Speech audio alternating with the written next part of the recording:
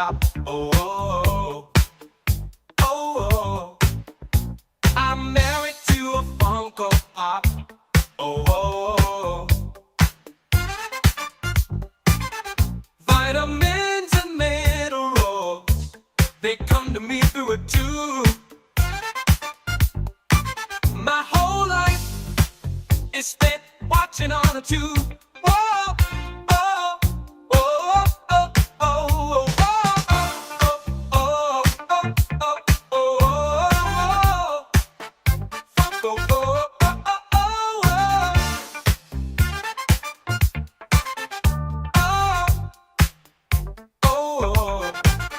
we got wedding coitus in a Subway shop. Oh, oh.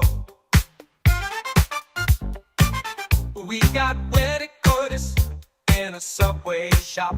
Oh, oh, oh. We got wedding coitus in a Subway shop. Oh, oh, oh, oh, oh.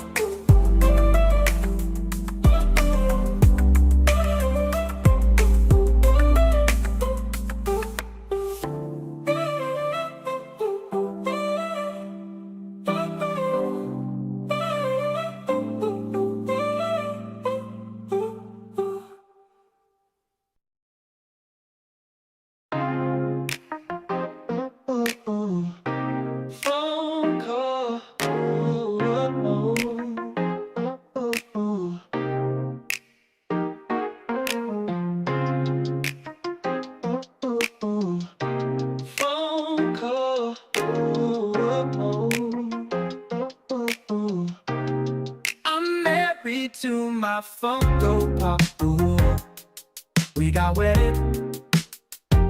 Come join in a Subway shop. Ooh, oh, oh. I'm married to a Funko Pop. Ooh, we got joined, courtesy in the Subway shop. Ooh. Vitamins and biscuits and minerals, they come with me through a tube. My whole is spent watching on a tube. Ooh, whoa, oh, oh, oh.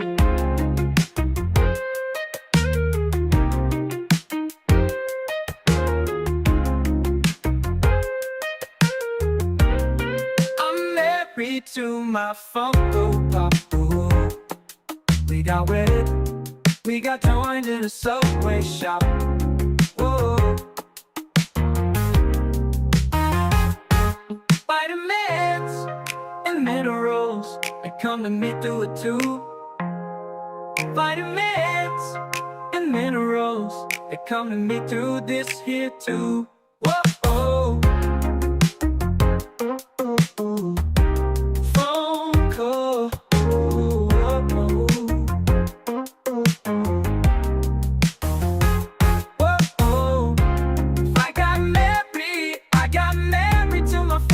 Pop. Ooh, we got wedded. We got joined in a Subway shop. Ooh. Oh! What's up? It's that time again. Yes, I am still sick. I'm gonna try my best to be your little dancing monkey for you. Vitamins and minerals. Let's do a little sage cleansing for all you lady witches out there, all you yoga Instagram yogurt pant girls, all them yogurt pant girls on the Instagram. We about to cleanse the spirits out of this place right here. Woo! I'm doing this so that people can clip it and expose me. He about to get exposed. Look at this right here. The original Comedy Store from the 1980s ashtray that somebody gave us at our Vegas event. So I'm gonna put this out right here in that. Look at that. Vitamins, minerals. We have cleansed the evil spirits due to getting damn 1800s disease. People said, what'd you get? I got dysentery. I got malaria. I don't know, some kind of 1800s, 1824, not 2024 diseases. 1824 stomach disease, AIDS or whatever you call it.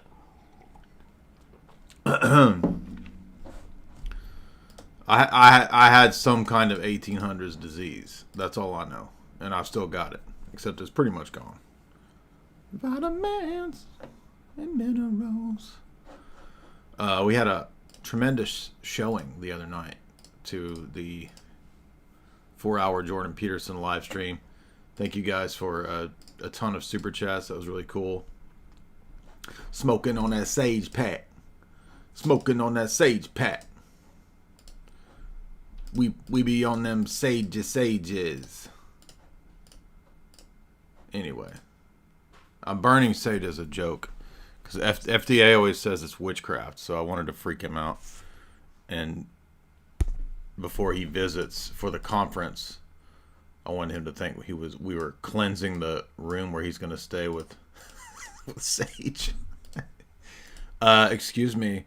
God created all things, and so sage cannot be inherently evil. Oh, roasted. Boom, roasted. People said, are you going to cover loose? Did you not watch the first 20 minutes of the Jordan Peterson live stream? I already covered that stupid ass doll. By the way, is she a version of Pachamama? I got to thinking, maybe she's a type of Pachamama. Lofton be over there like, ooh, girl, I like what you got going. I like my little Pachamama, right? He's like, yeah, let me see you from the other side, my little Pachamama. Ooh, what you got going on over there? Ooh, nothing. What you got poking out the back, Pachamama? Ooh, nothing. That's a Project Pat song, by the way, for those that don't know. If you missed the extremely high IQ comedy that probably went over 80% of people's heads. But hey, if you're from the South, if you're from Tennessee, you know who Project Pat is. You know who DJ Paul is. You know who Juicy J is. You know who the 666 Mafia is. And people are like, are you a huge fan of rap? Not really, no. It's just jokes, dude. I'm not really a rap person, but I like to joke around about stuff and weird people out with it. We're going to open it up. Where is everybody? FDA says, watch Jay have a bunch of crystals around his house. What if he got here and my entire house was literally crystal? I live in a crystal palace that I bought with my vast Bitcoin fortunes. I'm married to a Funko Pop. Oh. Did you know one of the first rappers that they signed was a white dude? So the correct answer is that when 666 Mafia created Hypnotized Studios, they did eventually sign a white dude, Lil White. Ooh, nothing. What you got going over there? Ooh, nothing. Anyway, I did a lot of my friends though when I was in high school. They were playing all those people, all the Memphis rap, because the Memphis rap got popular underground. It was the most popular underground thing in the South in the 1990s, and it was coming out of Memphis. So we didn't live far from Memphis. So even if you didn't listen to rap, like you knew of all these people, because they would come and they would play the clubs all around Tennessee.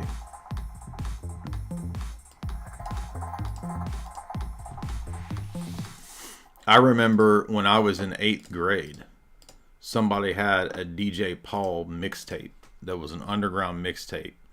And that would have been like 1990, like early, dude, early. Now, I don't care about any of this stuff. I think it's all goofy and degenerate. But you know how much that would be worth? An actual underground DJ Paul mixtape from the 90s? Like early 90s? I bet that would. I'm serious. That would probably sell for $100,000. I mean, that's crazy. Anyway, I just thought that it would be really funny to mix up the Jordan Peterson stuff with a bunch of stupid 90s rap that nobody knows about. Anyway, what's up? Welcome everybody. If you would hit like and share. It's Friday. There's nothing else going on. I didn't host the 4th hour today, for those that are wondering, because Lord V wanted to go all 4 hours as we kind of move into the home stretch.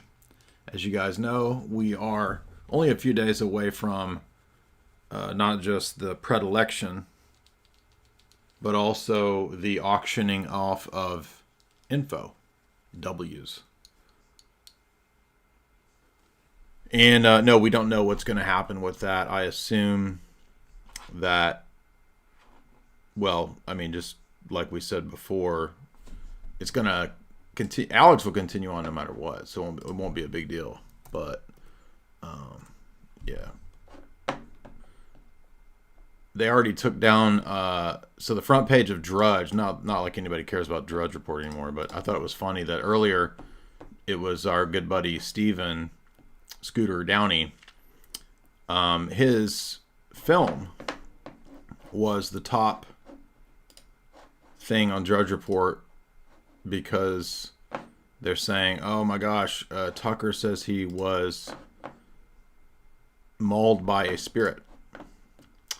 So let me see if I can pull it up. I screenshotted it and I sent it to Scooter. I said, you're at the front page of Drudge. He's like, that would have been something really cool 15 years ago. Yeah, I'm like, exactly. He's like, now I'm just happy that Jay Dyer retweets me. You better keep that straight. He knows what's up. Got to keep Scooter in line. So here's front page of Drudge Report today, and they put this stupid ass exorcist image like it's like that's funny and clever. Tucker claims he was attacked by demon in bed and he had claw marks. Now, I think that's true. So, what is this? This is Scooter's film, for those that don't know.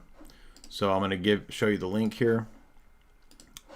And I think the trailer has, this by the way is how I got on Tucker, for those that are wondering. So obviously, and our good buddy, Steven, of course he's been Orthodox now for several years. He converted maybe 4 years ago. But I wanted to give him a shout out because you can support, he's trying to get funding for his film. So here's the page. If you guys want to support his film, Father Hears' brother is in it, John Hears, who I've known for a good while. Met him many years ago. Let's see.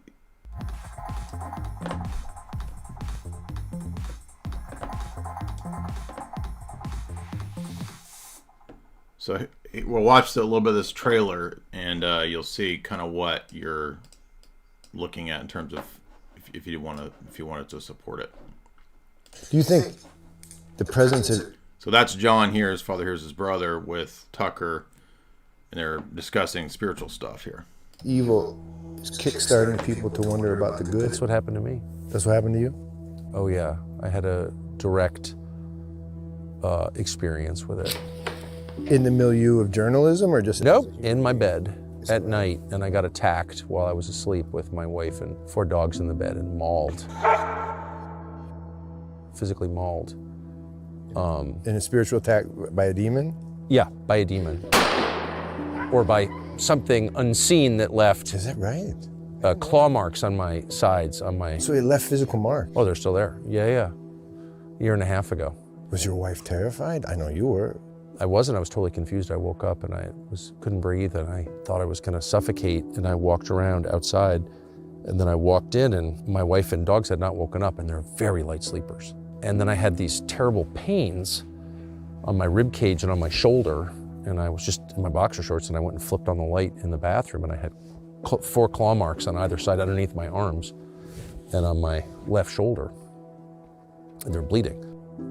Wait, they were bleeding? They're bleeding, yeah. No, they're actual claw marks. And I sleep on my side, so I wasn't clawing myself. I don't have long nails. And they didn't fit my hands anyway. But yeah, that happened. So I'm not from a world where things like that happen. I never heard of anything like that happening before. I had no idea what that was. I knew it was spiritual immediately. You did? Okay, that was gonna be my question. Yeah.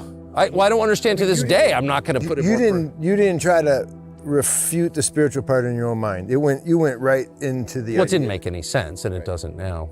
But I'm not from a, what do they call it, faith tradition that talks about things like that or even acknowledges their existence. Like, there's nothing like that. I've never heard anybody say anything like that in my whole life. What was the next day like? Well, the next morning I woke up and I thought, that was the weirdest dream I've ever had. And then I saw blood on my sheets and I realized that was not a dream at all.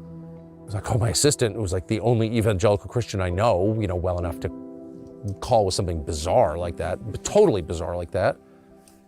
And she said, oh yeah, no, that happens. Yeah, people are attacked in their bed by demons. What? What are you even talking about? Yeah. So, I'm not leaving anything out, and I'm not pretending to understand that. I can only say what happened to me, and that did happen to me. And then I was seized with this very intense desire to read the Bible, which I then started without any study aids or anything. I bought a Bible that didn't have any. I'm not interested in editorializing in the Bible. I just want to read it and see what's in there myself. I have very low levels of trust for Christian pastors, most of whom, I'm just not a fan at all. And sorry to say that, but that's how I feel. And so I don't want to hear other people's opinions. I just want to see what's in there. And so I spent a year and a half reading it, and then I started rereading it. And it was just a transformative experience for me, but I'm not, holding myself out as someone from whom you could get theological advice, because I'm Sure, not. of course. I don't know. I don't understand any of it. But yeah, that happened God to me. allowed the demon? I have no idea what happened. All I know is I was dead asleep with my wife and dogs, and I woke up with claw marks on my rib cage underneath my arms, and it didn't even make sense. My arms would, anyway, whatever.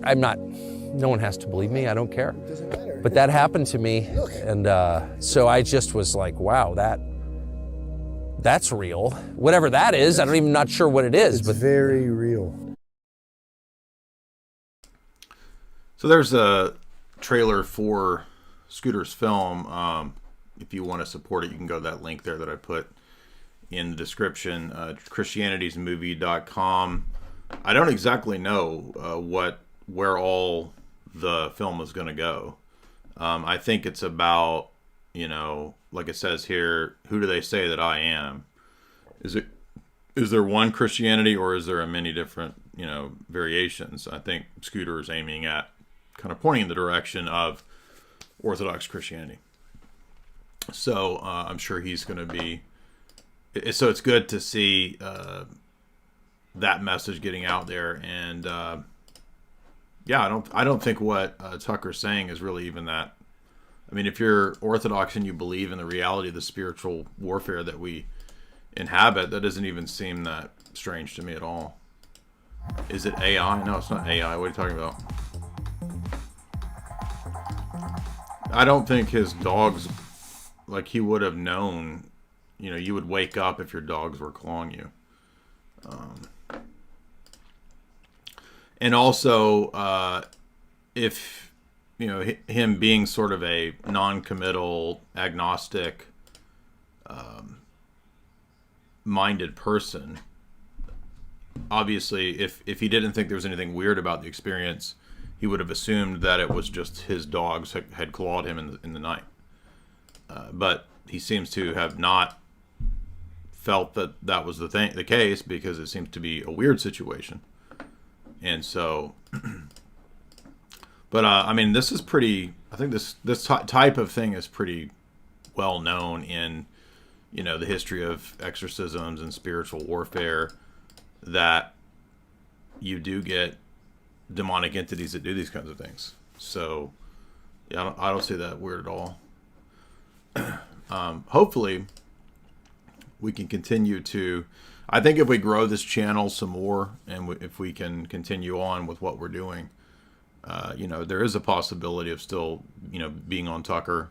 I have not just one, but multiple friends that are kind of pushing for that. So maybe one day we'll see. And somebody was saying last week, well, what about Rogan? I think in terms of audience level, we have about the same size of audience as Tripoli.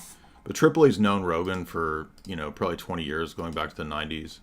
So I don't know that a lot of what determines whether you can go on these kinds of shows is oftentimes the size of your audience. Okay, so we're throttled on YouTube, obviously, because of what we talk about, and demonetization, all that means your channel doesn't grow as fast if it gets demonetized. So but we're going pretty fast on Twitter, so I should be, Lord willing, we'll hit 100 on Twitter pretty soon, and then maybe we can go to 200 pretty fast, and then I think maybe that'll you get a little more eyes on you when you got a little better numbers. And so we hit 150 here, so we'll hit hopefully 200 pretty soon. Maybe that's enough to.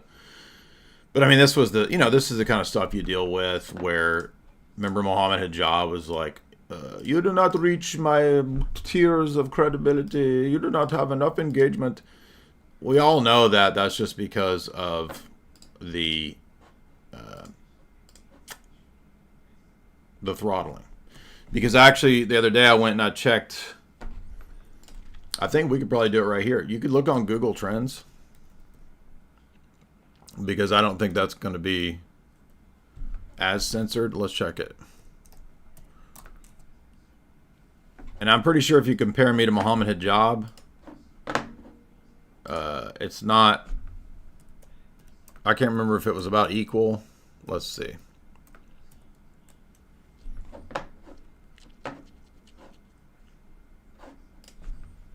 Let's see what the stats. Let's see what the data set says. what does the data say for the past, let's say the past year. So let's check out. So we're looking at the internet. Well, what do you know? In the past 12 months, my stats beat Muhammad Hijab. Hijab comes out to a 12 and I come out to a 14. So, no. Sorry, Muhammad, but... And by the way, do we actually know that he has legitimately 1 million subscribers? I mean, maybe he bought subscribers, right? Pretty much. I mean, a ton of people do that. So let's check. So that's on web searches. Let's check YouTube and let's see where we're at.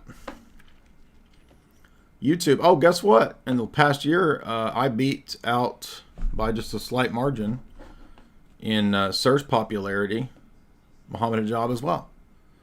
So what is this nonsense of that I don't generate enough interest yet? Well, that was an excuse. We all know that. I did want to point out, in case this does get back to Honorable Mr. Hijab, Mr. Hat himself. What's up? Welcome, everybody. We got almost 700 as we prime the pump, as we get ready to rumble, to open it up.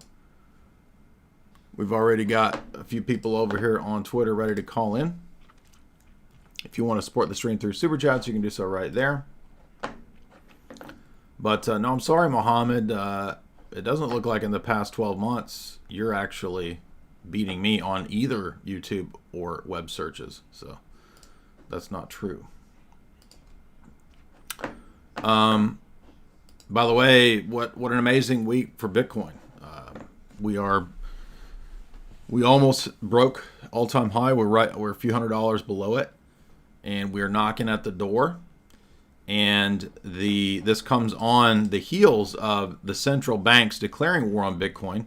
The ECB saying that they want to declare war. How stupid is this? As it's approaching its all-time high, these legacy scam fiat banks want to declare war on it. That's foolishness. And then things get crazier because we've been hearing for a long time this story about supply shocks, and I'm like, what does this mean? We're not going to talk about this for very long, but it was relevant because this is pretty crazy that I saw today. Well, so as you guys probably know, not only is, smaller companies, which they're big companies now, but at the time, smaller companies like MicroStrategy were the first to really go all in on Bitcoin. And we had other corporations doing the same thing, basically leveraging the entire corporation into debt and putting everything into Bitcoin.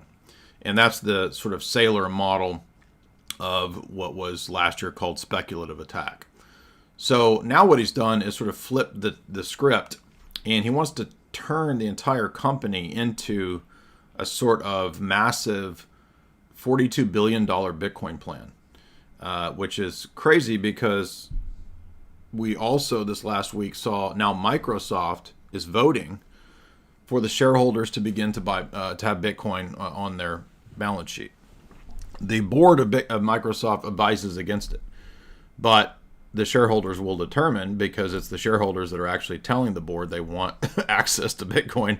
And why did you make us miss out on the very thing that MicroStrategy did, which made them one of the most profitable companies the last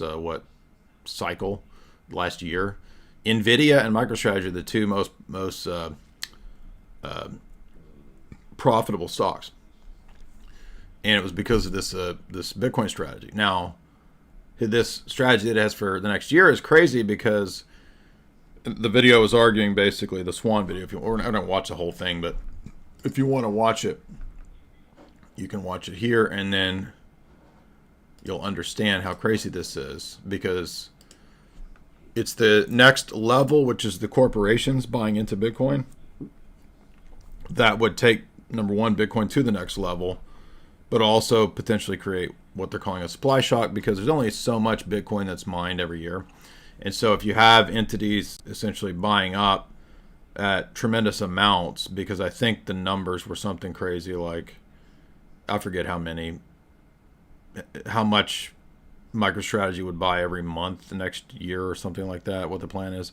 It's an outrageous number, but this would basically compound Bitcoin to the next level that everyone's been expecting for a long time. When are we going to see 100, 200K Bitcoin? Well, we were really close, right? We're at 69.70 right now, and we were at 72.4 the other day.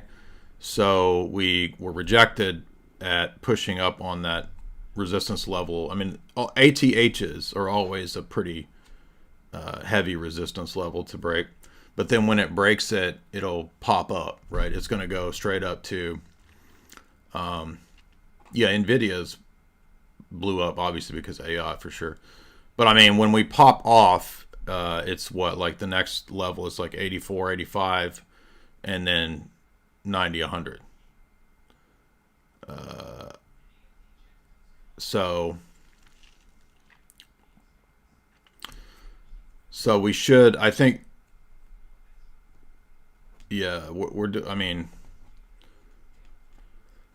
I can't tell you what to do. I'm not a registered financial advisor, but I'll put it this way. As you guys know, the peaks of one cycle end up being the lows of the next cycle. So the next cycle, when the next time Bitcoin crashes, the crash level, it'll be about 60. So if you weren't buying, in 20s, you were making a mistake. So that's why you got to buy and hold through the cycles, and you have to decide what's best for you. But I mean, we went full maxi a long time ago, so that means I don't really want anything in fiat. In fact, I wish I hadn't invested in property. Property is a huge hassle. It has some pros, but we didn't know, we as in the people in general, not everybody knows, nobody knows what's going to be happening. Shout out to Orthodox Boomer Grandmother. She says, I've been holding Bitcoin since 2021 because Jay talked about it. Well, there you go. See, some of y'all were watching back when I remember when I made that 2021 video, and we were talking about that, and wonder what it was back then. Let's see what we're at 2021. I mean, we did have kind of a peak. Like there was some ups and downs. We had the COOF collapse. Remember that? We had the COOF collapse. Let's see where we're at. 2021. So yeah, we did get those peaks in 2021. And so if you bought at the peak, it really just depends on when you bought in 2020. Because if you bought it 2021 at 35 or 30, like you're doing good. But some people could have been buying at the peak. But the good news is that pretty much at any time that you bought in the past, you're in profit. So pretty much almost all Bitcoin holders are in profit, unless the only time that you bought was the 72 all-time high or whatever. But you can see this chart, like obviously we're moving in the right direction, right? I mean, everyone knows like we're gonna hit 100K easy, right? And anyway, so if you do want to get started in that, you can use the link in the show description for Swan Bitcoin. Swan is just a place to buy Bitcoin. It's not a crypto exchange. It's just a Bitcoin means. And then you should transfer that to your own, private off-chain wallet. So I would not just leave it sitting on Bitcoin or Swan Bitcoin. So if you want to understand more of this kind of crazy MicroStrategy thing, but this, I mean, if this happens, all this stuff happens the way that we think it likely is, I mean, this is going to make Michael Saylor be the richest man in the world, like hands down. Like not even, we talk about the Illuminati, they have secret money. No, like even them, like even the Illuminati is going to be poor when MicroStrategy pulls off all this stuff next year. That's going to be crazy. And yeah, it's just wild. Now, I do want to add that we do have a show sponsor, and because oftentimes I've been guilty of pushing the show sponsors all the way until the end, and that's not really fair to them. So I want to remind you guys that we do have show sponsors that are absolutely necessary if you would like to, for example, get in on some of that supplementation that will take your fitness to the next level. So we recommend chalk.com. If you are a regular attendee of the gym, then you're going to want some of this chalk at Chad mode. Chad mode is a pre-workout that has no synthetic contaminants, no dyes, none of that crap. It's all 100% natural ingredients. Even the blue spirulina is the source of the blueness. It's not some kind of red. It's not blue number 5 or whatever. Blue number 666. None of that stuff. So head on over to chalk.com, choq.com, and check that out. And also, the philosophy course has been selling well. I want to shout out everybody and Richard for continuing to sell the philosophy course. It is still available. It is in the show description. It will never go away. I mean, unless like Richard gets raptured or something and doesn't exist anymore. It's going to still be for sale. And I think even if Richard is raptured and I'm still here, I will then sell the philosophy course. So here's the link for the philosophy course, or the video for that. Please watch that, and I will be I want to show off back in a second. something that we're all proud of. I got a browser here. This is Jay Dyer's much vaunted, much sought after Philosophy 101. Now, he just got this page up. We are just testing it out. You guys are some of the first people in the world to see it. I want to say, for my part, it's not Philosophy 101. I think this is a mistitling. I really think of it as like Philosophy Unleashed, because a Philosophy 101 course, they give you kind of some useless information that you can't make sense of. Jay actually lays out over 12 weeks, dozens and dozens of hours put into just the presentation of this, let alone the hundreds and thousands of hours of research that it takes to have a coherent evolution and history of the origins of philosophy, the uses of philosophy, the different ways to look at it over time, and how that has been brought about to what we have today, which is almost an absence of philosophy on the objective logic and reason side, and an overabundance of woke philosophy that is irrational and is made up day by day as people are like, I think we should bring racism back. And then here's a justification. And then it gets wokeified and spread out. And then all of a sudden you have a bunch of communist, socialist ideas where you become the property in action. You need to be able to stand your own ground. It helps to have a foundation in philosophy because it's a method to find truth. When you get down to it, philosophy is there because you love truth enough to go and learn how to find it because it's valuable. So if you're interested in things like that, there is the landing page. We'll link it up in the notes. It is a longer one, so we'll get a shorter URL for this. I'm sure Jay has a link on his page. I just wanted to show it off. Now you know it exists. You can go look for it and see why this is not your father's philosophy, right? So well done. I'm proud of everyone who helped to produce and edit the course. And of course, Jay did a flawless job in presenting the course over those 12 weeks. And he's a juggernaut. He's another guy, just like John Bush, in action all the time, doing something productive, like very little wasted time in his week. Those 168 hours of being harnessed very well. I want to show off something that we're all proud of. I got a browser here. This is Jay Dyer's much vaunted, much sought after Philosophy 101. Now, he just got this page. All right, so let's talk about all kinds of stuff. It's open forum today. We're going to be talking about whatever topics you want to bring to the table. Remember that it has to be kind of kept within the TOS, as they said, the TOS. The TOS. Keep it within that. That means you can talk about geopolitics, conspiracies, feminism, cults, Jehovah's Witnesses, Arians, Mormons.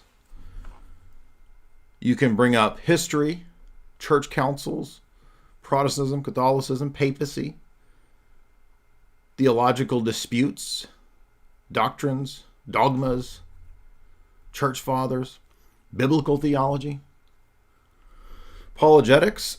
We could talk about tag. We could talk about atheism. We could talk about all of those topics as well. Epistemology.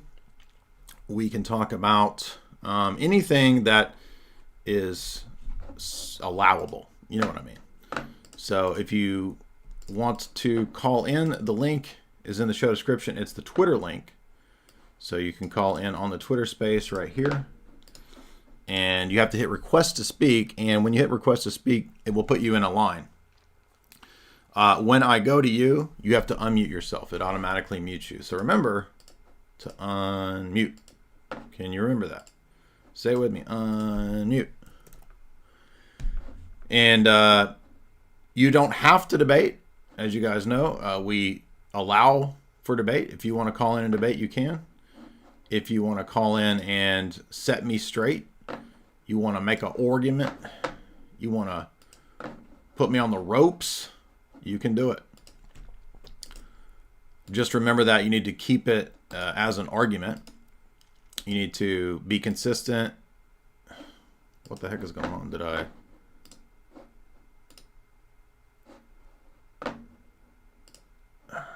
pull up the wrong... No, here it is. Okay. Yeah. You can ask questions. You don't have to debate, but if you'd like to debate, you can. So it's up to you. Today, you're in charge. If you do disagree, I will kind of go... raise your hand and I'll go to you first, because we always get kind of the same FAQ type stuff. BMC, what's up, man?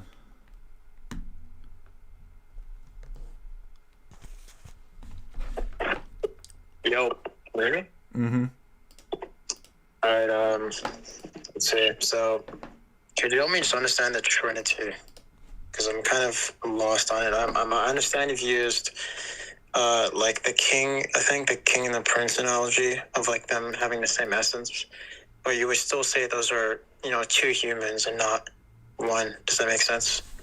Well, but they're one in one way, and then they're distinct in another way. So things can be one and many at the same time. Even created things, like if you look at a created object, it has multiple properties at the same time as being one thing. So what I'm saying is that there's nothing inherently problematic with something being one and many at the same time, even in the created realm. So we shouldn't assume that in the uncreated realm, namely in God himself, that there's some sort of inherent contradiction or problem with God being both one and many.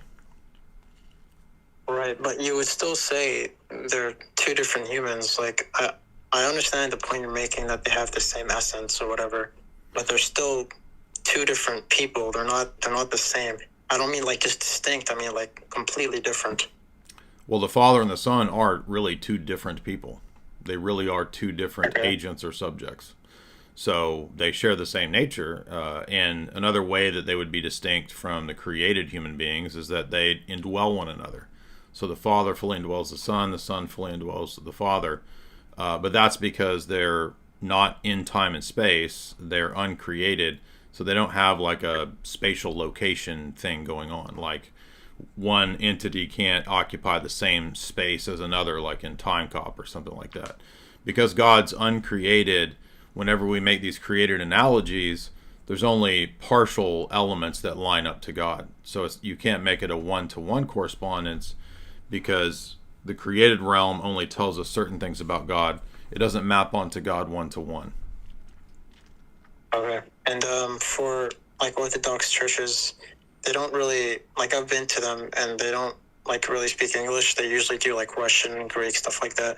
So, because I'm going there, right? But I don't really understand anything. And I've been to Catholic churches and like those I understand. So how do you, like, am I supposed to learn the language or what am I supposed to do exactly?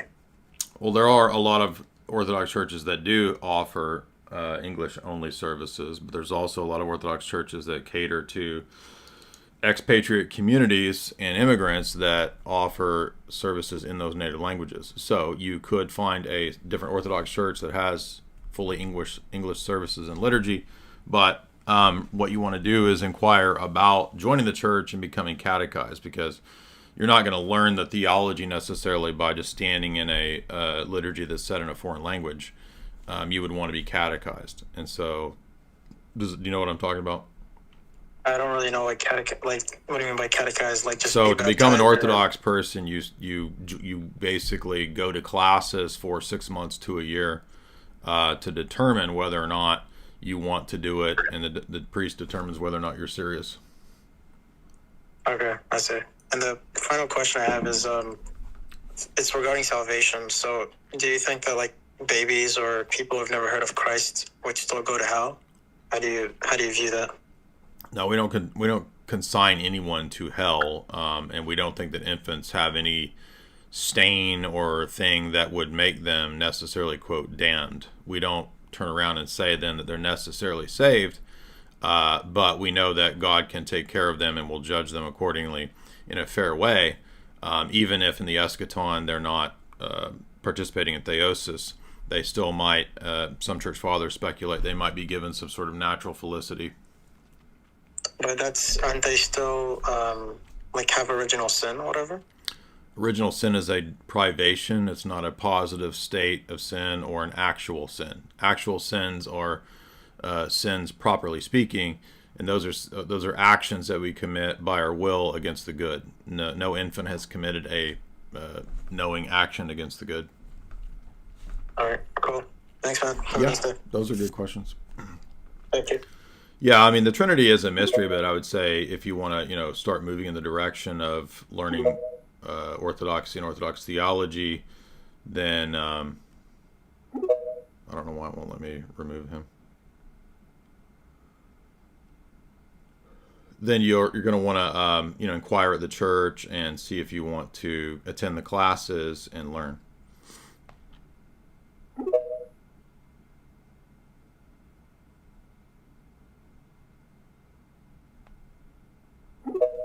Ed?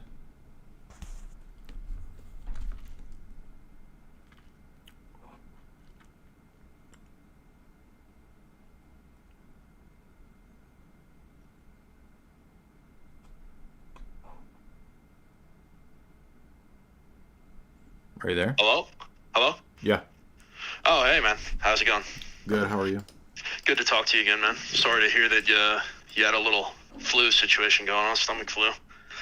I don't really have a debate topic today, sadly. I wanted to ask, I guess, a geopolitics question, but you prefaced it very strongly, that which is allowed, right? I'm not super into what is TOS, right? I haven't really poured over what is TOS. Well, I'm on YouTube, man. Come on, you can figure out what that is. Sure. I'm not going to ask you anything wild. I'm just okay. Is the topic of ethno-nationalism allowed on the tube? No, you can't talk about that on YouTube. Okay, all right. Well, I won't touch it then. But okay. I'm vehemently against that, by the way, as a clarification. But I just gotten into a debate on that topic and was going to pick your brain, but I don't want to cross the line and Do you have any topics on like theology you want to get to, or we can just move on? No. I'm not going to waste anyone's time, man. No problem. You're good. Appreciate it. Thank you. Harry.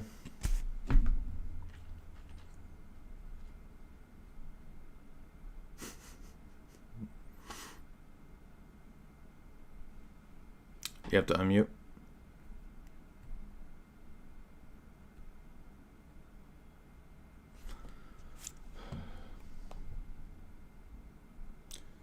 Your mic doesn't connect, or your thing's not connecting. Come out and come back in. Ben?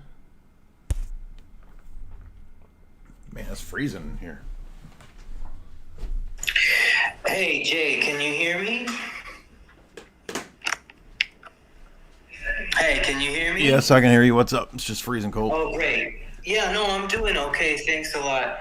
I had a question about tag. I'm just curious, why does tag only prove a Trinitarian God and not any other kind of concept of because God? you need a certain type of metaphysic that only a Trinitarian Christian theology offers, such as ultimacy, equal ultimacy of the one and the many, to unify both principles, or to unify all the created universals, the many in the world, to unify stasis versus change, time and eternity. All of those things are grounded in a transcendent being that's personal, intentional, and is not solely Unitarian, because a Unitarian deity ends up being kind of necessitating an eternal world, because there are powers and attributes that a Unitarian deity doesn't have or exercise until they create a world.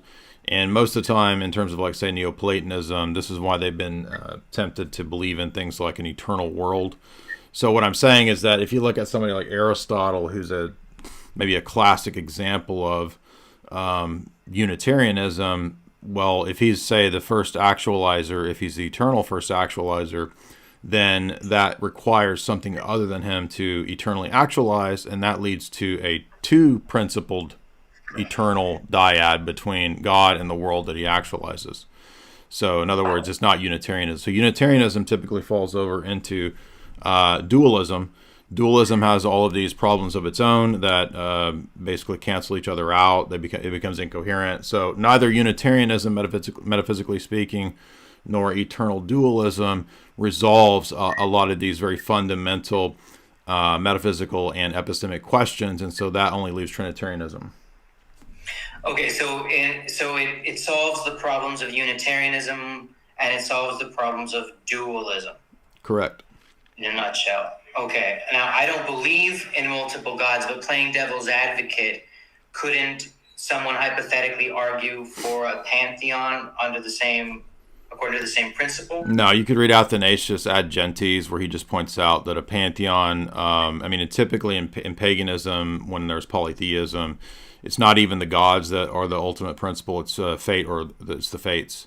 So chaos and fate end up ruling, which means that reality is disteleological. There is no intentionality, and reality is ultimately chaotic and meaningless. Okay, you lost me there. I'm sorry. Chaos and destiny mean that reality is not teleological. In pagan worldviews, usually what ends up happening is that the ultimate principle is not the gods; it's the fates. And that means that ultimately there is no intentional purpose in the universe. So there is no telos. There's no telos, purpose. Oh, I see what you mean. There's no telos right. Because there's no intention, because everything's... Yeah, it's not the gods that control everything. It's destiny or fate, correct. Oh, I see. Okay, that makes a lot of sense.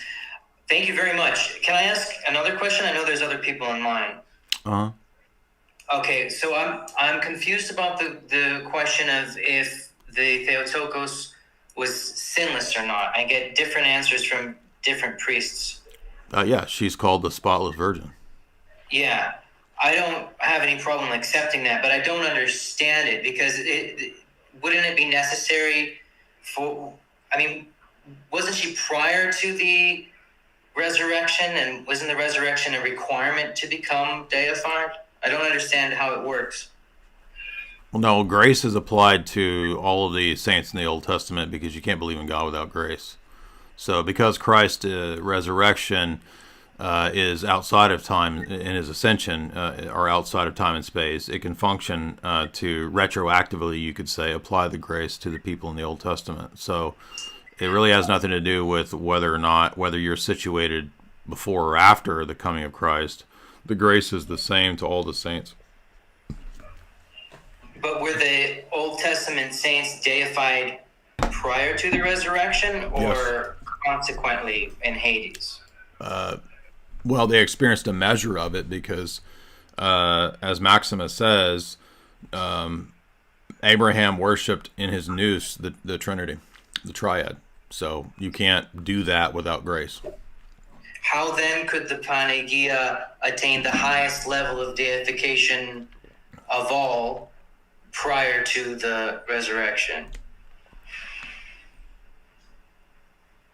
Or am I misunderstanding what it means that she was sinless? Well, to be sinless is not the highest level of deification. To be highest level of deification is when she's exalted to be Queen of Heaven. Okay. Are there any other people who were sinless, or just her? Possibly John the Baptist, but I mean, typically she's the only one that we speak of because she's the new Eve, and so she's preserved from sin because she's going to be the mother to our Lord. When you say that she was preserved from sin, is there some kind of extra normative intervention on God's part to prevent her sinning? Well, she was the most graced, you could say, because the only way to not to sin is to be full of grace. Okay, so she received extra. I don't want to blaspheme and say it in any kind of flippant way, but just so that she received like extra attention and intervention. Well, I mean, the scriptures use the limited terminology of measure, so you could say that she had the greatest measure of grace of creatures. Okay, I can accept that. Thank you very much, Jay. Yeah, and even this terminology of measure shows that Orthodox theology has no problem in speaking in these mysterious, quote-unquote, ways. And when I say mysterious, I don't mean like inconsistent or irrational and contradictory. I mean that the notions transcend the logical antinomies or either ors. So, for example, Basil talks about this, and then Palamos brings it up quite a bit when he's debating with the Roman Catholics and the Barlaamites.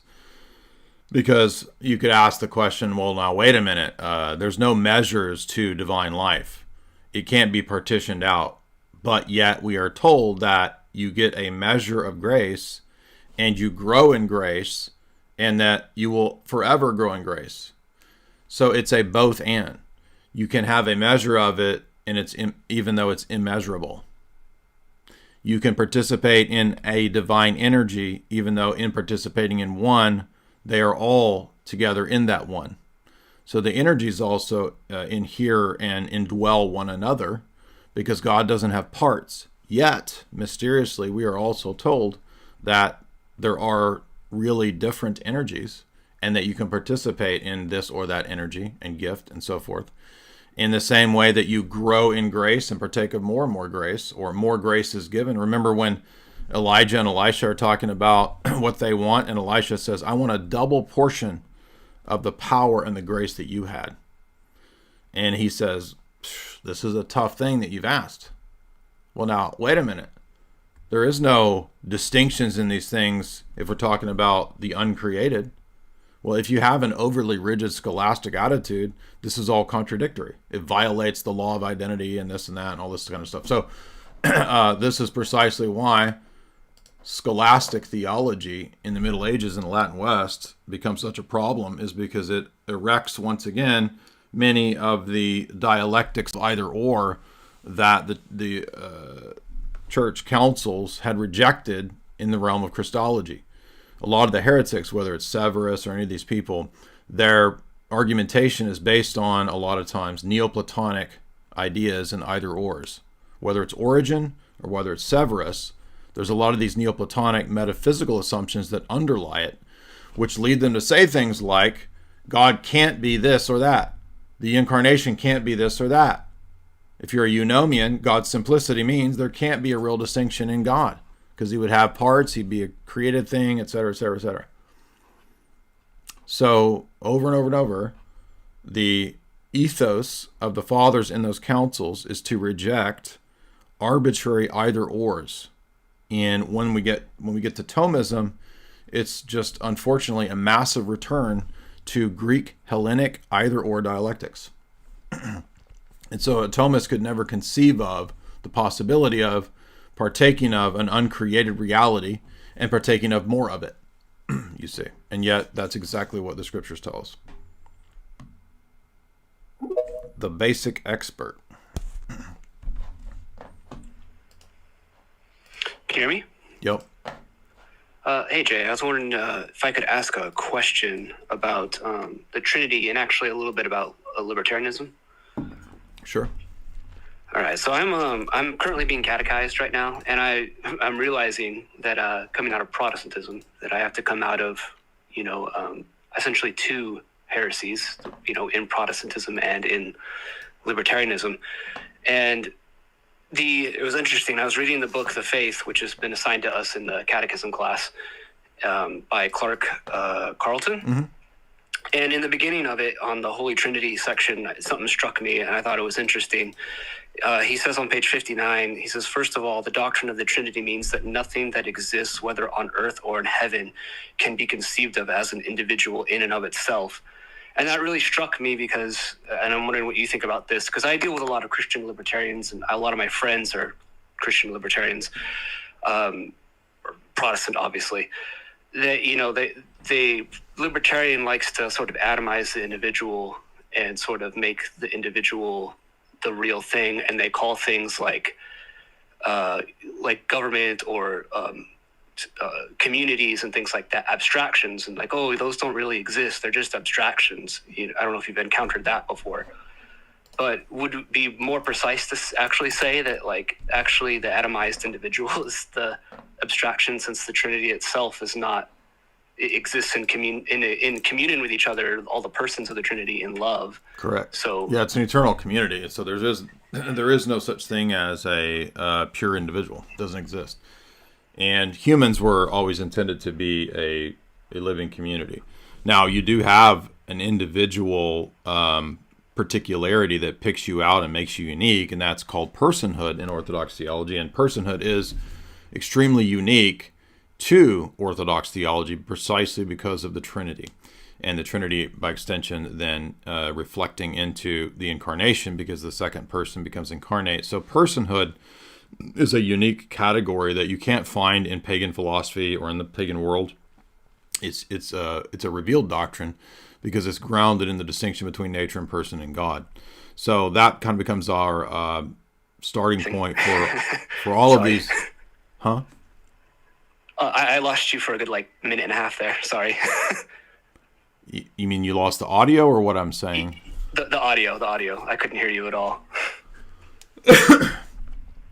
Basically, yeah, I'm just saying, well, you can go back and watch it, but I'm just saying that, yeah, okay. That's because there's no such thing as a pure individual, and the Trinity is an eternal community.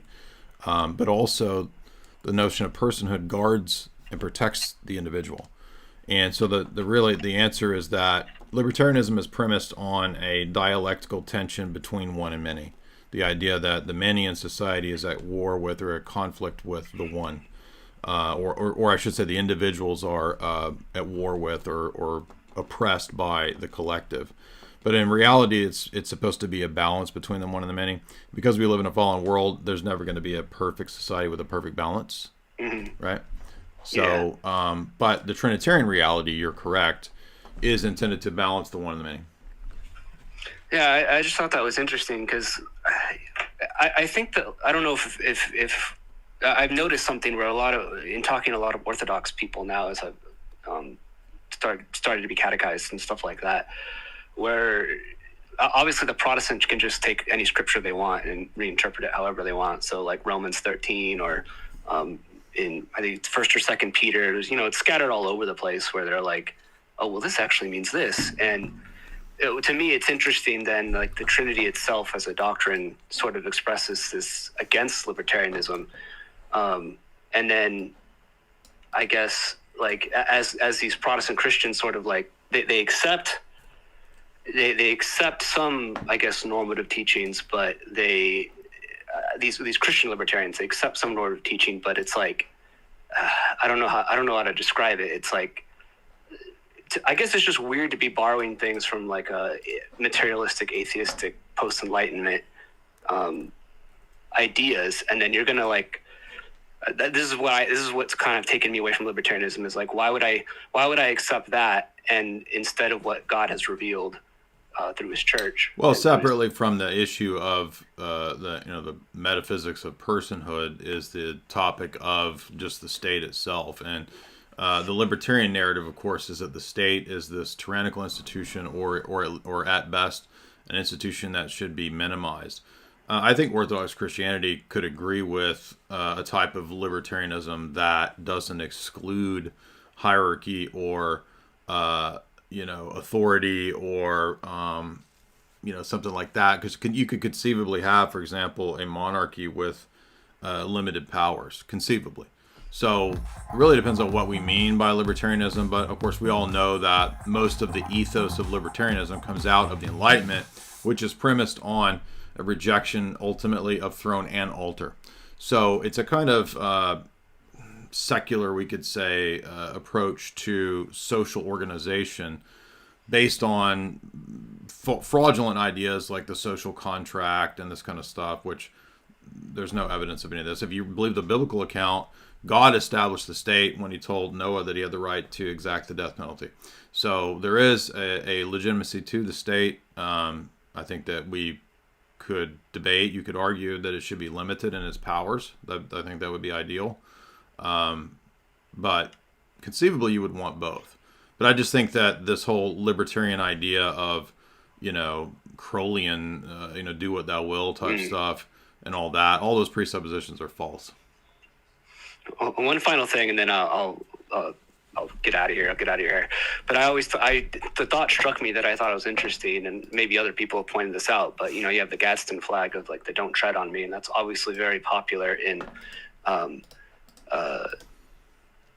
libertarian and liberty freedom circles and stuff like that. And I've been reading my Orthodox Study Bible cover to cover, and one of the funny things that like popped out to me is in reading Genesis when God says, that the serpent's head is going to be struck, and I was like, oh, that's interesting. I don't know if there's a connection there between like this atomized, individualized self-assertion and this idea of the serpent being like, don't tread on me, bro. I don't know. Yeah. I mean, it's, there's all kinds of problems with libertarian theory. I mean, I don't know. I mean, I wouldn't be surprised if Franklin, because he was kind of satanic and he went to the Hellfire Club parties, he probably thought there was something maybe satanic to that. I mean, maybe they just wanted the snake to symbolize the, if you step on this thing, it'll bite you, so you better watch out. Even Jesus is connected with snake symbolism through the serpent on a pole. So, a lot of Orthodox bishops' croziers have serpents on them, two-headed, two snakes. That's because Moses had the staff. So, really, there's nothing inherently satanic about a snake. It really just means it depends on the context and the intention. But, libertarianism is, again, just kind of an Enlightenment, usually atheistic philosophy premised on the idea that society's ills can be healed through the market and through maximalizing freedom. But freedom and this kind of these are metaphysical notions, and so the people who propounded these things shot themselves in the foot because they were arguing for this kind of stuff, but at the same time arguing against metaphysics. And so there's an incipient, latent contradiction that's just waiting to collapse within that worldview, because there's no such thing as freedom. Freedom is not under a microscope. It is, where do you find that in the world? When I look at the natural world, I see predators and prey. I don't see NAP. So freedom, liberty, non-aggression principle, those are value judgments which end up being under the domain of ethics and metaphysics, and the Enlightenment is premised on rejecting metaphysics. So you see the problem here. Yeah, I agree. I just wanted to run it by you.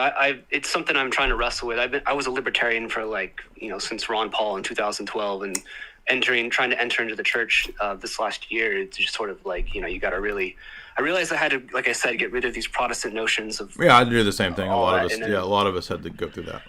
The last few weeks has just sort of been like, oh shoot, there's this other heresy that I have to face and deal with. So you're going through the process, the cleansing of the news process. Exactly. Yeah. All right. Well, thanks, man. I appreciate it. Yeah. I'm glad to hear that. That's the, that's what we all got to go through that. But look, there's always the possibility, you could make arguments for varying degrees of the role of the state. There's arguments to be made for that. I think we do believe in private property, sure, because, the Ten Commandments say don't steal. Well, the commandment to not steal presupposes private property. So, the laborer is worthy of his wages. So we believe in, earning money, fair exchange, fair measures and balances according to Proverbs. So most of those things those basic principles are part of the Christian ethic and ethos. But, you know, when we get into things like usury, when we get into things like, you know, for example, great example of what I'm trying to say is ridiculous is like when Kant writes this essay that free markets will bring about world government and it will bring about world peace because everybody will just stop going to war when there's free markets. I mean, it's that stupid. Come on. And you know, there's all kinds of naive stuff going on with libertarians too. When they try to get really consistent, it ends up with all these just ridiculous ideas like we're gonna have infinite microstates where I can, you know, build my own little nation state, and then you start asking libertarians, oh, okay, well, is it wrong for me to blast images of, you know, bestiality on my billboards of my private kingdom? And they're like, yeah, well, I guess the neighbors, if they don't like it, they can just build a wall. Okay, so basically everybody's living in an infinite little walled. I mean, it's just ridiculous. Okay, and that will never exist in the world. So they're as out to lunch as the Marxists on this kind of stuff. And the reality is that the world is not going to accept the NAP. There's always going to be nations and goons and crime syndicates and intelligence agencies who engage in all kinds of subterfuge. Also, again, there's just infinite critiques. NAP, first, I mean, they always assume that it's physical aggression. Well, you can aggress people or undermine people in all kinds of ways that are not physical. It's like they've never thought about this, you know, like, you know, you can destroy somebody's business through lies and deception. Well, I haven't physically aggressed them. Well, that counts. That's part of the non-aggression. So now you're attacking on all these other things. And it's like, well, from where do you get this standard that... So first it was non-aggression principle. I think we all could agree on, like, NAP, bro. It's like, okay, so I can aggress people through non-physical means, though? Well, no, you can't do that either. That's, like, not cool, bro. Okay, but... I need more for a basic basis for social, you know, kingdom ethics. If we're going to build our kingdoms here, then that's not cool, bro. You know, it's like they're just not. It's like 17-year-olds who don't know how the world really works. Vain. And Jim Bob just had like a 4-hour debate a couple nights ago with 2 or 3 libertarians. And this is like literally 90% of libertarian debates is that kind of stuff. And Jim Bob spent like 4 hours trying to ask this dude and get this dude to understand that you can't just say, well, it's like what we all agree on, bro.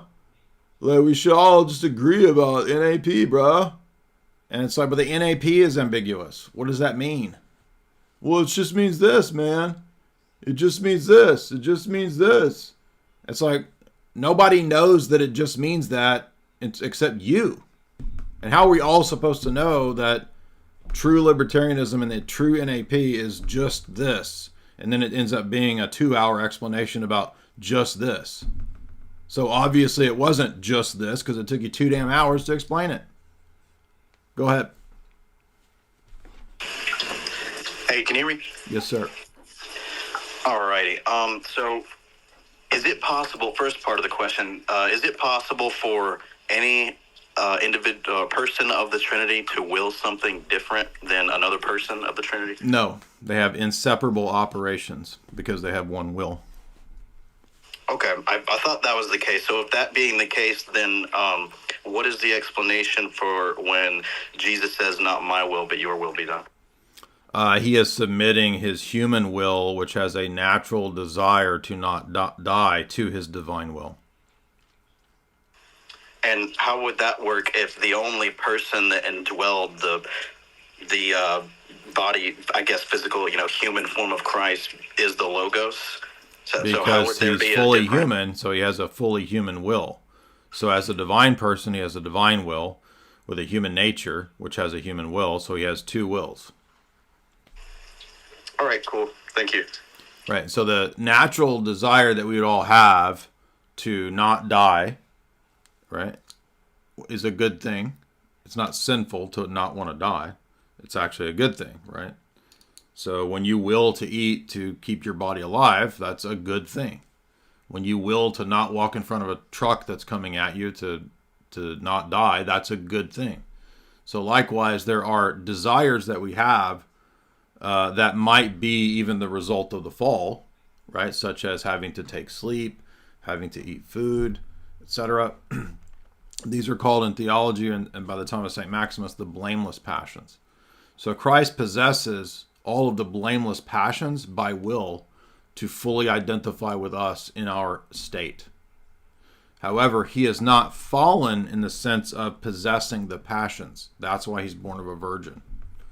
So he has not fallen in a original sin sense. But he willed to take on the blameless passions of getting tired, wanting to sleep, and it includes things, as Maximus disputes in his debate with Pyrrhus. It's called Disputation with Pyrrhus. The whole debate is about that verse. Most of the book is about that verse. Not my will, but thy will be done. It's a reference to the submitting of the human will to the divine will. All right, thanks, man. I appreciate it. Sure. Yeah, the book to read on this is Disputation with Pyrrhus by St. Maximus. Cody?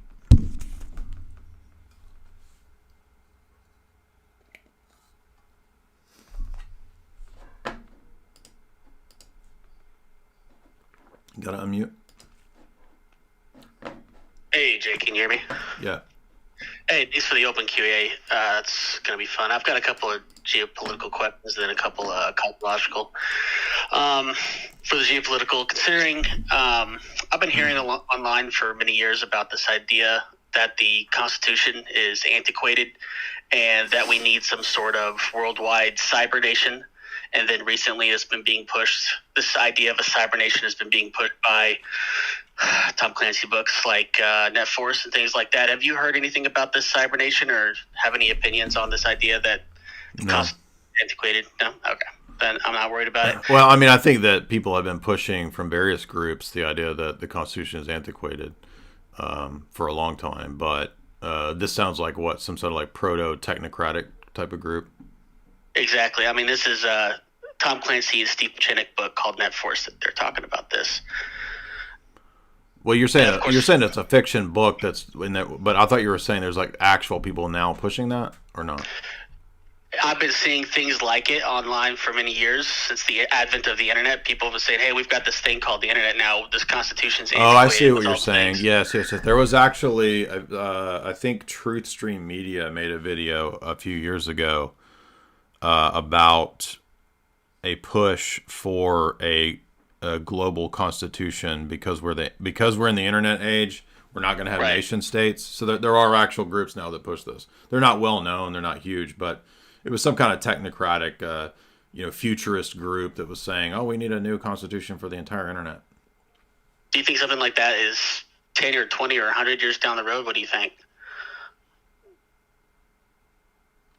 I don't think the nation state is going to go away that quick, so I doubt it. I'm sure more and more groups will pop up to push this kind of stuff. But no, I think we're probably further out from that. Cool. And then got another question for you. Joseph P.F. book called Yahweh the Two-Faced God. Have you had a chance to read that? No, I never read that. Okay. Well, then I don't have a question about that then. Last one. I've got this idea about free will. I didn't know if it made any sense to you or not, but if we live, it seems to me that creation is kind of a space-time paradox so that creatures can't have free will. And if you don't have this paradoxical space-time thing going on where creatures can have free will, then you're outside of that and you're in the direct presence of God. And therefore, you don't have any free will. You can't have an autonomous creature that can make choices without a paradox like creation. Is that something that makes any sense to you? I'm not sure about that. I mean, there's also the timeless aeon, because the angels possess free will and they exist in the aeon. So it's not like the only options are in time or with God. There's also the timeless aeon, which is a created timeless eternity. So that distinguishes us from like Platonism. So I'm not sure about that. Realist.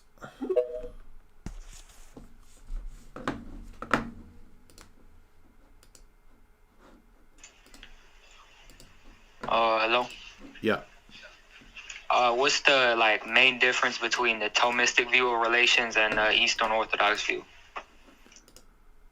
Well, sometimes a Thomist might mean the same thing as us if they just mean that a relation is between two things, right? Because you could say, just at its simplest level, the relation between the Father and the Son is paternity and to be generated, right?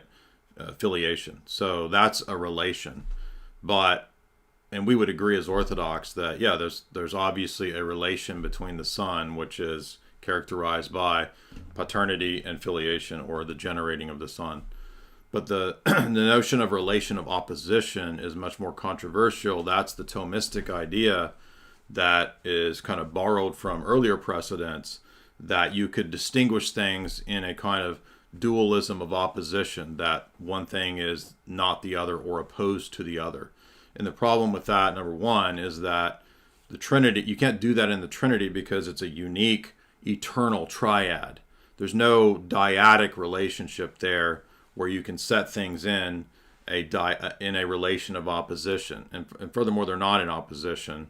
They're eternally in communion. They're eternally in that relation, which includes necessarily, just as much as there's filiation, there's also spiration, right? So there's no ontological priority of one or the other. There's no causal either ors that would be interjected there. I mean, there's a causal relationship that the Father causes the Son, but there's not like there's no dialectics that are interjected into the Trinity. And if you read Losky's paper, Procession of the Spirit, the whole paper is about this. Thank you very much. Have a nice day. Yes. This is an excellent paper. I highly recommend everybody read it because, by the way, this is like multiple people since that fracas came up a few months ago. Multiple people and Thomas have actually gone and read this paper, and they're actually understanding what I was saying, which is great. That's actually what we want. We want more and more understanding of the other position and the other side, rather than confusion and gotchas. So here's the paper. It's called Procession of the Spirit in the Orthodox Trinitarian Doctrine. And you don't have to go very far in the Losky paper before you get to, I mean, it's probably to page 2, 3.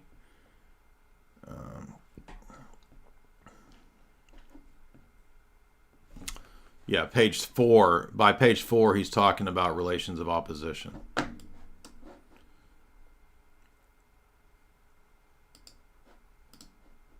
And critiquing it. So, mistake number 1 was assuming that when the Cappadocians talk about relations, that means relations of opposition. It doesn't mean that. And I don't think the main two that was involved in this dispute have read this paper or care to read it. So that's why I haven't talked to them or gone back to it, because I said, well, here's the paper, and if they didn't read it, then that tells me they weren't actually interested in what I was trying to convey. So why continue that conversation if they're not interested in what I'm trying to say? So to me, that looks like just looking for gotchas. But there's that. Derek J, what's up?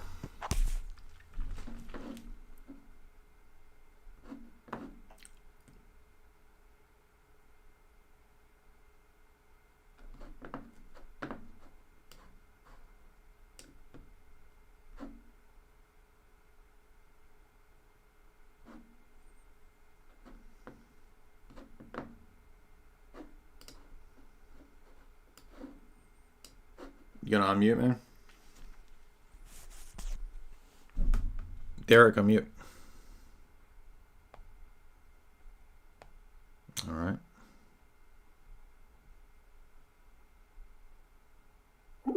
Seth.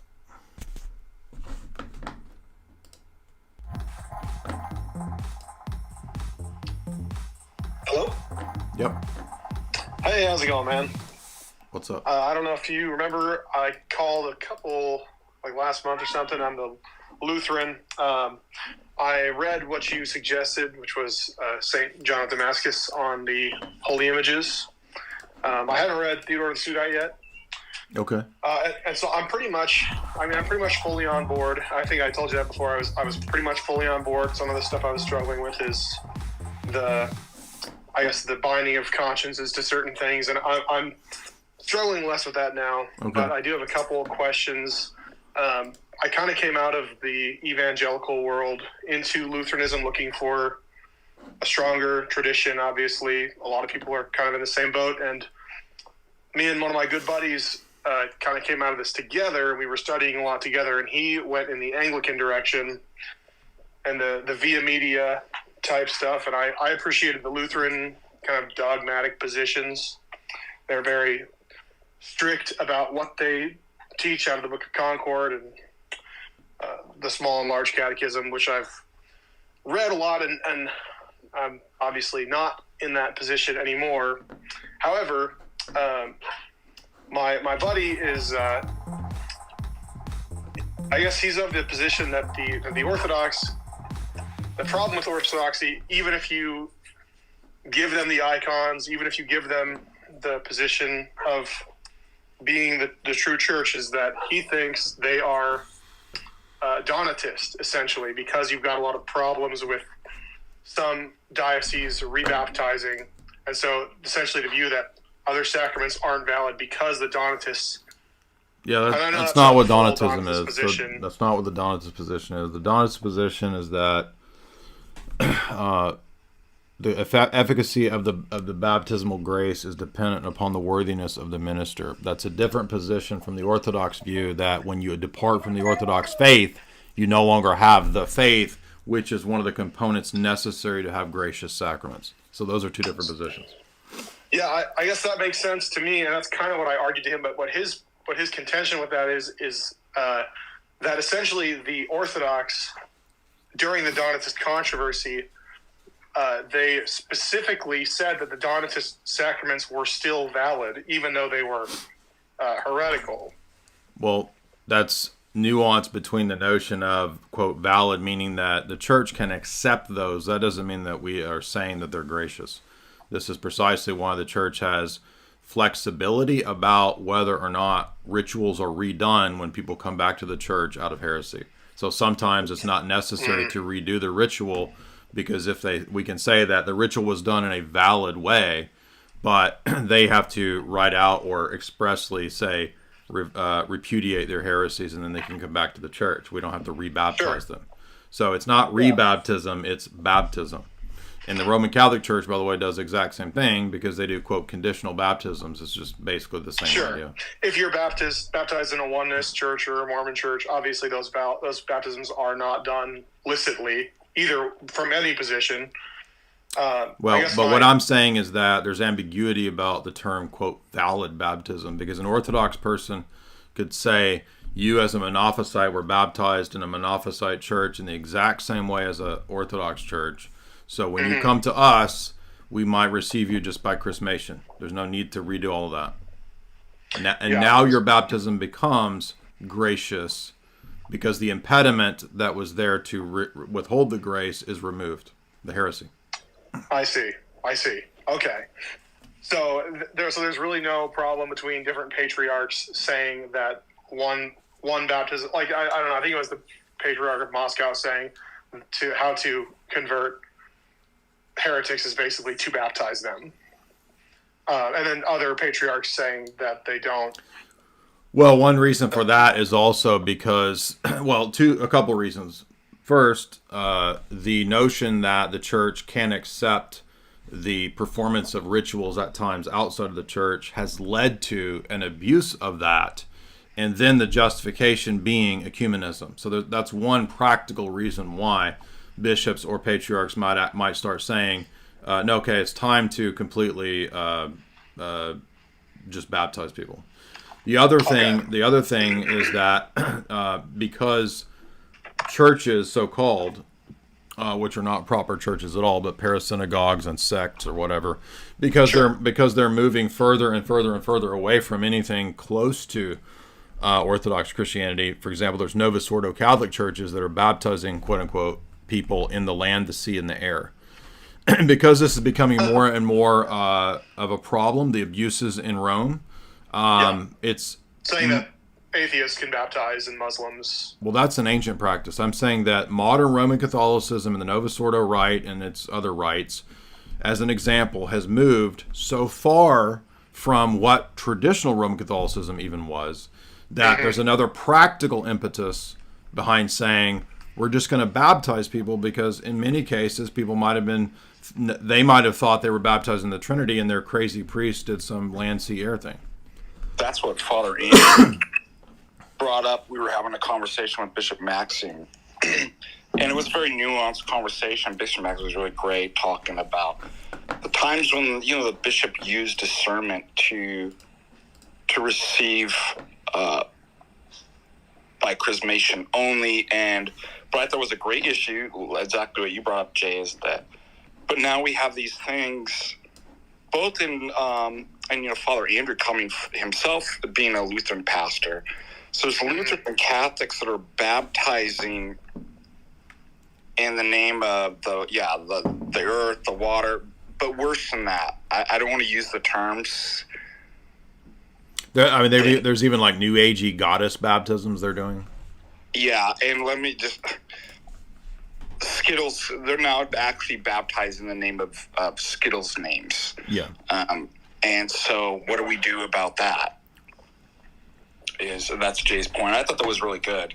That's a further impediment that, well, we can't actually even say it was...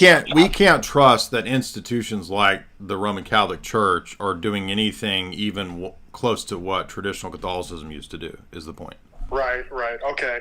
That makes sense. I do have one more question if you have time. Sure, go ahead. That definitely clears up a lot for me. So I've got a Presbyterian who wants to talk to me about Sola Scriptura, and he's like really into the Westminster Confession. He can like cite it all day long, and so he wants to kind of... I'm like the only guy he knows that is going towards the Orthodox Church, and so he wants to kind of quiz me on that. And I've got a lot of... Obviously, you got a lot of good knowledge from you on that and other people. But I guess what would your advice be? Like, what's your favorite go-to point on that besides the you have no justification for what is in the actual whatever you consider the closed canon for the Protestants? Well, another great point is that the Bible itself, in mmany places, directs us to standing commands to keep traditions.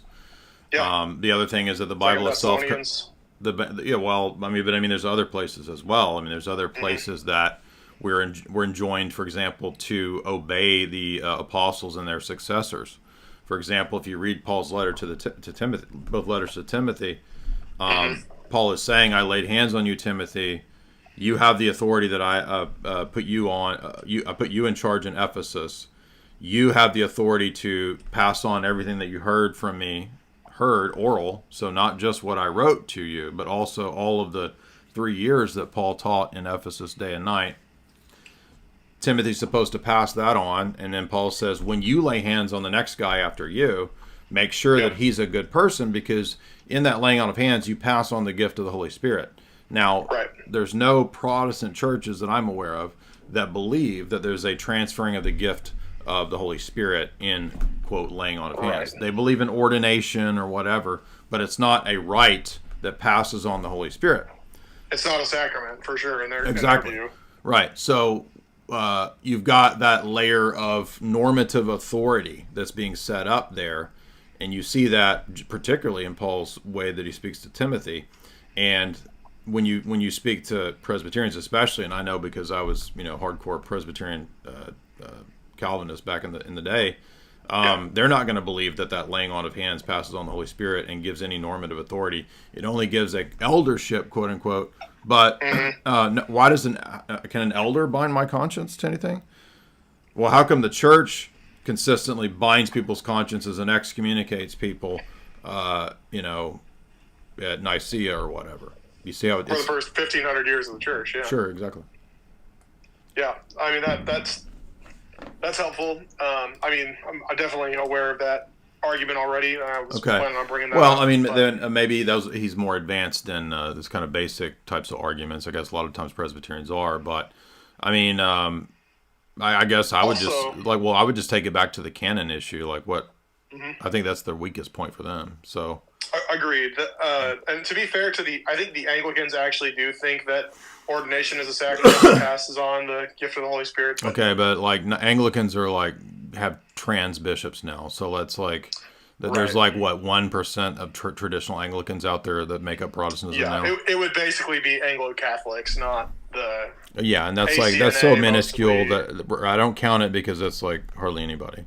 I've never I've encountered in all of these open forums. I've had maybe one Anglican dude who comes on who believes that the laying on of hands passes the Holy Spirit. Yeah. No, that makes sense. I think that's all I got for now. I really appreciate it. I'm planning on.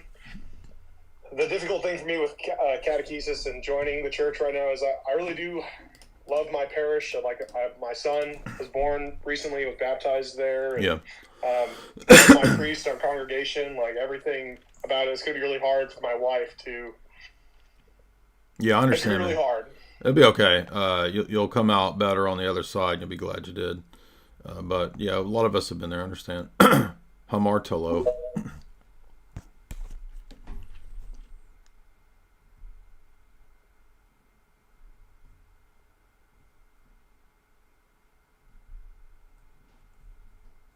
Gotta unmute.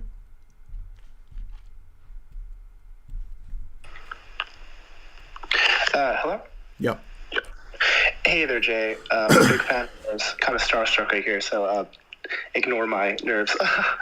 I want to bring up a point or expand upon the point that your last caller, Seth, made about being received into the church by baptism or chrismation. See, I was received on Lazarus Saturday 2017 through chrismation. I started out as a Lutheran. I have the option now to be baptized, but it has to be done in secret. What would you say about that? Because I don't want to jeopardize my... I mean, I think that you should not have your conscience troubled with that. And, I mean, God providentially brought you in the way you were brought in, so I wouldn't worry with it. But, yeah, so...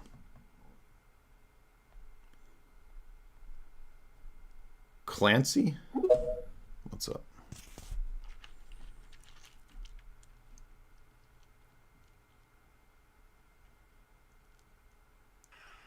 Hello, can y'all hear me? Uh-huh.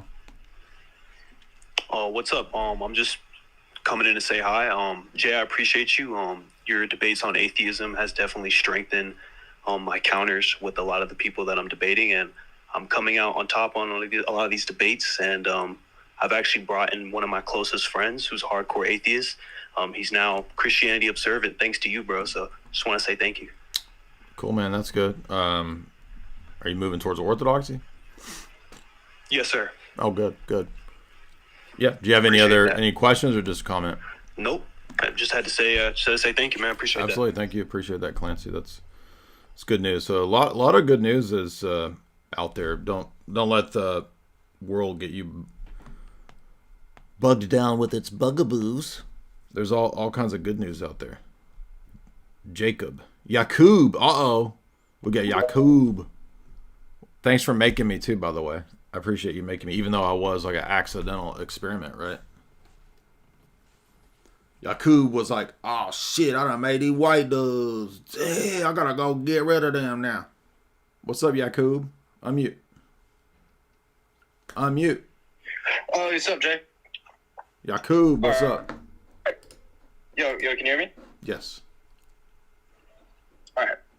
So I want to preface this by saying that I am Orthodox and I am not an ecumenist, and I don't think that we should, live in la la land. Hold on. So you're not the black god that created the white people?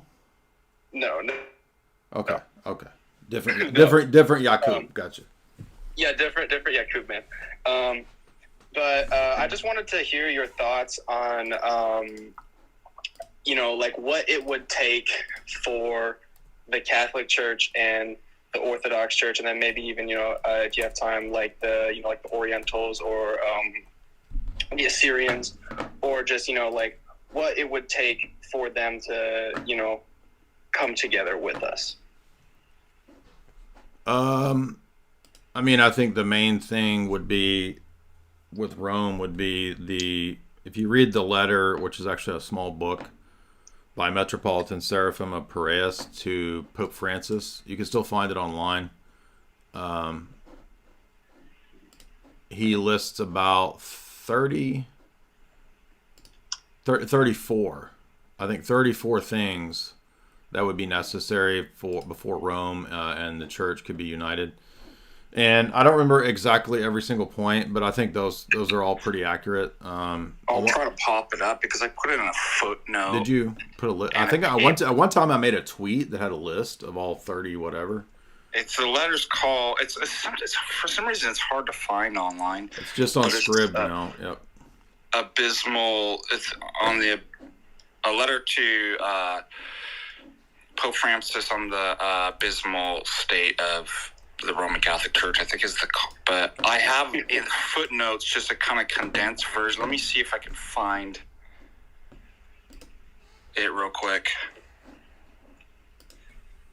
Seems to be abysmal at this point, man. Like, what do you think about their whole like pandering to like the anime nerds with having like the anime mascot thing? Have you seen that, Jay? Yeah, I just made fun of it for 30 minutes yesterday. If you watch the first 30 minutes of the Jordan Peterson Dawkins debate, I made fun of their Funko Pope. Yeah, I thought that was really goofy. But yeah, man. Like, well, it's odd because I don't like George Carlin, but in that 2001 movie Dogma, they were basically doing that. Do you remember Buddy Christ? No, I'm like 19. Like I don't know. Like I don't know what you're talking about. Oh, the good old flicks. By the way, I found it. That was real quick. Yes, I did. Jamie, can you give me an espresso? Number one, the political existence. So this is what they'd have to, and it was not just Seraphim Piraeus. It was several other metropolitan bishops in Greece that signed this. What Rome would have to give up: the political existence and structure of the Vatican with its ministries, bureaucracies and banks. 2, the Filioque. 3, created grace. 4, the primacy of power. 5, the possession of worldly and spiritual power by the Pope. 6, papal infallibility. 7, the theories of the Pope as the ultimate judge and archpriest, supreme authority and monarch of the Church. 7, baptism by sprinkling, separation it from the mystery of chrismation. Let's see, the use of, I'm not going to keep reading the numbers, the use of unleavened bread, the transforming of the bread and wine into the body and blood of Christ with the words of the institution rather than invocation of the Holy Spirit, as well as their doctrine of transubstantiation, the depriving the blood of Christ to laity, the depriving the Holy Communion to children, Mary worship, the dogma of the Immaculate Conception, purgatory indulgences, superabundant merits of Christ, superabundant merits of the saints, the merits of the works of men, statuary secularization of religious art instead of orthodox iconography, mandatory celibacy of the clergy, recognition of murderers, Stepanok and his saints, the doctrine of the satisfaction I didn't get that. of divine Could you try justice, the holy rejection, Go away, the Siri. the rejection of holy tradition and taking advantage of it as a tool for papal claims, the belief the infallible Pope is the only guardian, judge, interpreter of divine revelation, the so-called church sufferings, the rejection of the equality of bishops, Vatican centralized and despotic administration system where the Pope is absolute monarch, which introduced sexual papacism, social humanitarian character of the monastic orders, impersonal and juridical character of mystery confession, and finally, the cursed union, the Trojan horse of papism. There you go. That's it. That's all they have to do. Yeah, it's, it sounds like a lot, but to me it seems like it boils down to just the overall claims of the papacy, their liturgy, which is just straight from tradition, the Filioque, which, at least from what I've seen, they seem to be reeling back on, and then just, some blatantly, false teachings like purgatory and such. Well, I mean, there's other things too, like the geopolitical worldly power of the Pope. So, I mean, those are just as important too, because they're part and parcel of why Rome had the course of downfall that it had. And that's why I'm always hearkening to, Dictatus Papae and Unum Sanctum, because those documents, those times, those centuries from 1000, 1100, 1200, 1300, I mean, that's when you get the papacy becoming a temporal world power, claiming to be king of kings on earth, literally. And this all violates the ancient canons, which say that bishops can't be part of the civil state. They can, in other words, you can have a relationship between church and state, but a bishop is not a state ruler. Yeah. And the whole history of the papal states is literally becoming a state. Yeah, they'd have to literally dissolve the current state of the Vatican. Correct. As a separate entity. Yeah, because it violates the canon. It violates the canons of Chalcedon. Yeah. Yeah, so they'd have to basically just become, a part of Italy again, and not. Well, they'd have to just be a church, not a church state, not a. The Vatican is an independent city state like Washington D.C. Yeah. Oh, I thought it was its own separate country, because DC is within America, but it's still they still vote in our elections and everything. But DC doesn't have their own flag on the world map and stuff. You're right. It's more of an independent country even than DC. You're correct. Okay, that makes sense. But it's still similar to DC, and it's a city state like DC, but it has an actual nation state status. You're correct. Yeah. So with all of this, how likely do you think it is? Do you think it just takes one pope at some point to just be convinced and to kind of just lead them towards this, or No. do you think it's just pretty much impossible? It's not going to happen because anytime soon, because the Pope is not the religious sphere is not independent. It answers to powerful political blocks, and that's why you see Francis promoting all the same stuff as the World Economic Forum, because he's under the same boot of the people that run the World Economic Forum, and they tell Francis what to push and what to promote. So no, it's not like independent actors. And if we just had a Pope that repented, and I'm not calling you naive, but that's what a lot of really naive people think, that that's how the world works, that things just are what they are, and that people don't answer to powerful political blocks. So no, that's why ecumenism is pushed by the people that I'm talking about. It's a geopolitical agenda. Yeah, and that makes sense. I wasn't really too I don't know, I wouldn't necessarily say well read, but just I didn't really have an understanding of the position of the Pope in the geopolitical sphere. Well, I mean, you're 19. I wouldn't expect you to. I kind of figured that he did have, his hands in a bunch of things, and there are powerful people that, more or less tell him what he should and shouldn't do within and outside of the church, But yeah, this is all really interesting stuff. Thanks, Jay. Yeah, I would say read Wemhoff's book on John Courtney Murray in Time Life magazine if you want to get started on the geopolitics of the papacy in the modern period. Obviously, it doesn't really deal with history, and it's written by a Catholic, so you're not getting some sort of ortho bro treatment. Dang, we got 18 people. I don't think I've ever had 18 people in line here. Cardtion.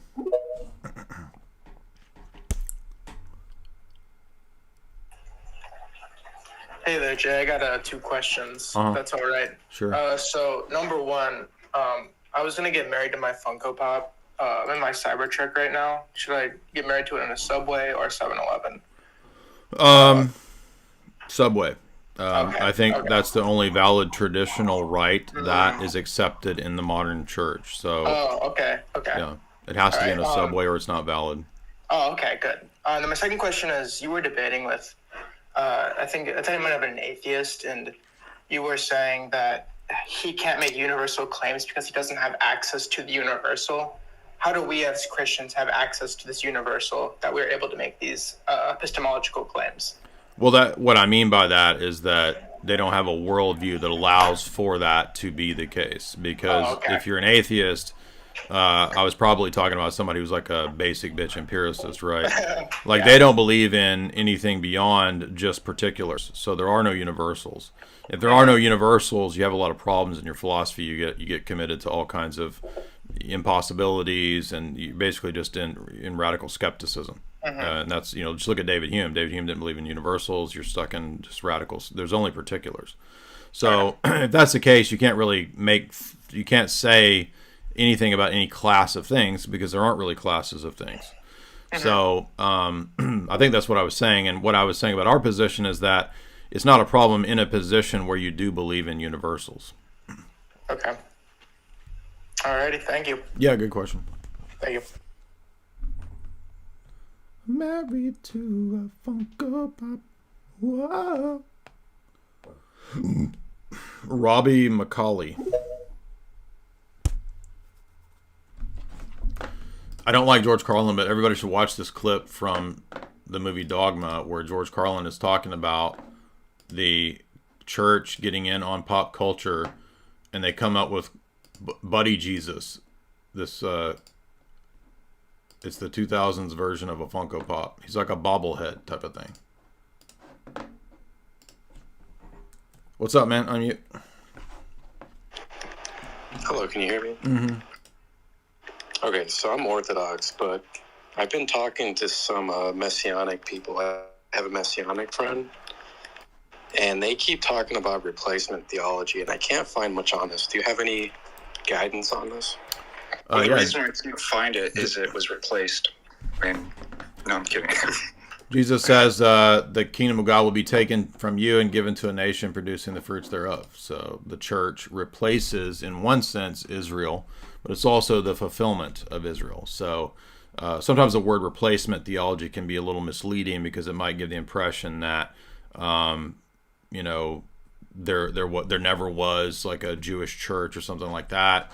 The church is fundamentally at its roots, as Paul says in Romans 11, the early Hebrew believers. That's the roots, the foundation stone. The apostles are all Jews, but it's not. The rabbinic Judaism is not the church, and it's not a dual covenant theology like dispensationalists say. So usually people that are going against replacement theology believe in dispensationalism. So they believe in a dual covenant theology, that God has two plans and paths for salvation, one for Jews and one for Gentiles.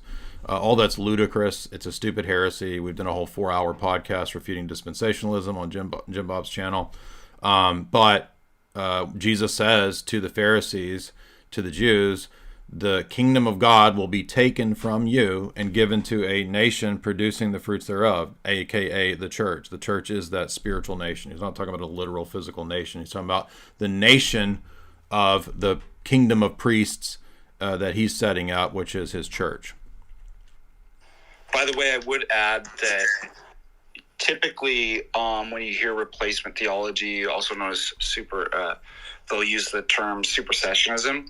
It's typically derogatory words created by and used by dispensationalists, which I think, Jay, you're kind of hinting on. That depends on what we mean by that. Gotcha. I kind of say something similar, and they would go to like Romans 11 or Zechariah 14. Yeah, but those analogies, the analogies used in those passages like Romans 11 defeat their point, because Paul says there's one tree and one branch, and he says that Gentiles have been grafted in. So the majority Gentile church that makes up the church today, even though its roots and beginning were Jews who believed in Christ, now it's majority Gentile. And so they're grafted out. The very analogy that's used there does not say that Jews are still saved or that they can be Jews or remain as Jews. They have to be grafted in. Yeah, I gotcha. And then I tell them this, but I think their biggest issue is that they believe the third temple has to be built. No, their biggest issue is that they're heretics and they don't know that the church was established in the first advent as the kingdom. They think the kingdom is an eschatological reality and is postponed until the premillennial, whatever. That's the error. The error is not understanding that the kingdom began when Jesus ascended. And that's why every time it says in the New Testament, citing Psalm 110, sit at my right hand until I make your enemies your footstool, that's a reference in the New Testament every time to the ascension, not to the second coming.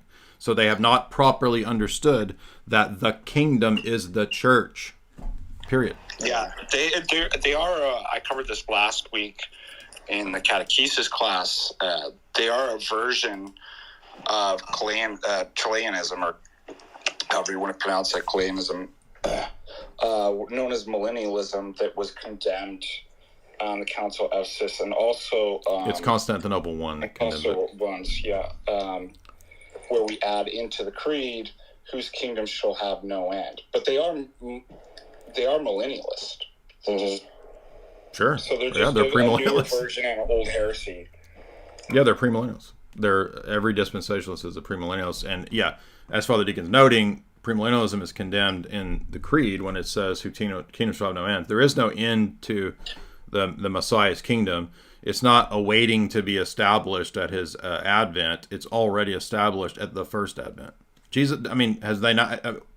I say to you, you are Peter, and on this rock I will build my church, and the gates of hell will not prevail against it. His kingdom is the church. He calls it the kingdom. Gotcha. And I think they have like it gets really weird too in dispensational theology. Like there's 2 or 3 returns. 2 returns before the final. It's really crazy when you start getting into. There's different dispensationalists. There could be different. There's like different types of that. But what I'm talking about is tell a dispensationalist to read the parable in Matthew 21, where it's a parable of the wicked vine dressers in Matthew 21, where Jesus tells the story, and then after he talks about the wicked vine dressers, he says, have you never heard in the scriptures, the stone that the builders rejected has become the chief cornerstone? The builders are the Jews, right? And the Jews, as in the parable, rejected the Messiah. And so, therefore, the kingdom of God will be taken from you and given to a nation producing the fruits thereof. So the Jews, since they rejected it, it goes to the Gentiles. Now, I would say this. I do believe that as the end of the world approaches, whenever that is, we don't know when that is, that the majority Gentile church will apostatize. And they will, like Paul talks about in Romans 11, they will graft themselves out. And then the Jews will convert. And most of the church fathers believe that there will be a future conversion of the Jews. When, where, and how, we don't know. They will then be grafted back in, and they will convert the world. Okay, cool. Well, I appreciate it, guys. I got to get back to work, but have a good... Yeah, good question.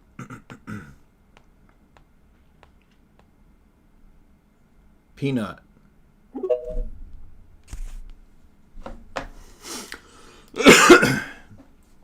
Thank you guys for those super chats.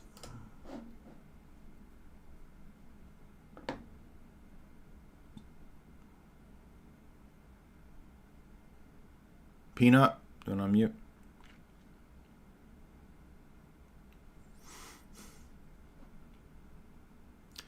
Gabriel Duran, $1. What do you think about IFG, in vitro gametogenesis? It's a company that will help infertile couples. I don't know anything about that or the process of that. Lukey Pop, $5. I gotta be popping my color. That's a banger. Dolphin Italy, bro, $10. Have you seen Metropolitan Neophytos' view on eschatology?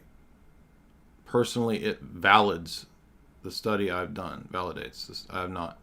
Sage, $10. Do you have videos covering monad, dyad, triad as an explanation for Trinity? I mean, Cappadocians and Maximus sometimes, and I mean, you do have church fathers using Greek ideas, geometry, metaphysics pretty consistently to, at times, make references, analogies to the Trinity. We have to be very careful because a lot of times people flip that around and they think the Trinity is like a bunch of Greek Hellenic metaphysics, and it's not. But I do remember talking about monad, dyad, triad in relation to Trinity maybe 10 years ago. Maybe in my old video covering Fount of Knowledge by John Damascus, I think. Thank you for that, though. Meta Ninja, $20. Joe. Biden, I guess you're talking about. Thank you for that. His servant, $3. Was the Theotokos the only virgin to actually live at the temple, or was this a common custom? I don't know how common that custom was. It's a tradition, but I mean, we see the dedication of the temple because Samuel is dedicated and goes and spends time at the temple. So I don't know how common that was for women, though. Why was she espoused to Joseph if she was a virgin of the Lord? Well, you know, when Gabriel appeared, this is like a miraculous arrangement. But a lot of the knowledge about that kind of stuff is church tradition, so I'm not sure about all the details of all of that. Lopan, $10. You will not put into this world to get it, Mr. Dyer. Exactly. Shout out to Big Trouble in Little China. We got actual Lopan sending tweets to us now. Appreciate that. Meta Ninja's $3 towards your wall fund. Oh, I'm gonna have to build a wall so that all of my neighbors who are going to be broadcasting degeneracy on their exterior house walls, I can not have to see it. BMX 1966, $10. Thank you so much, BMX. Appreciate that. Skooma Bear, $10. Are there any church fathers that talk about Orthodox sources on the Grail? To my knowledge, the only Grail lore is by what's his face, and he's questionable in terms of orthodoxy. He's a heterodox. What's his name? Wrote a whole book on the Grail. I would not recommend him, but who am I trying to think of? It's the guy that the Russian Orthodox theologian ended up getting condemned by the Russian Synod. He's a universalist, bunch of weird Gnostic stuff. He thinks that the Theotokos is like the incarnation of the Spirit, and I mean, it's just really crazy stuff. Like the icon of the Spirit is the Theotokos or something stupid. The Sophia guy, Sophiology.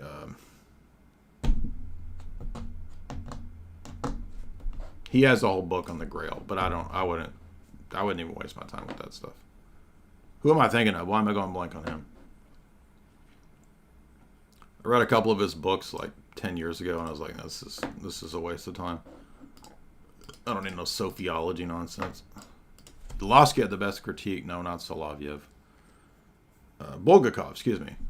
Yeah, Bulgakov has a book on the Grail, of all things. I mean, I think it's really obvious when you read Bulgakov that it's like just Gnostic nonsense that he wants to bring into Orthodoxy. It's just really a waste of time and dangerous.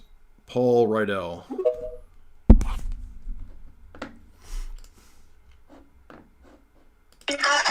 Guys, hey, can you hear me? Yeah, what's up? Hi, Jay. Thanks for having me on, and I apologize for my spotty connection. I'm in rural Alaska, just catching up.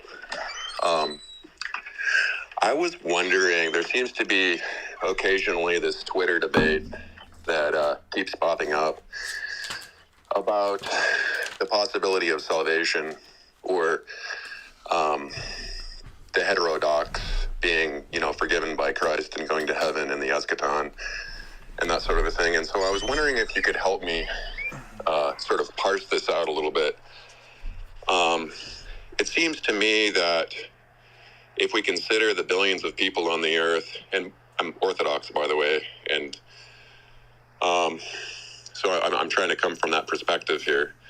If we consider the billions of people on earth that don't have any access to the Orthodox Church, if we were to say that there would be no way that they could be saved even in the eschaton, then well, I mean, who has told us this? Like, where did God give? In other words, God doesn't, for whatever reason, didn't tell us anything about this, and I think there's something in that He didn't explicitly tell us the destiny of all these people, which at least gives us hope to say that God's a good judge. I mean, if you look at the way that the church in various liturgical statements talks about unbaptized infants, I mean, there's no indication that there's a like de facto condemnation. In fact, the tendency in those statements is that we commend them to God. We know that God's fair and just, and also, I mean, the possibility of salvation, I think, because of the cosmic scope of Christ's redemption, is there. Now, we're not told that they're necessarily saved,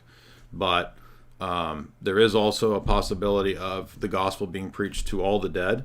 So all of these things I think combine to say that we don't know if there's a way that could occur, but you see, for example, in the Apocalypse, an angel in the midst of heaven preaching the gospel. So if God can do that, there's ways that he can reach those people extra normatively to join them to the mystical body. It's just that he's not really told us much about all that.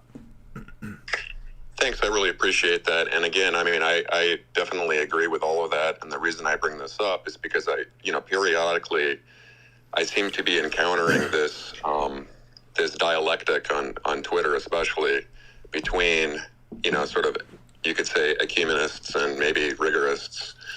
And our side, seems to perhaps fall into a bit of rigorism in this respect. And I was wondering, like, my critique on that would be, for one, that if we were to close off the possibility of salvation for all peoples in all time periods, then wouldn't that be a form of predestination, essentially? Yeah, I think that's a great, I've made that argument too. It's a fair criticism. And also, if that is the case, then why did God even bother with preaching the gospel to all the dead anyway? I mean, the righteous who looked forward to the Messiah already looked forward to the Messiah. So there's no need to go preach the gospel to the dead. If there wasn't also, I think, the possibility, as St. Cyril says, all of the people that died in the Old Testament, pagans too, hearing the gospel. Could there be, I'm sorry, Deacon. I was going to say, I was covering this on prayers to the dead in the Orthodox class. And this is why we pray for the dead. Because we're told that there's only one unforgivable sin, and that's blaspheming the Holy Spirit, not wanting to repent or receive forgiveness, in other words. And so what that means, if you take that verse seriously, is, well, then forgiveness is even possible in death before the final judgment. And that's why we pray for the dead. That's why I pray for my family members and friends that weren't Orthodox that passed away. Because if there's only one unforgivable sin, it means they're capable of being forgiven. We don't know. Yeah, many church fathers, for example, that said that when Christ descended into Hades, Aristotle and Plato were the first to believe. So, I mean, I think that gives a principle there for how we should approach that kind of question. Related to this, could also another way of seeing this be in understanding that if there is a difference between this concept of there being a type of resurrection that is the resurrection of the de jure body of Christ to go and be with Christ at this present time and rule and reign with Christ, as being differentiated from that final resurrection on the last day in the eschaton. Yeah, I think so. Yeah, we don't know exactly how it works outside of time, right? Because when you die, you're outside of time, and how exactly that works, I don't know. Well, thank you. Thanks, guys. I really appreciate that, and I do think that there is pressure, it seems like, on the community of people who are trying not to be ecumenist and too accommodating, but at the same time would fall into kind of like, I think the royal path is the middle path, and that doesn't mean I can't be wrong about something. Somebody's saying, what about being sealed when you die? I mean, I'm aware of that too. I'm just trying to balance all of the information. So how that happens, I'm not sure, but I think that most of the time when we're talking about prayers for the reposed, it's for people who've died in the church. That doesn't mean you can't necessarily also pray for your relatives that died outside the church, because I think the church does allow for that. But I mean, we're not told this stuff. I don't know. There's just areas where there's specific prayers in the liturgy that are for the faithful, because those will actually be integrated. They're actually the particles, the prosophora that will become the body and blood of Christ. So you don't pray for non-Orthodox out in the liturgy, but there are prayers for those outside of Orthodoxy, outside of the liturgical use of the prayers for the. Would it be possible to say that the church, that what we preach in the world, this royal priesthood of being a member of the Orthodox Church, is that the Orthodox Church is the legitimate church established by Christ, that we have a hierarchical structure based upon that, that passing down of from person to person, and that we are, to a great extent, seemingly literally the body of Christ here on the earth, which is in the ministry of reconciliation, not condemnation, as his body, as his ministers who serve in his temple. But the purpose of the church and the temple and the worship and the liturgical sacrifice is also for the salvific purpose of the world itself. Like we're here to save and minister to the world in that capacity as a nation of priests. Well, I'll just say this: I think the ultimate basic thing we have to say here is that no one is saved outside of being united to the mystical body of Christ, which is the church. But if God has extra normative means by which he does that, like the thief on the cross, or if he appears at somebody's deathbed or something like that, he can do those things, and we can't say he can't. So, and I think don't we want to hope that billions of people aren't lost? You know what I mean? So we're not told how all that works and how all that plays out. Anyway, but good questions. Alpine. I think we're told some basic points like, to whom much is given, much is required. Gentiles will be judged by the law of their hearts. On and on and on. So that's the best we can say. What's up, Alpine? Yo, what's up, Jay Dyer? Hey. Future Pope of the French fries, and currently married to a Funko Pop, I believe. Correct. Yes.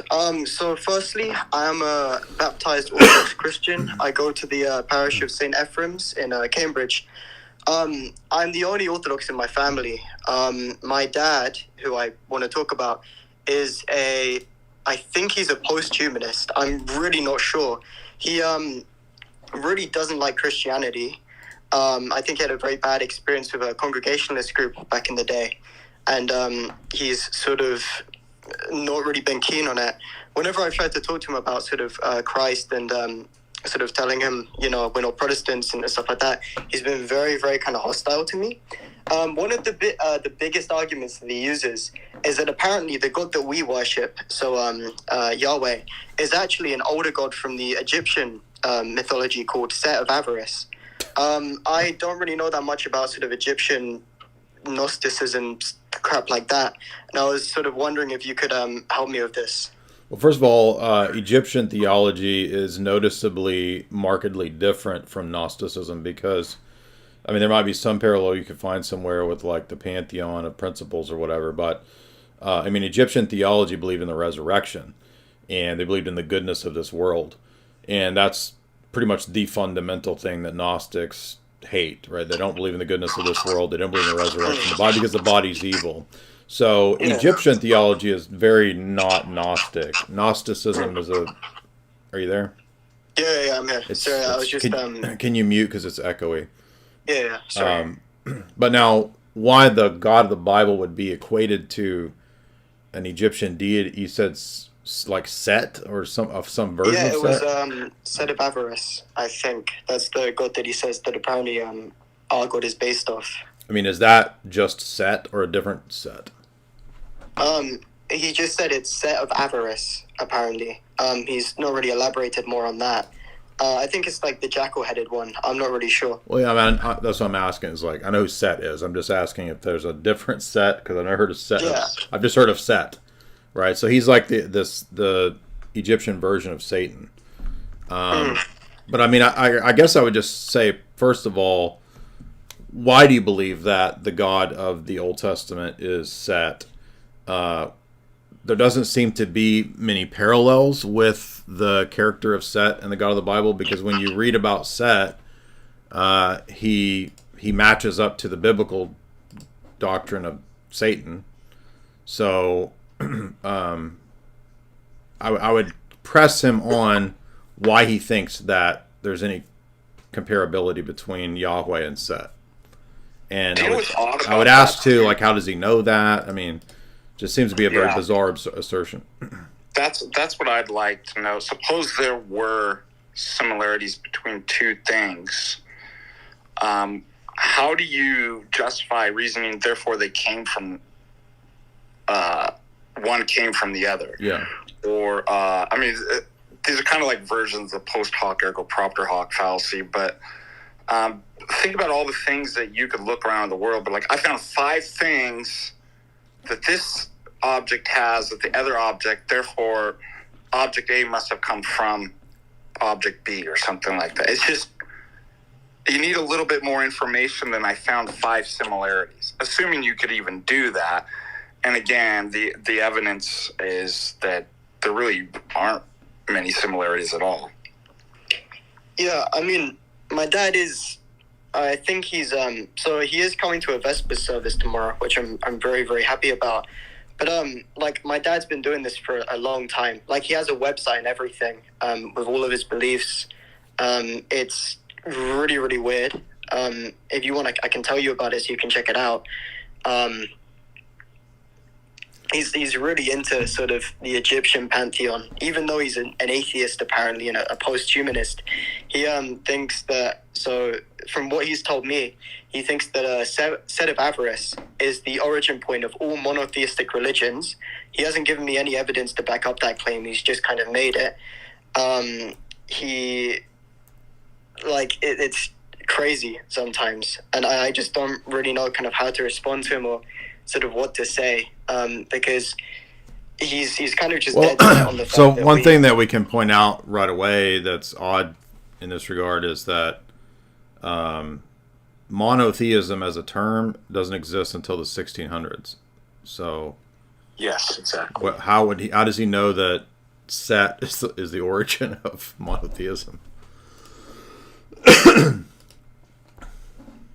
Yeah, I mean, I never actually saw it like that. I'm probably going to press him on the points that you made. But, yeah, he's...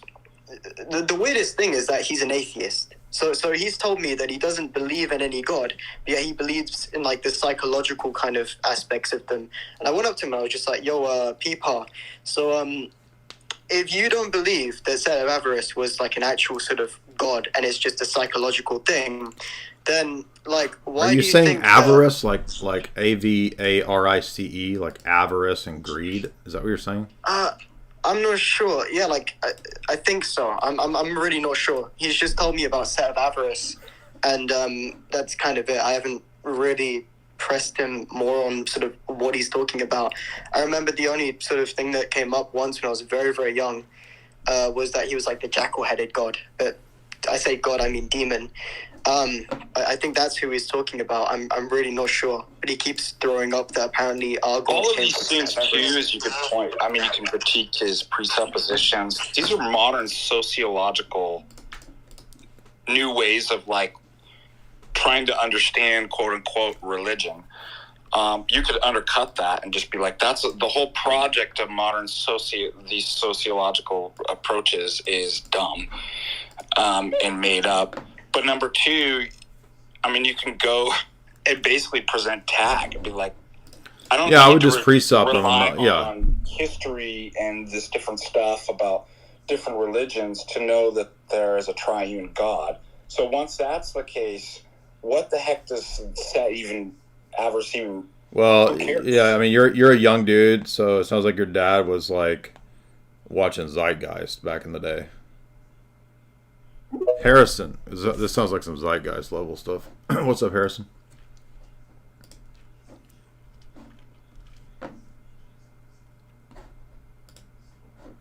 You got to unmute. Are you there?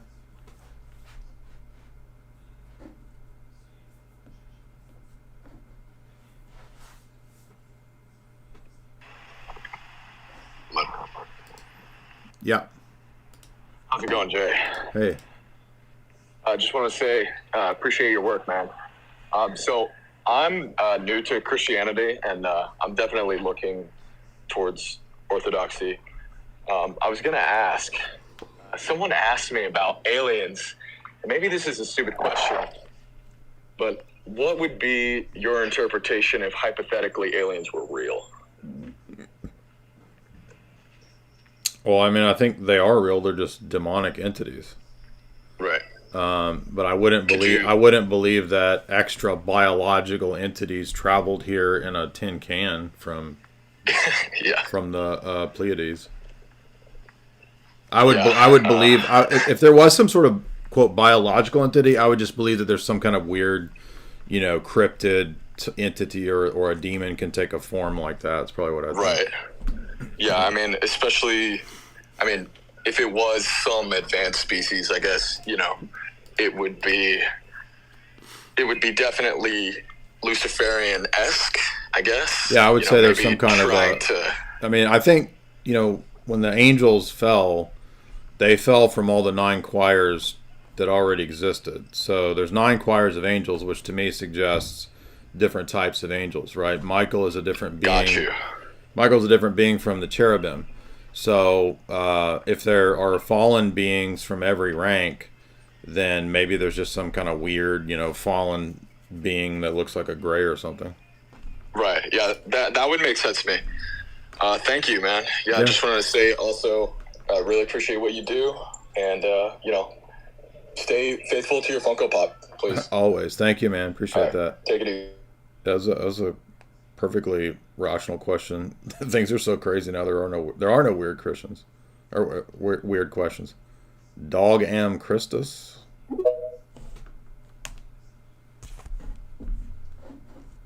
Aisha, $5. Thanks for all that you do. I'm officially a catechumen. Your videos have helped me so much on my journey out of Protestantism. Hey, thank you, Aisha. Appreciate that. Glad to hear it. Many years to you. Dogum, what's up, man? Hey there. Yo.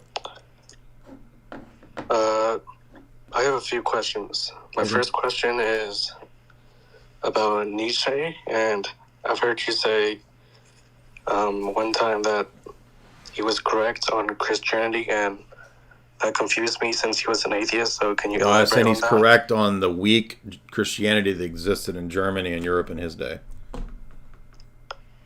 So only Protestants? Well, I would imagine the Roman Catholic Church was also getting weak in Europe at that time too. I mean, for example, the critiques that I've made of these histrionic women Catholic saints, I think Nietzsche would probably have made those critiques 100 years ago, 100 plus. All right, so it was mainly the ethics of Christianity, right? That he was critiquing. Yeah, because like Christianity is like a slave mentality, and it produces worship of weakness, and you lose the warrior spirit, masculinity and all that. I think that's accurate when you look at liberal Protestantism in his day and the weird women saints that the Roman Catholics were going nuts over. Okay, and my next question is about feminism, since I see it on the title. About what? Feminism. Feminism. Okay. So what do you think? What do you think about the manosphere? Do you think they're too harsh on women, or they're correct on their critique that? I think. I did a podcast on this about a year ago. I think that they're right when they point out that like the boomer sphere of like conservative commentators are way divorced from reality, so they don't really see how it is today in terms of like being single or being dating if you're of that age, if you're 19, 20 or whatever, and single, and how weird it is to meet people via the internet, and that it's really difficult in terms of meeting people in person. It's not as often and as natural as it was 20 years ago. The laws being bent against men in terms of legalities for marriage. I think a lot of those critiques that those guys have of the boomer conservatives are correct. However, I also don't think that the answer is I'm just going to live for pure pleasure, hedonism, all this, the kind of Tate type stuff. I don't think that's a solution. Okay, thank you. That's all. Yeah, you could look at some of those podcasts we did like maybe a year ago addressing those issues, but those are good questions. Peyton, what's up, dude? Married to a Funko Pop. Hey, Jim. Hey. I was wondering what exactly the problem is with RCs using statues in their worship or their veneration, adoration, whatever they want to call it. And the main issue is that in the liturgical worship itself, the Seventh Ecumenical Council laid down some pretty strict rules that were not at least intended by Nicaea II to be only for the East. So I think that, in terms of the church in general, or maybe even the layout of the church, I don't know that it would be a huge deal that there's a statue here or there, but that's not the problem. It's that when it comes to the liturgical service, it's not supposed to have that kind of stuff, at least directly in terms of the worshiper's vision, because that's very important for what we're doing in the midst of the liturgical ceremony, because it's the worship of heaven. So it needs to be following the canons and the strictures that the Seventh Ecumenical Council laid down. But I think there is some room for flexibility outside of the direct, altar area. Does that make sense?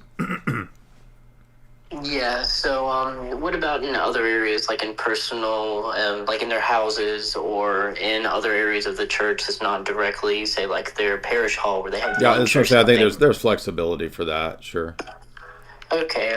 And I was also wondering, like, when you talk about imaginative prayer and people, like envisioning the Theotokos and Christ, like Sacred Heart type stuff, like envisioning them in their head. Right. When people pray and they look at their icons, could that lead to like the imaginative prayer type thing you talk about? No, because the icon is supposed to not let your mind wander into creating, weirdo situations or images. So it's the opposite. Okay. So, like, if you were, say, doing the benediction, and you had an icon of the Theotokos, it would be good to look at the icon and then say it to keep your mind from wandering. Absolutely. Okay. Thank you, Jay. Yeah, no, it's a great point. I mean, that's why imaginative prayer ends up kind of being associated with a lot of the stuff that you always hear me harping about, like these weird histrionic women saints.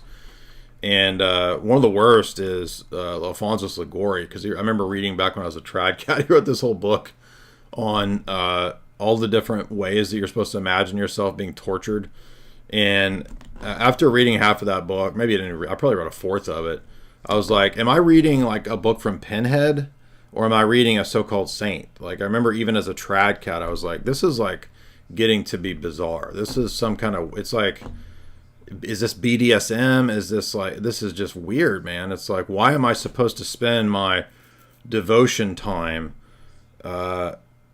picturing myself being flayed and cut and, tortured by demons? It's just weird, man. It's crazy. So no wonder trad cats go nuts.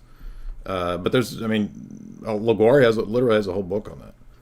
And I tell you what, Alphonsus Liguori was one of the key ways that I left Roman Catholicism. He was a huge conduit for me to leave, because when I saw his all of his examples of justified lying and like all this weird stuff in Alphonsus Liguori, I mean, I just finally decided this person's insane. So no, there's no way this person's a saint. By the way, there's a lot of confusion about when we warn about imaginative prayer, like the gentleman that just came on to, thinking that images themselves are bad. But like you said, what's great about icons, they fix the image. Yeah, exactly. And also, so that you're not going and creating stuff and being under influence of demonic suggestions and imagining. But also, I thought it was really good that you placed exactly what was wrong with those kinds of prayers when they were going into the terrible stuff that you're just describing. That it's like, clearly that's obviously should be wrong. But I had students then saying, well, is using imagination wrong? And it's like, well, no. So it gets really confused in people's heads. Like, inevitably, in the things in life that you do, or drawing or thinking and stuff like that, you're going to use images. We're not saying images are bad. There's a very, very specific use in prayer that the Roman Catholics are doing that we're condemning. Right. The process of creatively imagining bizarre scenarios for spiritual exercises is what we're talking about, and that does not exist in Orthodoxy. You do not need your imagination is not needed at liturgy. That's what I'm trying to say. Your imagination is a great tool. You can use it for everything else you're doing out in the world, but it's not needed to creatively envision all these kinds of things. And this is precisely what has led so many of these Roman Catholic so-called saints into these delusions, is doing the very practice that Teresa of Avila and others like Ligori talk about. And of course, this is huge amongst the Jesuits through Ignatius. And his pushing of imaginative prayer and the spiritual Jesuit. And the Carmelites too. Yeah, is that they'll end up mistaking the imagination visions for God speaking to them. So when Saint whoever imagines that Jesus is talking to her and that Jesus is speaking to the host and he loves her and all that, that becomes her, miraculous vision. And obviously that's a delusion. Your imagination is not God.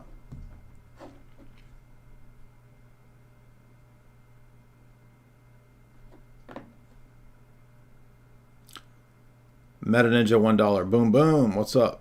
Seraphim Webster $5. What's the definitive Orthodox view on eschatology? Well, eschatology is a pretty broad subject. So if you're referring to like pre-mill, on-mill, post-mill, premillennialism is absolutely excluded. You could be Orthodox and be all-mill or post-mill, but there's no literal 1,000-year kingdom position. If you mean rapture, no, we don't believe in the pre-tribulation rapture, whatever. The passage in Thessalonians is not talking about all of the righteous people being snatched away like some Nick Cage movie and Tim LaHaye book or something. It's just talking about the resurrection. So there is, you could say, a rapture, but that's just us being resurrected and ascending with Christ. That's all that's talking about in Thessalonians. It's not the Schofield rapture. But eschatology is a broad subject, right? There's other aspects of eschatology like the beatific vision. Well, the Orthodox Church does not believe in the Roman Catholic beatific vision, so that's our position on eschatology. Meta Ninja is $3. What's up, Unk? What's up, Meta Ninja? Elias Machias $1. What is, or how orthodox is Scotism in regard to the divine operation specifically? We would agree more with a Scotus than with a Thomist in the sense of distinguishing God's attributes, but it's not like that makes Scotism orthodox, because there's way more than that goes into being orthodox. John and On $5. Have you seen the trailer for American Orthodox? It's a film. It's on YouTube, American Orthodox channel. No, I don't know anything about it. It's from the producer of Sacred Alaska. It's about Fort Ross and the early saints of North America. I have not, but thank you for that recommendation. People want to look up the trailer. It's called American Orthodox. Dave the Philippian, $1. Avaris is the archaeological site of Goshen from Exodus, excavated by Manfred Bytak's team.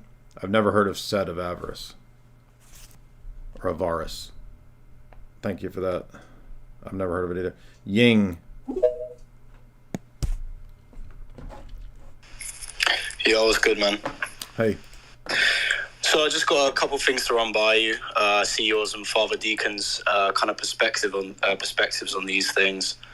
So the first thing is that it seems to be the case that if purpose or teleology is defined as a convention by like an individual human or a society, it seems to just be rooted in preference, and it kind of seems to be a reductio, because couldn't you just take opposite preference and say, well, how do you know that my preference is right or wrong compared to yours? No, I wouldn't define it as that. I would start with it as a universal divine principle. Mm-hmm. Yeah, I would agree with that. That's what kind of like the position I come from, because it seems to be if it's just like preference and there's no God that sets this teleology, then it just seems to be silly. Yeah, in other words, you couldn't have like a totally sort of like temporal notion of telos, right, or telos. Right, yeah. No, I would agree.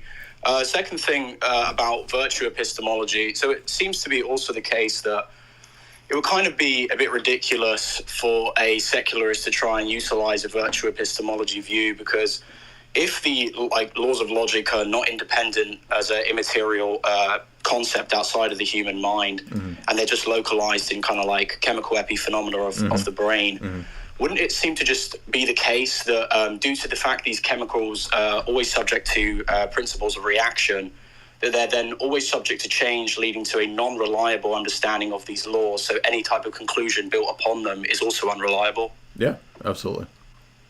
Okay, cool. And then kind of like a last thing too is that it seems to be the case also that if a virtue epistemology kind of presupposes these characterizations of human cognition that are grounded in like any type of stable character disposition, like an excellent character trait or the concept of a reliable faculty, that if demonology is really a valid field, which obviously as Orthodox we believe it is, then how would the kind of any religious person that doesn't have the Orthodox understanding of spirituality actually have any method of arbitration to know if they're in prelest or not?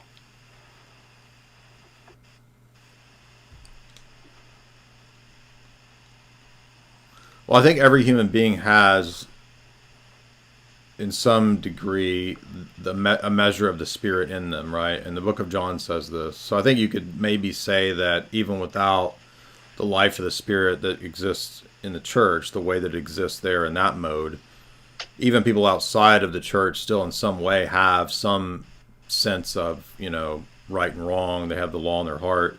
So they might be able to still kind of loosely adjudicate between those things, but they're not going to be very good at it. They're easily going to be tripped up, I think. Okay, cool.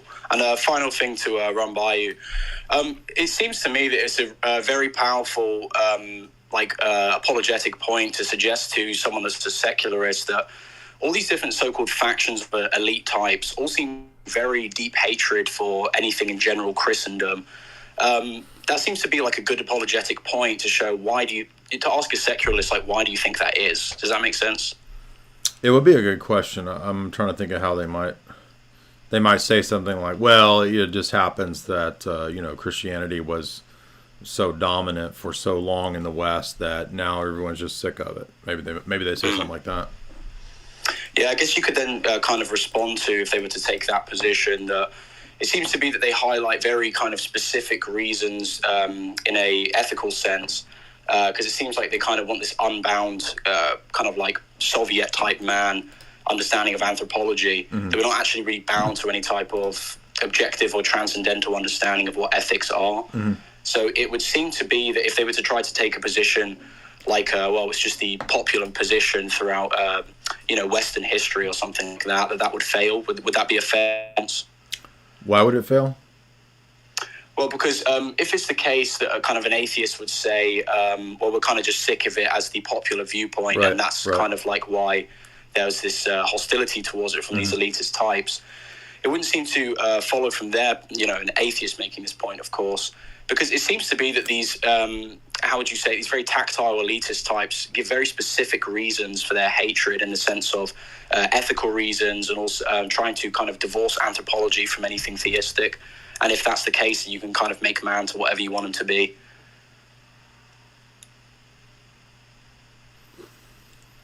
Yeah, I guess if you did point out the specifics of why Western elites now hate Christianity and why they're so focused on it, then it wouldn't be a very good response for them to say that, well, it's just because we're tired of it.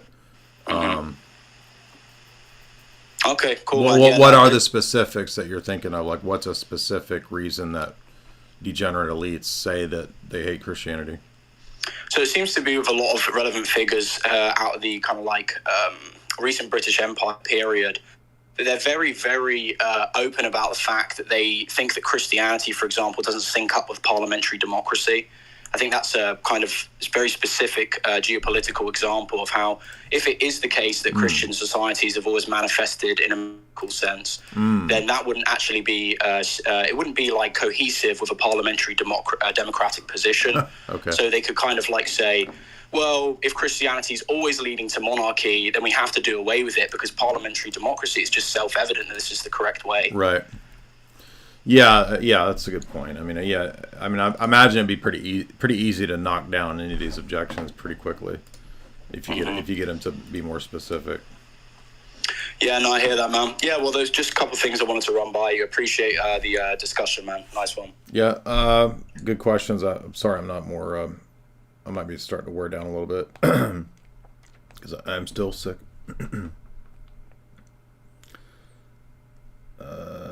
Interesting, nobody really disagreed today. Alex, what's up, man? So I guess I got to get disagreeers, I have to put debate. It does say debate, though. It says debate or open QnA.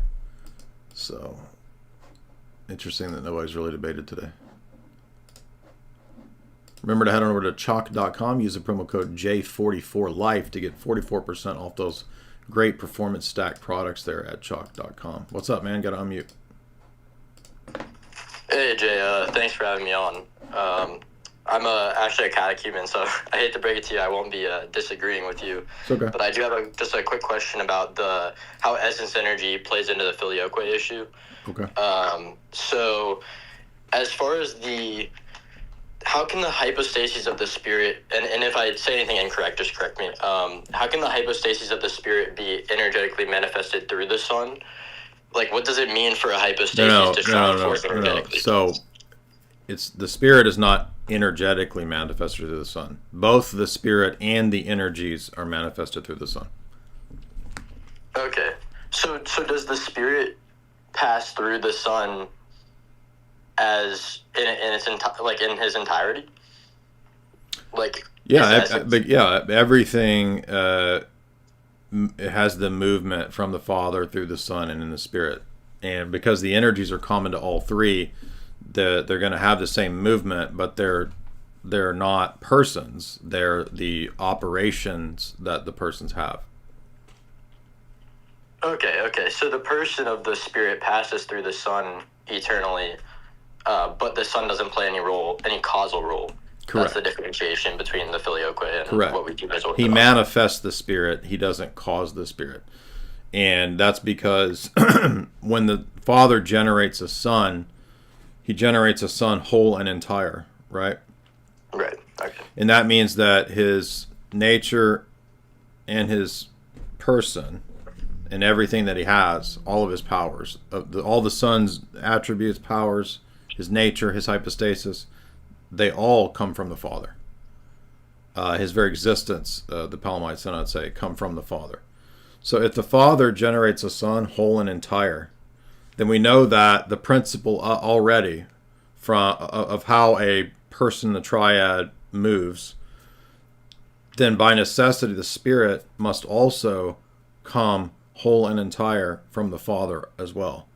In other words, there can't be a partition where the Father does some of it and the Son does some of it. There's no some of it or partitioning in the Trinity. So, do you see that? Yeah, that makes sense. I was watching the debate between Wagner and Ubi, and then also the debate between Wagner and David Erhan. Mm-hmm. And I noticed, so Wagner seems to redefine the Catholic position, because when we look at Florence, right, where it's saying that the Son is Aitia, right, and shares that property with the Father, that doesn't seem to be what Wagner is articulating as his current view of the Filioque. Right, because cause is the hypostatic property that's unique to the Father. And so in the Trinity, there's nothing that there's no hypostatic property ever that's shared. That'd be like saying that the Son shares his affiliation with the Spirit because they both come from the Father. Well, that's absurd. No, the Son doesn't share his hypostatic property. And so likewise, the Father can't share that property because that's what marks him out as the Father. If he shares it, then it gets diluted and you have a dyad. Got it. So the communication of, there's nothing wrong with saying that the communication of the essence to the Spirit is through the Son, just that the Son can't have a causal role. Yeah, he has no causal role. Actually proceeding. Okay. He only has a manifesting role, not a causal role. So since Florence, why have the Catholics, I guess, changed their position on the Filioque? Like what they mean? Because I don't know that they have changed their position. I mean, when I read Vatican clarification on the Filioque from a couple decades ago, I mean, it basically just restates all these things and says that the East and the West are in tension still to this day on this point. So I guess Wagner is just disagreeing with Florence. I don't. It's been years since 2 years since that happened. So, I mean, I know he's trying to say that the Son is also aetia in some other sense, and I'm like, well, the point is rather that Father is sole cause for us, and the definition of Lyons and Florence is that Father and Son together become a single principle of the Spirit.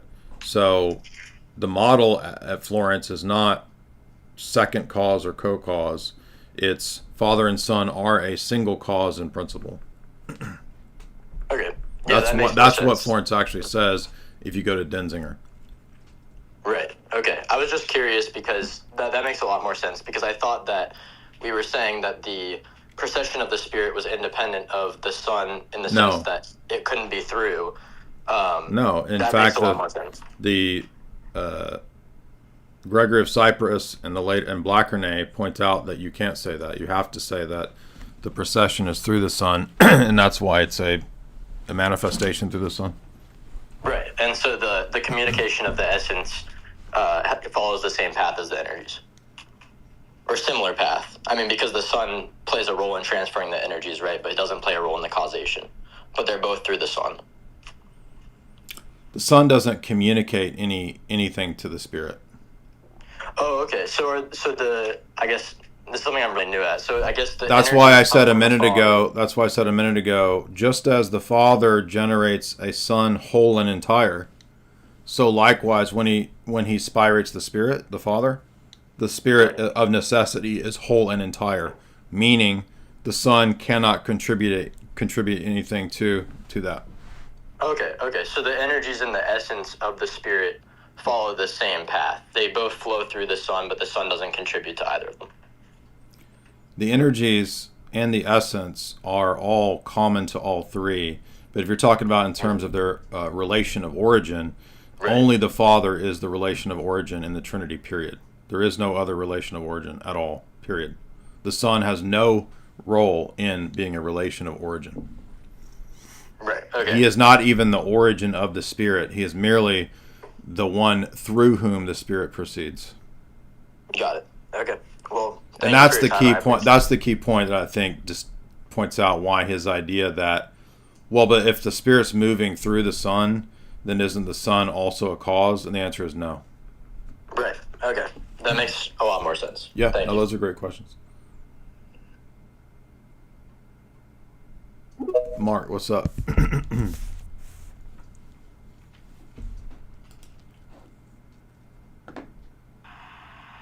How's it going? Hey. Good. How bad is my audio right now? I can hear you good. Okay, good. So, in the spirit of objection, I'm gonna object. Okay. So, after listening to Peterson and Dawkins talk, it brought up a thought. So, I would like to propose that the origin of an atheistic moralistic system is based in natural selection, where all of the psychopaths and the murderers and the thieves were removed, and then for early humanity to cooperate, that what we call morality is just been naturally selected throughout the aeons for us to be able to compete, and now it is like psychologically ingrained in us through evolution. Well, that's a fallacy, because telling us an origin story doesn't tell us what the ethics are or what right and wrong is. So those are two different things. I would say that the ethics would mirror the Ten Commandments, the fundamental truths which allowed humanity to prosper. Well, what the Ten Commandments propose is very different from a evolutionary biology perspective on how humans evolved to normalize these things. So, but telling us the origin of a thing doesn't tell us whether it's right or wrong. Oh, okay, fair enough. I would say that we could also see this form of cooperation in other, other animals. Just like Harris hawks, that they work and hunt as a team, and that's something that's been naturally selected for, so that they can compete within their natural environment. Yeah, but right, but that's just telling me what is the case, and the point I'm getting at is, how do you get an ought from an is? I mean, ethics and morals is oughts, not the domain of what is. That's a good point. I figured I'd just bring this forward in the sake of combativeness, but I understand what you're saying. No, it's fine. I mean, it's a common atheist a way to go at this question is to sort of tell this story, and humans did this, and then there was this natural selection, but it's like it's missing the whole point of the ought is dilemma. And then that's fair, because that actually pulled this argument straight from Dawkins' book, The God Delusion. So this is kind of what a lot of the atheists operate on. So well, that's why I'm hearing it so much. Is it? Yeah. Okay. All right, cool, man. Awesome. Thanks, Jay. Bye. Yeah, that's good to bring up these kind of like classic Dawkins type stuff, because I didn't even know that the reason I hear it all the time is because of that book, but that makes sense. Dude, man, Lear.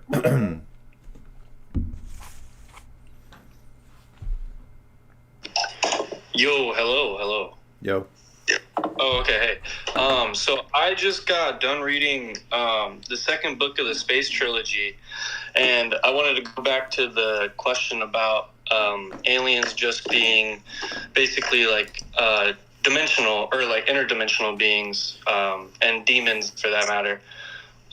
So what do you think about what C.S. Lewis puts forth about like ancient worlds with beasts that basically had a different narrative? I understand that this is kind of an abstract question, but I thought maybe that could be something to talk about. And then also, I think the two people that, like the king and queen at the end of that, start talking about how they're going to like raise the beasts and speak to the beasts and teach them so that they can prosper as well.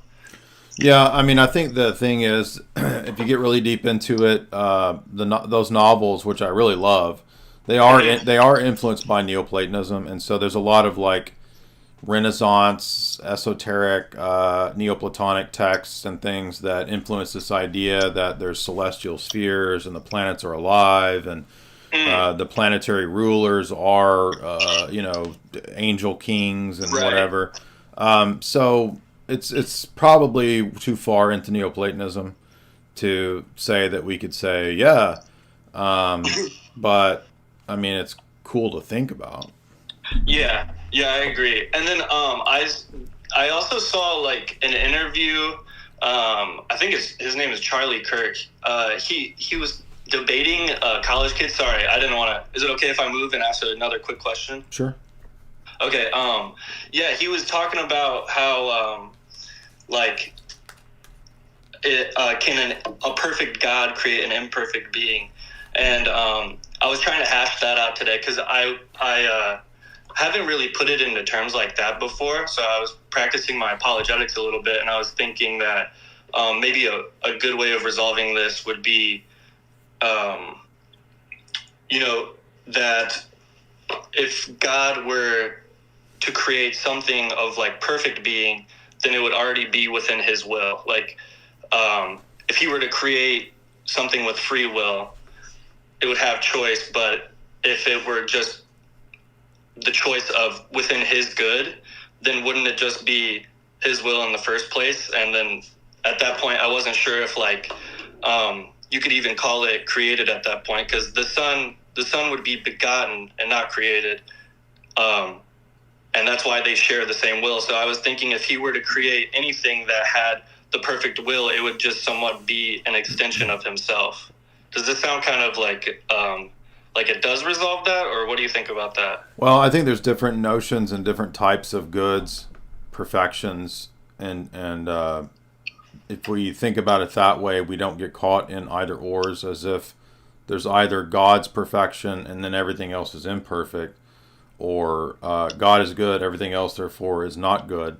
When we think in these either ors is what leads to a lot of traps. And Orthodox theology, metaphysics is usually very nuanced, and there's a lot of other things going on. So, for example, God's the reason that there are imperfect creatures is because God has free will, and there's nothing that dictates that God necessitates that he create something equivalent to himself, because that's really impossible. He could not create another being that is the uncreated perfection that he has. But he could create beings in his likeness that have some measure of limited perfection, or have the ability, perhaps even through free will, to choose to not be perfect. So I think we would say that that's what's going on. But also keeping in mind that when we talk about something like the good or perfections, there's going to be different classes of those things. So the uncreated good is not the same as created good. But you can have many goods, you see. And you can have different types of infinities. You can have different types of perfections. So you can have creaturely perfection, and then you can have divine perfection. So creaturely perfection would be just the highest perfection attainable or possible for a creature. It wouldn't be equated to divine perfection. Right. Okay, that makes sense. But there's also participation, which is that the creatures participate in those divine realities in various measures and degrees, which helps them to be and to become those higher levels that we're talking about. Xenophon. Hey Jay, can you hear me? So you were talking to the dude earlier about the spirit proceeding through the Son, and I know you said before that St. Gregory says, like, the difference between proceeding and begetting we don't know. All the Cappadocians say that, yeah. Okay. Could you say that a difference between them is proceeding is through a person and begetting is not?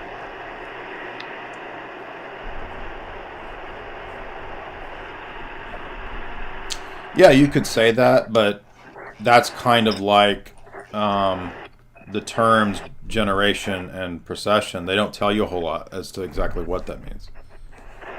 But you could say that. Okay, that's all I had to ask. Thank you. Mm-hmm. Yeah, that's a good point. I think a lot of times when people say, what is the difference, they're looking for a very exhaustive scholastic definition. And that doesn't exist, because we're dealing with things that are ultimately grounded not in metaphysics but in revelation, and that's hard for a lot of people to hear, because they want, like, extensive, rigorous, school book definition of each of these things, especially a lot of today's spurgy types. The younger and the more spurgy they are, the more they're attracted to these kind of archaic and Vatican discarded systems like Thomism, because they think that it has this perfection in terms of a system. And they haven't matured enough yet to realize that those systems, not only have they been discarded by the world for a reason, they're not perfect. They're full of flaws. And that's just the reality of it. And as they mature, hopefully they'll see that, or else they'll just go insane. Dontarius.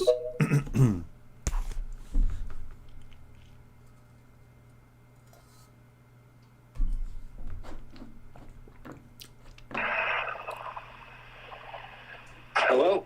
Yep.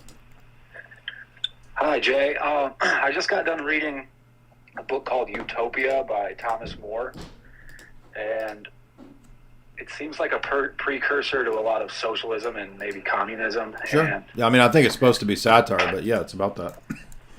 okay, so but it was written in the 1400s, well before. Yeah, I know. Okay. Yeah, I was just wondering what I was supposed to make of this book, because it was confusing in that way, and they compared it to like Plato and Aristotle and stuff as far as like foundational for philosophy. Yeah, I mean, it is a very famous philosophical track, but I mean, I've always heard that it's kind of like a, bro, can you stop? That's loud. Can you mute, please?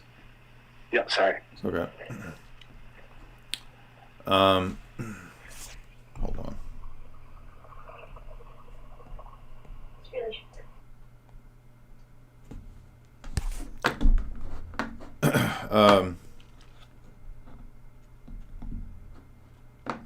Yeah, it's a work of socio-political fiction and satire. So it was not meant to be like some model of... Now, I have heard people argue that it's not actually satire, but that there is this undercurrent of like maybe he was really interested in, you know, some sort of socialist utopian society. I don't know. I don't really care. I'm not a huge...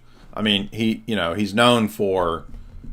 Thomas More for, you know, living a virtuous life and not, you know, they sainted him for what, opposing the king or whatever. Didn't he put to death because of it, he doesn't do what the king wants. It commands him to do something to do with his wife or something. I forget the whole story of Thomas More, but that's why Rome sainted him. But I don't really have any opinion either way. I could see him being a socialist secretly, and he really does believe in it, or I could see it being satire. So, but I imagine if you were in your average lit class, they're going to tell you that it's a satirical book. Cold Cash Divine. All right, he dropped off.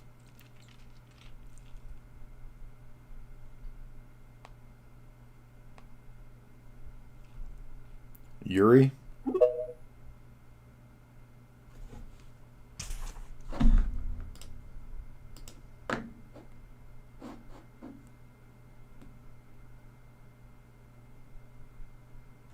Yuri? Unmute.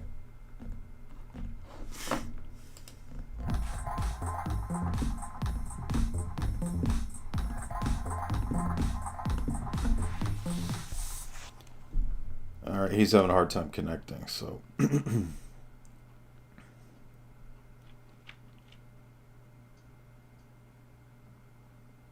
Samuel? Hello, how you doing, Jay? Yes, sir. Yeah, I'm very happy for what you do. I thank you once again for your platform. I had some questions just appertaining to your critique of classical theism. I noticed that you seem to have, I guess, a disinclination towards Thomism, and I'm somewhat curious why. Being as that, now, I would like to add a caveat. Would you say that you disagree with a certain form, a certain application of the DDS, or do you disagree within its entirety? I completely disagree with any Thomistic doctrine of divine simplicity because it's at loggerheads with fundamental Orthodox Trinitarian theology and grace. We believe in grace being a real participation in uncreated reality in life and glory. And so that right there tells you right away soteriologically why I wouldn't be involved in it. But when it comes to classical apologetics and classical theism, I mean, there's a whole host of other reasons why, but specifically classical theism, I don't believe that there is such a thing as generic theism, or that all the religions between Averroes, Avicenna, Plato, Plotinus, Augustine, Aquinas, that they're all believing in the same God because they use the word God. That's called the quantifier shift fallacy. I see, but couldn't it be argued that, let's say, for instance, two individuals can believe in the same proposition, but interpret it in different or distinct ways?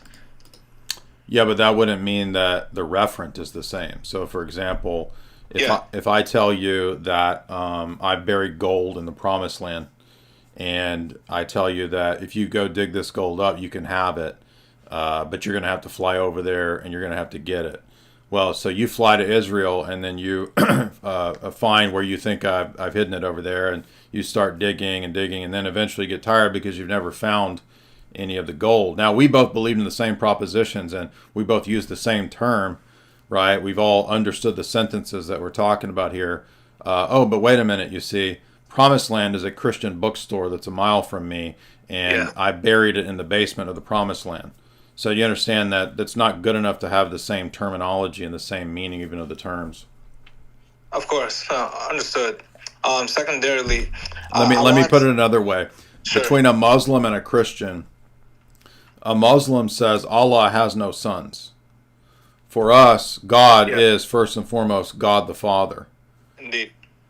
So how could Allah and God the Father be the same when Allah has no sons and is not a father? Also, Jay, you know, the other one that I do to illustrate this, if it does have a referent, it means it's an identical. And so I should be able to, in logic, substitute identicals. In fact, you can. So Muhammad believed in God. God is a Trinity, therefore God believed in Muhammad. Sorry, Muhammad believed in the Trinity. There's another one that goes... You use it with Aristotle too, right? Aristotle believes in God. You do with Aristotle too, yeah. Then there's one... I like this one a lot. There's one... So, let's see. Ahmed believes there's one and only one solution to the math problem. John believes that there's one and only one solution to the math problem. And Shlomo believes there's only one solution to the math problem. There is only one solution to the math problem. Therefore, they believe in the same solution, which doesn't follow. Right. And then what was the other one that I use with the quantifier? Well, there's another great example in the Garrity paper, which is card games, right? So, like, if I'm playing Go Fish and if I'm playing poker, right? What do those two things have in common? They have a lot in common. They both have rules. They both have cards, right? They both have hands. Yes. Would we conclude, therefore, that between these two things, there is a lowest common denominator thing that's a card game? No. There is no card game situated between poker and Go Fish, right? That's a common game. There is no common game. They're mutually exclusive games, even though they have all kinds of overlap. Yeah, that's a really good example too. So, in terms of Christian Trinitarian theology, if you start removing divine attributes, it's no longer that deity. Now, what I would say is that in the heart of hearts, what we call the nous, all people have a knowledge and a connection to the one true triune God. But it's not a rational discursive type of knowledge. Exactly. Yeah. And in fact, the communities and language and systems and philosophies that we inherit can actually suppress that. Yes. Which is what St. Paul tells us. Indeed. So you believe that there's a delimitation within Thomism or classical theism pertaining to God's attributes? Say that again. A what? A delimitation. You feel as if there's a demarcation that pertains to the attributes. I mean, I don't understand what that sentence means. Of course, Thomism demarcates the attributes, yes, but what do you mean? Okay, because so you just stated that that you mentioned that that ontological model would diminish, right, an attribute of God. Yeah. Okay. Ultimately, I believe this is separate from what we were just saying about the analogies that we made with card games. Okay. Yeah, I understand. The separate point would be that in Thomism, the distinctions between the attributes in God are mental, or they're virtual, or they're notional, right? They're not really in God. Okay. So that would mean that essentially you don't really know when you're experiencing divine love versus divine knowledge, or whether you're experiencing those things at all, because all you're ever experiencing in Thomism is created effects. Okay. I'll delve more intrinsically into that. I wanted to ask about your epistemic model. You're a coherentist, correct? No. Okay, interesting. I could have sworn that in the debate you mentioned that you're a coherentist. I don't know if you transitioned from... No, I didn't change my position. I've never been a coherentist. I've always said that Orthodox theology, you could say, in terms of epistemology, is holistic and more like a virtue epistemology. But I've never said I am a coherentist, because coherentism is a secular epistemology that's just another type of foundationalism. So I don't think Orthodox epistemology is any of these secular systems. Okay, my sincere apologies. Okay. I wasn't intending to... Yeah. That's fine. Okay, so when you say that coherentism is a distinct foundationalism, where do you believe that there's a mutuality that's present between the two epistemic systems of justification? Where's the neutrality? No, mutuality. Forgive me. Well, it's just it's a famous criticism of coherentism, that when coherentism tries to answer the problems of foundationalism, all it does is make every belief foundational, and so it's another form of foundationalism. That's a famous critique of coherentism. And then also, you could theoretically create several different coherentist models that all contradict each other. Right. And then third, it does seem in and of itself viciously circular, because... Oh, there are strong and weak versions. What's that? There are strong and weak versions. It doesn't matter. That's not the point. Okay. The point is the coherentist will actually say, well, as long as the circle is big enough and there's enough beliefs, that's what would justify any belief. Now, the problem is it never gets to the question of justification. Well, how do we know that? Yeah, exactly. Coherentist doesn't ever tell you anything about the nature of justification in a way that their proposed justification would be justification. Yeah, to make this now, more... there might be elements of, like Jade said, the coherentism. The way we're epistemic holists. So okay. that we would agree with, but we're not coherentists in a strict sense. Would both of you recommend any literature that I can read that pertains to this? Bonjour, like I'm teaching currently epistemology out of Bonjour's Epistemology, Classic Problems and Contemporary Responses. Yeah. And he has a pretty good introduction. I would actually say, and that's Father Deacon's right, because that's a standard text that he teaches from when he teaches these courses for college. But also the Wood book. The reason the Wood book is so good is because he's going to address a key point that's missing in Thomism and natural theology and evidentialist apologetics. Yes. Which is what I tried to convey to Trent Horn, which is one of the key things that's missing is that your virtues or lack thereof influence and affect necessarily your epistemology. And they don't believe that. They think it's like it's as if you don't choose the evidences that you want to believe.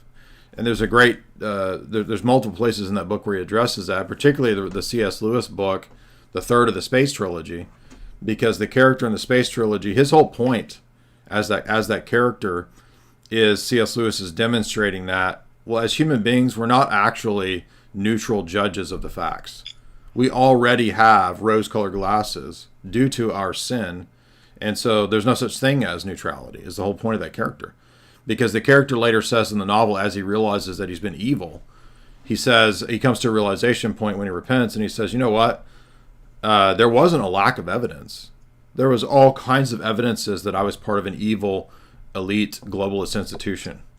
But I chose not to address or believe in those and to only focus on the evidences that made me think and feel like I was part of a good institution. So you see how that's the central, crucial element that's missing in evidentialist, rationalist type apologetics, that they don't take into account that aspect of the fall.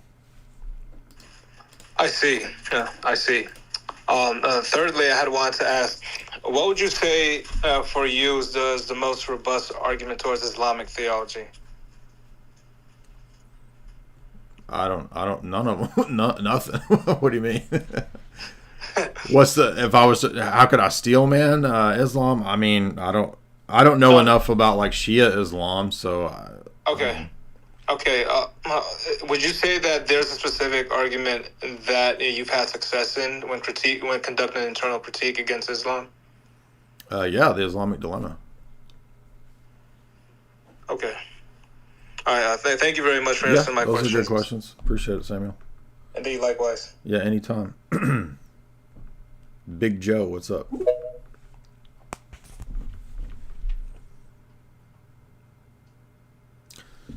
We went from like 800 to 500. Is it just too late? Is what's going on? Is there some big event going on? What did everybody get tired of this? I thought we were having good questions.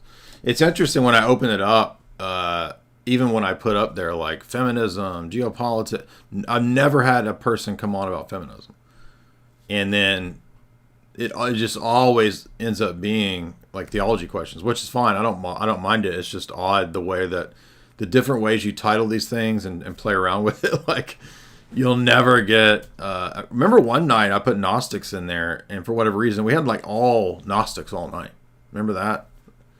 But there's never been a feminist to come in here. Interestingly,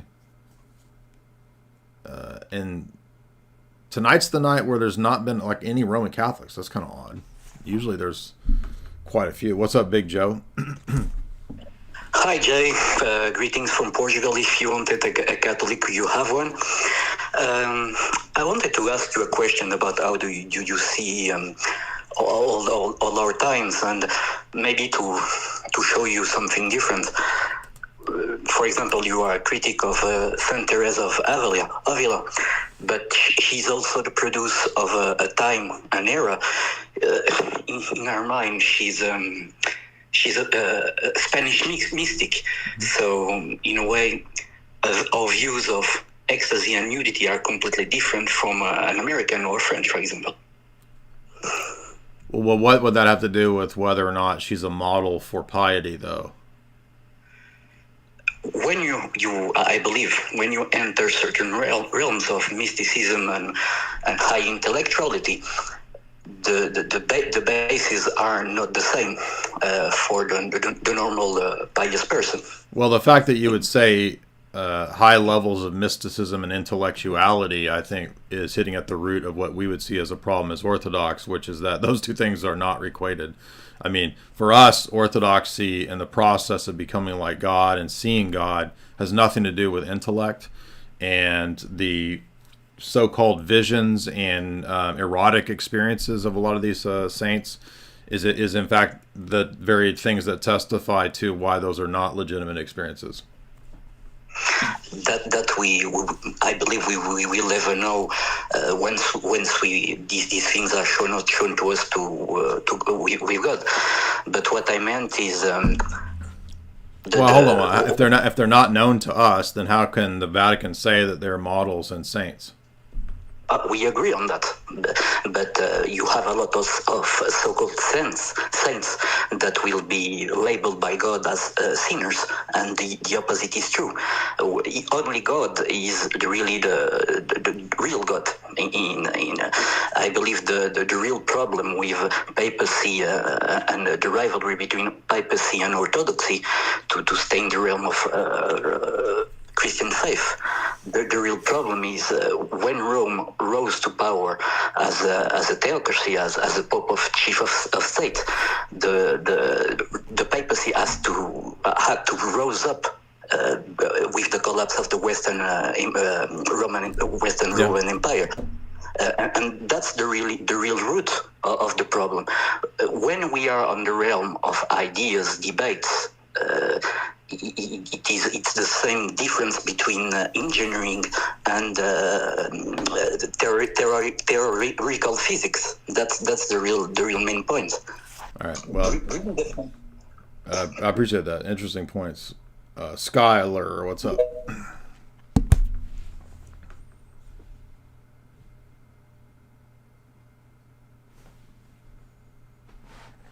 You gotta unmute.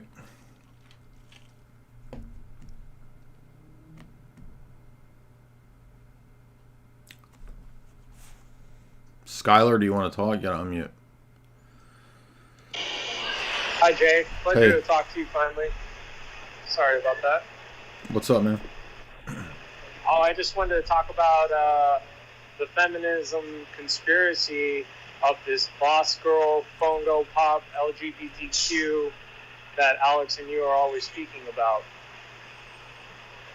I have a suggestion that they're trying to break up the atomic family with this boss girl mentality, and nothing against women. I think they're very capable and smart and wonderful. No, I think that's obvious, absolutely. And try to bring down the men, the alpha males, as JD said last night on Rogan, to bring out less of the conservative party, which apparently is attached to testosterone, and bring in more of these beta males. Oh, absolutely, that yeah. have no. Absolutely, and those people can't really see this is all a predecessor, just like the burning of the bras and getting women to smoke cigarettes to bring down the atomic family and also to bring out communism. You're talking about the nuclear family or the quantum family? I'm part of the quantum family, bro. It's okay. I'm just laughing because we were. Tell me about the quantum family. Yeah, we were laughing about quantum stuff in the debate. Look, I'm part of the quantum family, which means that you and I were family before you even knew it, before you were even born. We were quantum family members. And I was proud of my quantum jokes. I hope you guys like my quantum jokes. Allow me to read those briefly. Somebody said, did you put Tate? Yes, I made a tweet right here. Calling all Catholics, Muslims, Tate, hijab, Sneeko fans. Usually that gets all these Muslims, but we haven't had a single Muslim today, which is odd. My zingers for the week. Have you heard of quantum queer theory? Basically, it goes like this. Before I had ever seen you or known you, I knew you were gay. Have you heard of quantum paternity theory? Through reverse causation, I quantum entangled with your mom, and the test came back, and I'm your dad.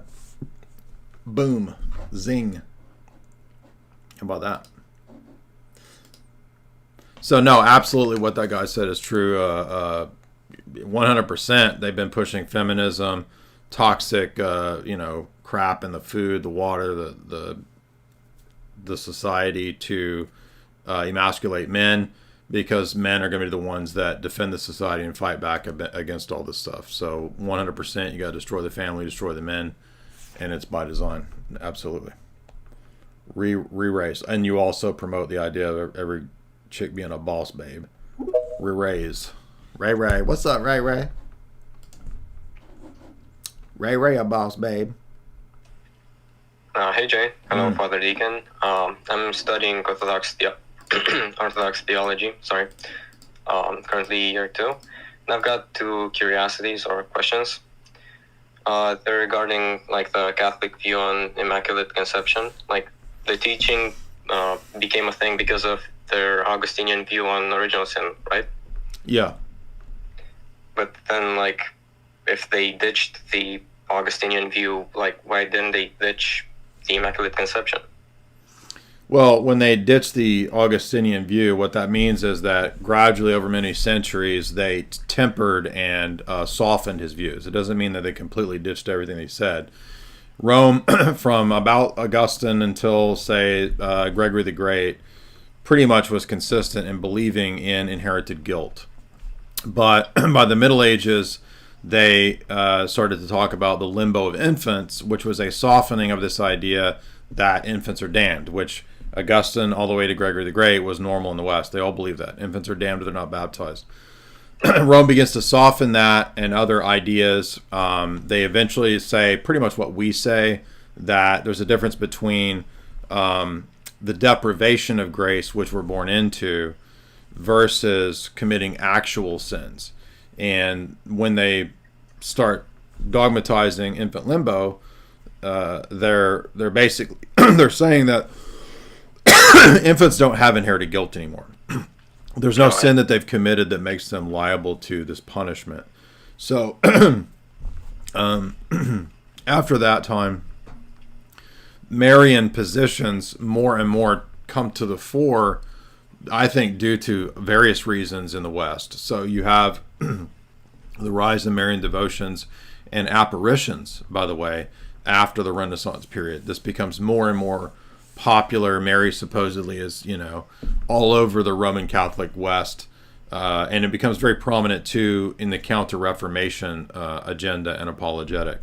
So it's very important that Marian piety and Eucharistic piety take a key role in combating the dangers of people in Catholic European countries turning to the Reformation. So magically, naturally, you get Marian apparitions, women saints, the elevation of more and more of these histrionic women saints, again, due to a lot of these problems that I just listed, as well as the weird mystical saints of the women of the Middle Ages. And that's its own rabbit hole that gets into like weird sexual issues in the medieval church. That's been well discussed. Well. Yeah, exactly. So all of that plays into the quote ditching of Augustinianism, but they still retained a lot of the traces of it. For example, they would still speak of things like the taint of original sin. And so I think that the Doctrine of the Immaculate Conception was brought about and was seen to be necessary to dogmatize, not just for all of those reasons, but also there was a lot of creeping in secularism and atheism at that time. Right, yeah. And they felt like that doctrine and the Marian doctrines and Bernadette of Subiru, and isn't she the one who said, "The lady appeared to me and she called herself the Immaculate Conception"? And that's the story of Bernadette. Well, that was huge in terms of trying to revive Catholic piety in the face of emerging secularism. This is the first time when secularism is really beginning to become a challenge to Rome. And so I think they saw that as a way to fend off the new challenge, which is no longer Reformation, but which was now secularism. Yeah, right. Thanks a lot for answering my question. And also, I've seen that the same histrionic woman saint that carved the name of Jesus into her chest is the same one that brought forth the Sacred Heart. Yes, Mary Alacoque is the source of Sacred Heart, correct. Yeah, but I've seen icons of Mary and stuff like that with her heart. What's that supposed to be? Well, there was heart piety and heart worship way prior to Mary Alacoque. I did a podcast with a guy many years ago, and he was arguing. He was a person that studied this in depth, and he was arguing that heart piety in medieval Latin Catholicism actually has its origins in the Germanic tribal traditions of burying a heart. And they actually believed that if you cut the heart out and bury it in a certain place, it would magically affect the land. So this is a known pagan tradition that he was arguing was kind of making its way into medieval Latin Christianity through the Germanic tribes. And he was arguing that it just took centuries before it kind of came to full fruition in Alacoque. All right, I see. Thanks a lot, man. Yeah, there's a lot of actually scholarly works on this if you want to get into boring scholarly stuff about. It's called stuff in the academies, it's medieval heart piety or medieval heart worship. If you look that up, you'll find all kinds of just spurred rabbit holes that you could go down for the people that want to study this.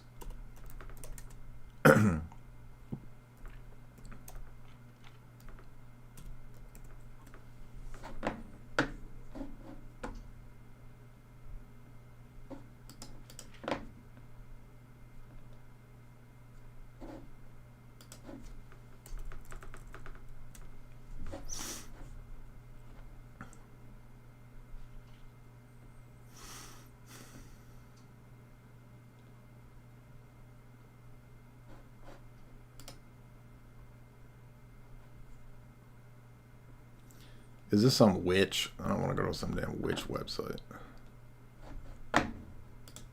I'm looking for actually scholarly literature on this, not a bunch of gibberish. But there's a tradition of this in 800s, 900s, Germanic tribes. When they converted to Christianity, they still had some of these pagan practices, and so they just kind of Christianized, loosely speaking, these things. But I'll just pull up the stream for you, and you can find it, and then you can listen to the sources that James Kelly cites. I think I called it the zombie mass. I thought that was funny.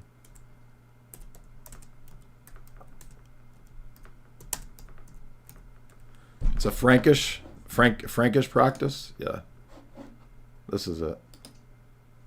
The zombie mass and the Frankish thesis. If you want to go watch this, it gets into the history of heart worship, which is the history of Sacred Heart. All right, who's next? Clay.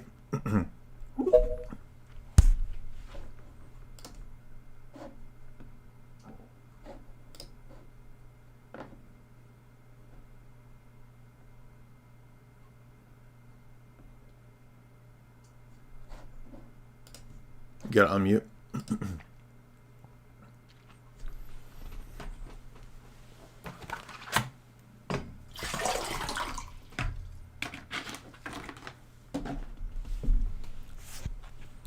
Clay, do you want to talk? You gotta unmute. Hello? Can you hear me? Yeah. Hey, Jay. I was raised Catholic, still going to Catholic church, but after I saw a video of the Orthodox communion, I was pretty much convinced, man, this is like way, way more reverent, way more real, and I would like to convert. I've got a friend who's setting me up to go to the church close to me. Mm-hmm. So that's kind of like my situation. But I also wanted to know, what is, like in the Bible, Jesus says, turn the other cheek, but then he flipped over the Jewish bankers' tables. And I'm wondering, what's the Orthodox view on like pacifism and then war and self-defense as well? Yeah, I think pacifism is false. The examples that you give and the rest of Scripture would show us that Jesus is not in one statement making a one-size-fits-all situation. For example, if my wife and I are out and a thug man accosts us and I don't defend her because I say, well, Jesus says to, turn the other cheek, that would be cowardice. And I have a duty to defend her. So Jesus is talking about situations of personal revenge where you're taking someone to court and so forth to get revenge. You're trying to go kill somebody for personal revenge. Those things are all wrong, and they're outside of law, what you were not supposed to do even in the Jewish law. So when he says turn the other cheek, it's a situation where it's better to choose those options when you can versus situations. In other words, it might be more virtuous to take a loss or to take a hit, and it might be better in that situation if it's me personally, rather than or as opposed to situations where it's my duty to stand up for someone else. So that's likewise why it's not sinful to defend your wife or your kids or whatever. It's your duty. You have to. It's virtuous to do that. It would be cowardice not to. But there's also situations where I can display higher virtue by choosing, to give a person my cloak who's trying to steal from me, you see. So it's really a question of the setting and the let me give you another example. Like if someone breaks into my house and they're trying to steal something, I'm not going to okay, I guess you should do whatever you want, because that's a danger to my wife or my kids or whoever, right? And so in that situation, the right course of action is to defend the house and to defend myself, defend the wife, defend the kids. But if I'm in a situation where an entire army is outside and they're going to put me to death for whether I confess Christianity or not, obviously it doesn't make any sense in that situation to try to fight. It would be better to choose the course of martyrdom. So, in other words, we use our wisdom and our reasoning to make judgments on what fits the case at hand. We don't have a stupid evangelical approach of one size fits all, which is what a lot of people who are very low tier, low quality, low IQ, they take one phrase and they make that universalized to be what you're supposed to do in every scenario, which is absurd. Of course, Jesus is not saying in every case in your life you should just turn the other cheek. That would be impossible too, by the way. It would make you weak. But he's saying that in certain situations you should do that if you have the ability to have and display a higher virtue. But again, it depends on the situation, you see, because he knew in the case of the money changers, that was the right course of action there to act in that way. And it's the same Jesus who in Exodus told us to exercise self-defense. So Jesus isn't contradicting, but he's giving us rules and patterns for being wise about choosing what's the right course of action in different situations that life presents us with. Thanks, man. Yeah, no, it's a great question. Now, in terms of going to the liturgy and wanting to understand that, Rocor has a very well-known classic documentary that's out. It's been out for several years. It's called Fountain of Immortality. For the people that are interested in the liturgy, if you've never attended, you want to go check it out. What's that like? Here is I was using a theoretical example of my wife and my kids. I do not have kids. This is so stupid. People keep asking me this. It's a hypothetical, dude. It's called Fountain of Immortality, and it's a good documentary that explains what goes on in the liturgy. So I would recommend people watch that too if you want to understand what's going on before you go to the liturgy. Armor, what's up?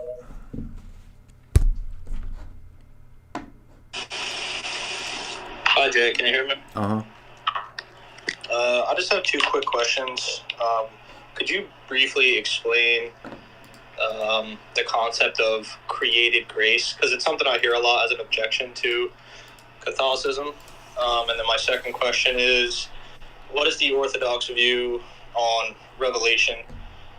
Because I know that there's this version of Revelation that's popularized by, I think it's the Schofield Bible. It gives it like this like Ragnarok-esque type of revelation. Yeah, we did a 4-hour live stream on Jim Bob's channel refuting dispensationalism. So that whole live stream refutes or answers the second question. So just look up our refutation of dispensationalism on Jim Bob's channel. And the first question, what was the first question? If you could just briefly describe what created grace is, because I hear that a lot. In the Roman Catholic Church, they have the doctrine, which is dogmatized eventually after Trent, that the grace that you get is a created accident in the soul. It is not God himself. It is not the righteousness of God himself. It is the righteousness of God that he creates in your soul as a created accident. It's a created thing. So, no. That's what we don't. We believe that we participate in God's glory, as Jesus says in John 17, and certainly God's glory is not a creature. Okay, awesome. Thank you. Yep, that's one of the easiest, quickest, clearest ways to distinguish Orthodoxy from Roman Catholicism. Antonios.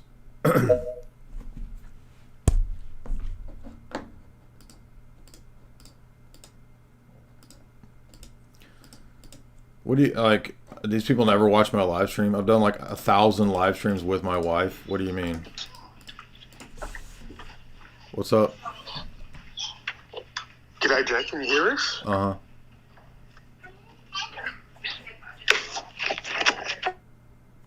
Yes. Sorry, Jay. Thanks for taking my call. Hope you're well. Just to have a quick couple of religious questions. But firstly, have you ever watched the movie Brotherhood of the Bell? Yeah, we did a conspiracy podcast on that maybe 5 years ago. Oh, okay. I've got to try and find it then. Great. That's because of your recent sort of like conspiracy sort of like shows. I was wondering if you've ever covered off on that. So thanks for confirming that. Well, unfortunately, the thing is with YouTube, you can't like. You would think you could type it in and find it, but you can't find anything. It's really? Yeah. We have covered it, and I remember who I did it with. I think it was that Picking Bones with Jones guy, and we covered. Okay. But it doesn't come. Nothing comes up when you search it. And I actually know some of those people. Oh, really? Mm-hmm. And are they quite out there, like the people that originally did the TV launch of that, because it was on a commercial channel, and that's what I found quite odd, that it was free to air to probably go to a lot. You're speaking about the Brotherhood of Eternal Love? Oh, no, No, he's talking about the TV movie Brotherhood of the Bell. It's a conspiracy movie. Oh, okay. Now I gotta watch that. Sorry. Yeah, no, it's a pretty good one for people that want to know. Like, it's quite accurate based on what people think today. And it was brought out in 1970, and it was just an odd time for it to come out. That's why I was sort of like wondering if anyone had ever covered off on it, because it's quite a good movie. It's got some pretty good actors as well. But it's a conspiracy classic. I mean, there's a lot of the movies that are kind of in this tier of like every conspiracy person has. I mean, there's not a whole lot of conspiracy movies proper. But that one's one of them. Maybe I'm just totally misremembering, and maybe I just never did. I thought I covered it, and I never did. But it's basically Skull and Bones, and it's a TV movie that's free on YouTube. You can watch it right here. NBC TV movie from 1970. Oh, it has Glenn Ford in it. Yeah, I forgot that. And it's called Brotherhood of the Bell, and it's a version of Skull and Bones. They just call it the Brotherhood of the Bell. But it gives you an insight into kind of the East Coast establishment and how Skull and Bones works and the control structure. I mean, it's dated. It's 1970, but it is a conspiracy classic as movies go. It's a TV movie, so it's kind of boring. It doesn't have like much action, but it's got a good plot. Harry Sopranos, $3. Thank you for all your work, Jay. A comment to the guy saying that the elites and leftists are sickos and tired of Christianity. They're just in opposition to the Trinitarian God. Yeah, I think so. Abject fool, $10. Truth must be objective, or else it's self-refuting. Truth must be a person in order for there to be prescriptive oughts and value judgments. Back in the Garden of Eden, how does this relate to the devil who sought to set... Does this relate to the devil who sought to set himself up as the false ruler in the heart of man? Yeah, I think every lost person or person who doesn't believe in God, or who, I mean, look, like 90% of the world still, or in America, this country, like they still believe in relativism. Like, your truth is your truth, man. Maybe it's 80%, I don't know. But it's a large portion, they still believe that.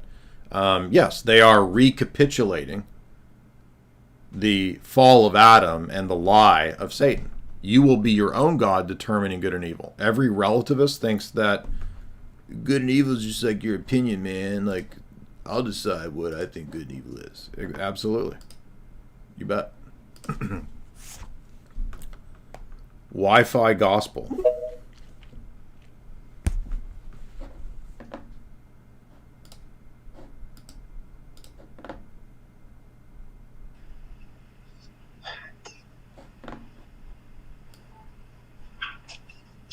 Oh, so we did do this show. I thought so.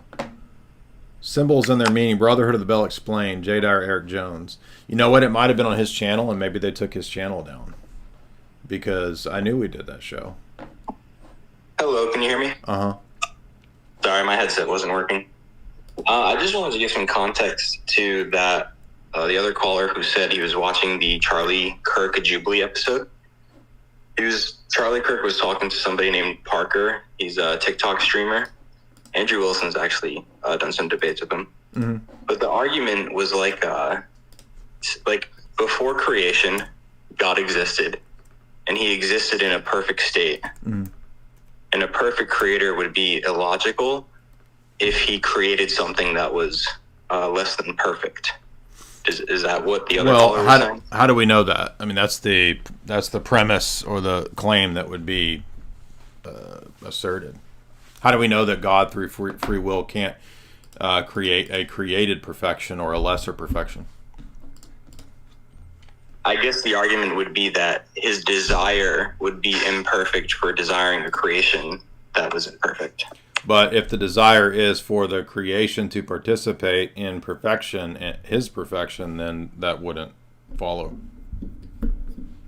Okay, cool. Yeah, I took the free will route when I talked to him about it. Yeah, also, too, this gets into medieval theologies of perfection, which are also another route by which you can critique Thomists and Muslims, because a lot of times these groups don't even realize, they've never thought about the perfections metaphysics that they've assumed.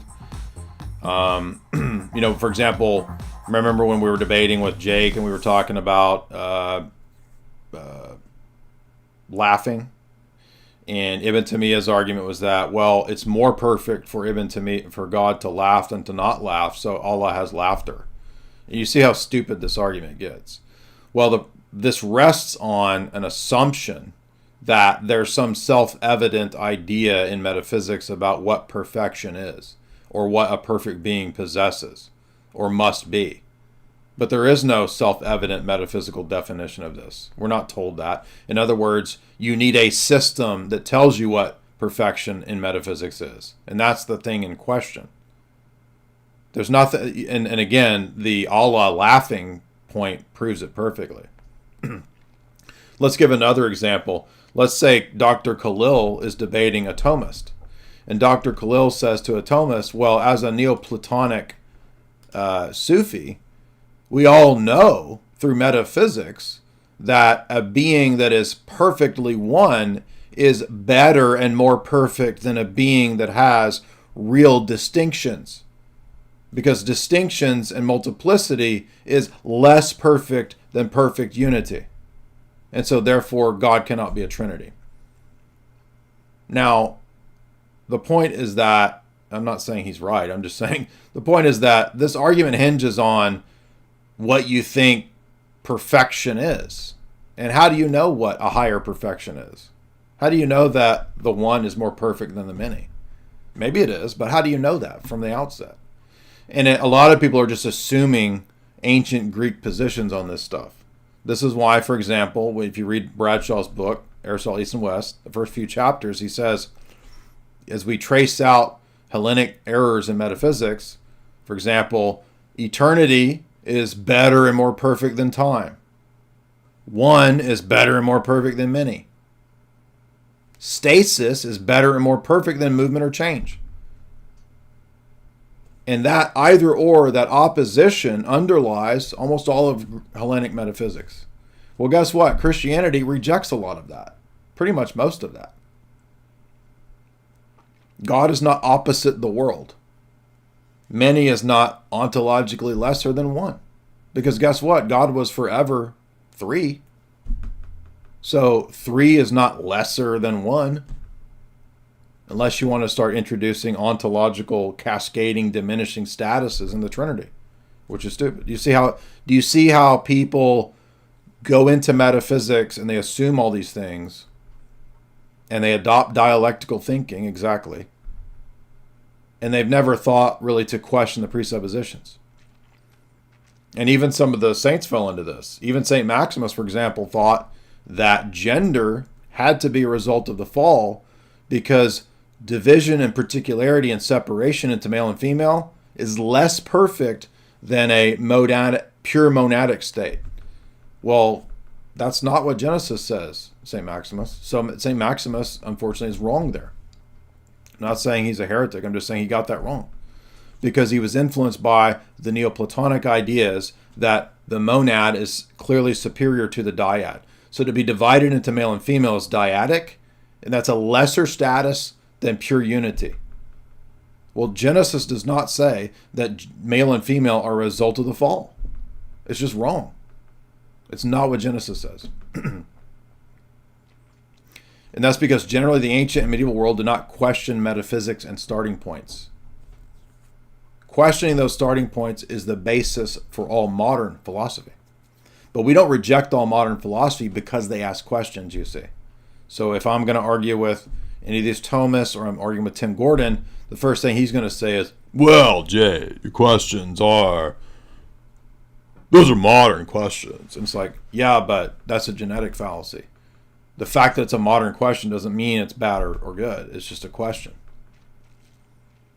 But you can see how this is why modern philosophy shifts from metaphysics to epistemology. With Descartes, Hume, Locke, Kant, the question shifts away. Well, wait a minute. You're going to talk all this metaphysics. You're going to tell me that the perfections of a law require that he laugh, blah, blah, blah. I'm going to say, well, how do you know that that's what perfection is? Maybe it's more perfect not to laugh. Maybe it's more perfect to have many rather than just being one. You understand, every Unitarian, their arguments are premised on simplicity has to mean a higher level of ontological status and perfection in being purely one. I mean, Muslims make this dumb argument all the time. So you see how this affects all kinds of this. By the way, I did find it. So here, it's not the video, but you can listen to September 4, 2019, Jay Dyer and Eric Jones break down Brotherhood of the Bell. So I did find it. It's just the audio podcast. Hateful... No, I'm not going to do that.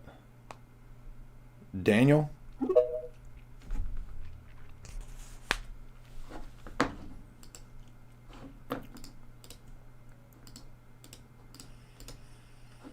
Can you hear me?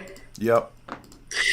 So, can you explain the relationship between how the liturgy fits into Gentile converts coming into the church? Like, wouldn't the Jewishness of the liturgy kind of become irrelevant as most of the converts to Christianity after the first century are Gentiles? Well, some of the Jewish elements of the liturgy did pass away that weren't necessary or weren't useful to expanding to all the nations.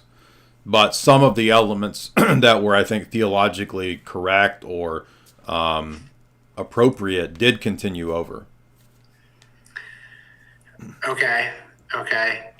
So maybe I'm misunderstanding what you're getting at. So can you clarify? Yeah, no, I think it's, so I've heard you say before that, and you always bring up that video about the Old Testament use of the synagogue and the, I forget who did the video. It's like a pretty long. Yeah, Orthodox Shahada, yeah.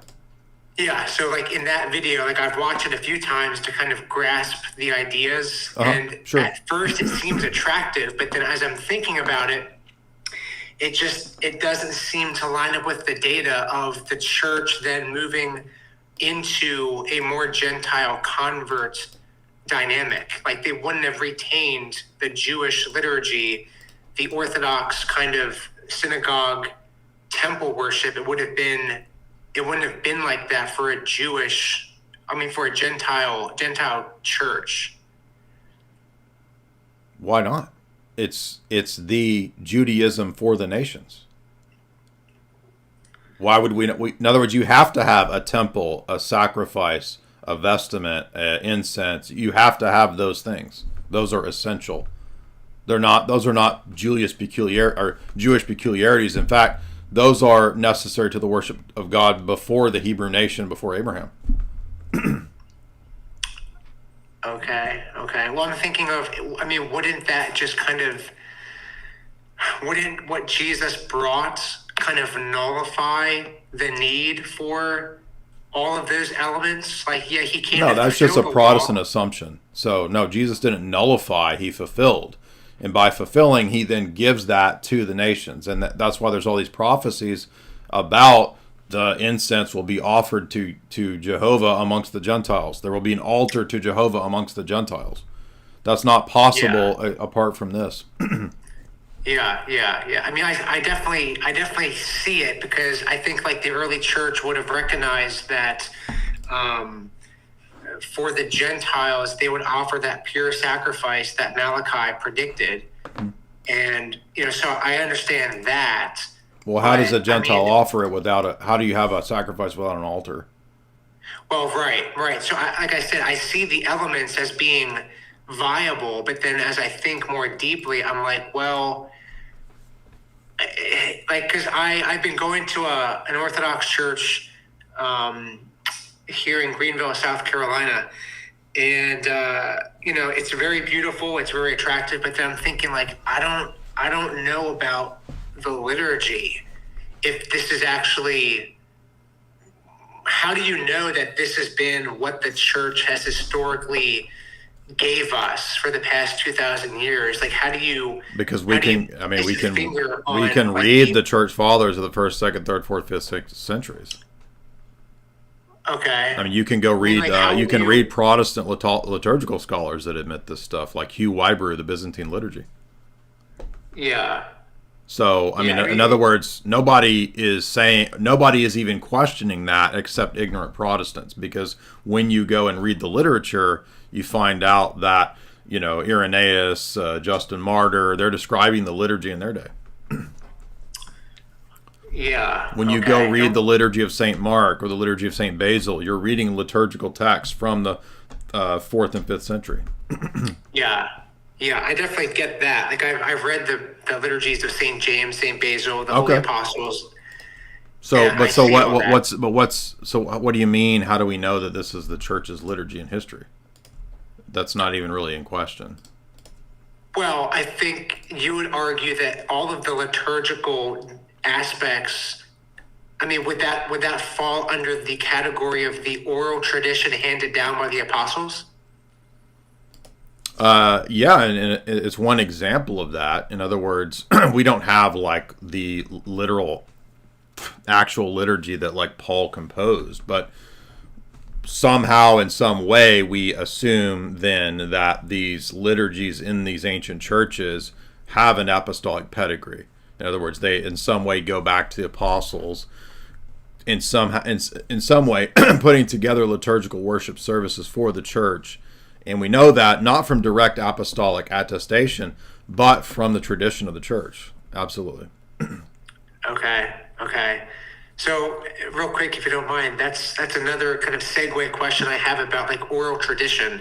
Like, how do you verify oral tradition? Well, some oral traditions get eventually written down, the chief example of which is liturgy. So that's one example. Other examples would be, well, the canon law of the church is church tradition being written down. So you can look at the church's canons, you can look at the ecumenical councils. Those are classic examples of church tradition.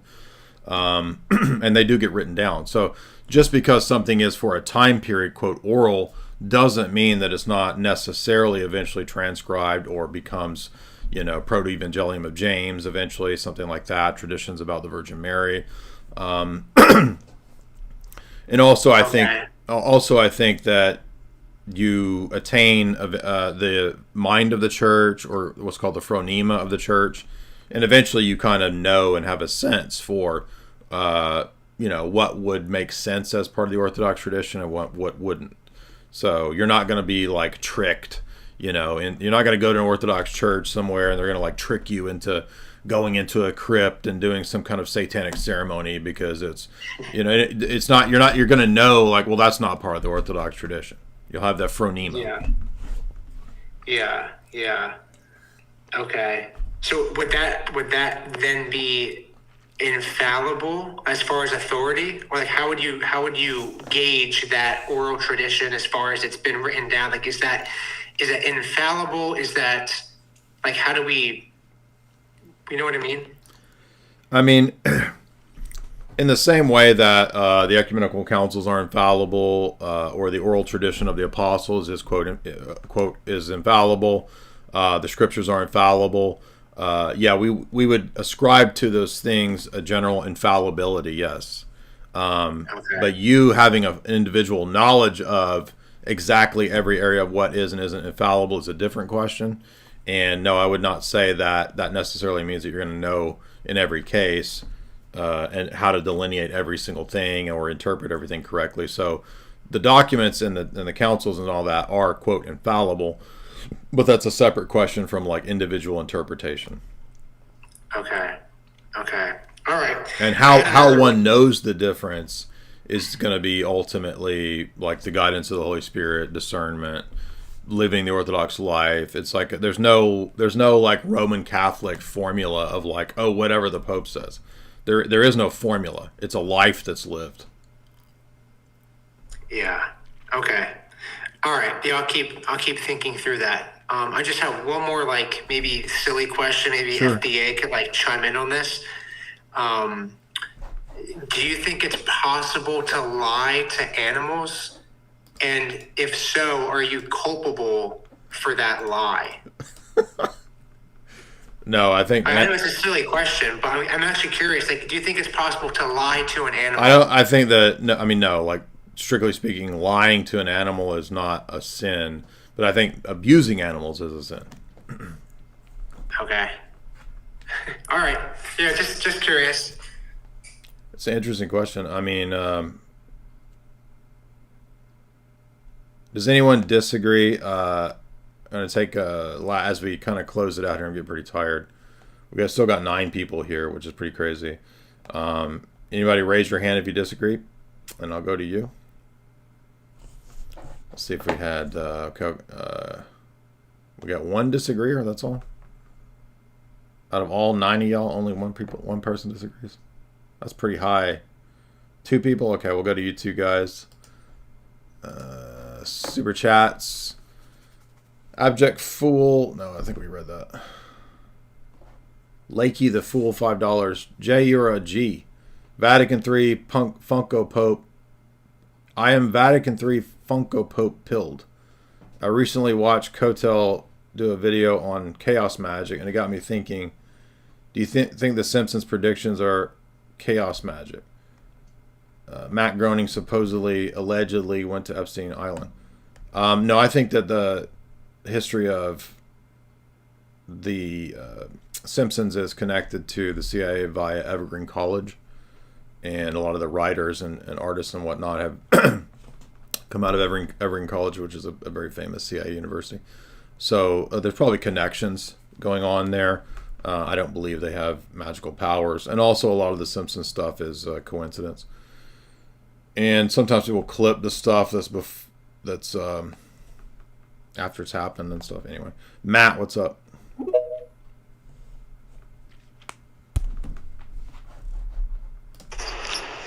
Hello. Yep. Yeah, sorry. Last time I was on here, I was trying to get in, and everyone cheated and raised their hand when you asked if anyone disagreed. Okay, sorry. So this time I kind of shed my integrity. So, Okay. But anyway, I was gonna ask about. I'm reading Anglo-American Establishment. Oh, cool. And I saw that you were talking about geopolitics on this open forum. So I'm reading the foreign policy section where Quigley's talking about the group kind of going against the League of Nations and the treaty that they created. And he says that this is kind of like self-criticism because they had such a big role in creating the League of Nations and the peace treaty, Paris Peace Treaty. So Lionel Curtis, he was big on the Commonwealth, right? He was Commonwealth big on, of God, yeah. Yeah, and Commonwealth of Nations and stuff. And he even suggested like a world Commonwealth as well. Well, his book is Commonwealth of God, which is about all that, yeah. Yeah. So I was wondering why would they go against their League of Nations, and then I thought maybe they since the Americans kind of rejected the League of Nations, that they started to kind of kindle another war through arming, like not punishing Germany so much because they were so against the treaty's so harsh. It's too harsh. We gotta reform the treaty. So I was thinking maybe that because Quigley actually mentions that the goal after 1920 was to arm the Germans against France and Russia. So it seemed that they actually wanted another world war to bring about their Commonwealth. So because the League of Nations is a famous failure. So that might also play into it. I mean, they started to realize that it wasn't going to work, and so they thought, well, in order to get the entity that we really want, we're just going to have another world war. So, but no, the League of Nations was intended to be a Fabian socialist world government. It just failed. And so that opposition might be part of why it failed. I mean, because it failed might be part of the reason for the opposition.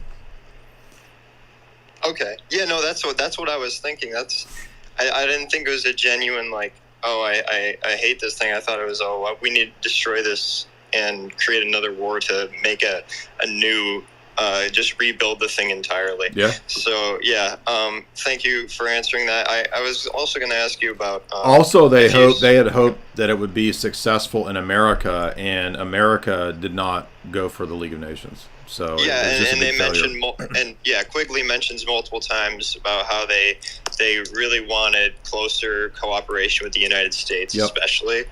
And yeah, ever since then they kind of just hated it. Well, that's why they had to make these closer alignments with the American elites. So they went to the Morgans and the Rockefellers and all those, J.P. Morgan Chase, Vanderbilts, all the American robber baron families. They had to make a closer alliance with them, and that's why they play a much bigger role in the United Nations. I mean, the Rockefellers are like the people, setting up the United Nations. Right.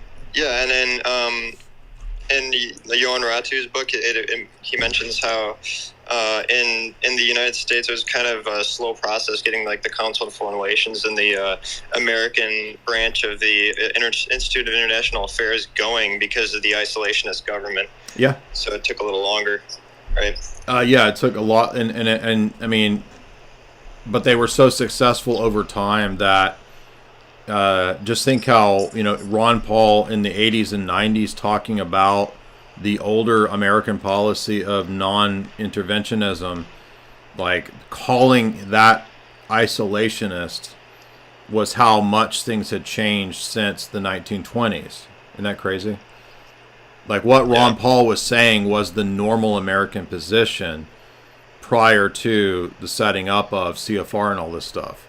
And the key role of the CFR, the purpose it was set up for was to transition America out of the non-interventionist position into a foreign adventurous position.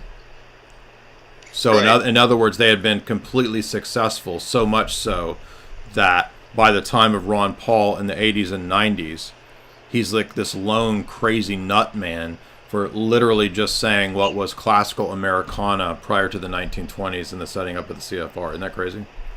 Yeah. Oh, crap. It just slipped my mind. I was going to add something.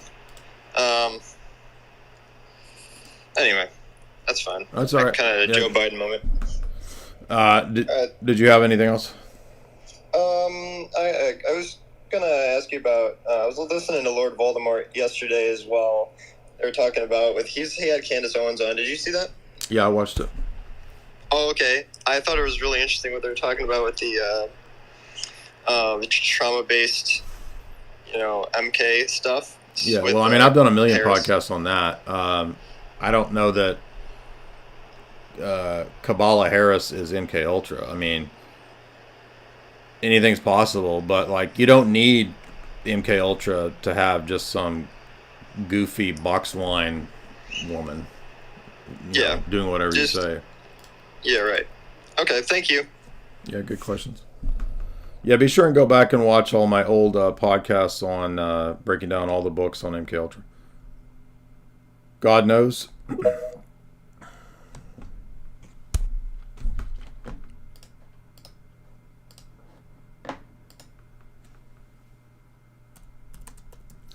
But those don't come up either, I think. I think those are also hidden. They're like shadow banned. Hey, what's up? I don't really disagree, but is it okay if I ask like a series of questions? Like geopolitics and Roman Catholicism? Yeah. Yeah, so I'm Jewish, like I'm ethnically Jewish. I don't think, I actually talked to you about this. I asked you on TikTok if you think the God of Rabbinical Judaism is the same, and you said, well, they have more of a claim to it than Muslims. Yeah, that's fair, but I don't think Jews only are, only insofar as they claim the name of the Father, but that doesn't get you saved because Jesus says you have to know the Son to know the Father. Right. But more so than a Muslim who he says that God isn't even the Father. Yeah, I actually read that book on Mossad, so I'm going to get into the Israel-Palestine stuff for just a second, but that's not really my main question. But come on, dude, we can't do that on YouTube. So unfortunately, no, I'm on YouTube, so we can't do that. Oh, we can't talk about that conflict. Not on YouTube, no. Well, not with like intelligence stuff that you're talking about. Well, the book. Can I talk about it real quick? Just by the way of deception, I read it. It was all right. You're talking about Victor Ostrovsky's book, yeah. Yeah. It was pretty good, but on the conflict, like I lean like a little bit pro-Israel, but there's a bit of like both sides. Like a lot of Orthodox are neutral on it and stuff, and yeah, I get it.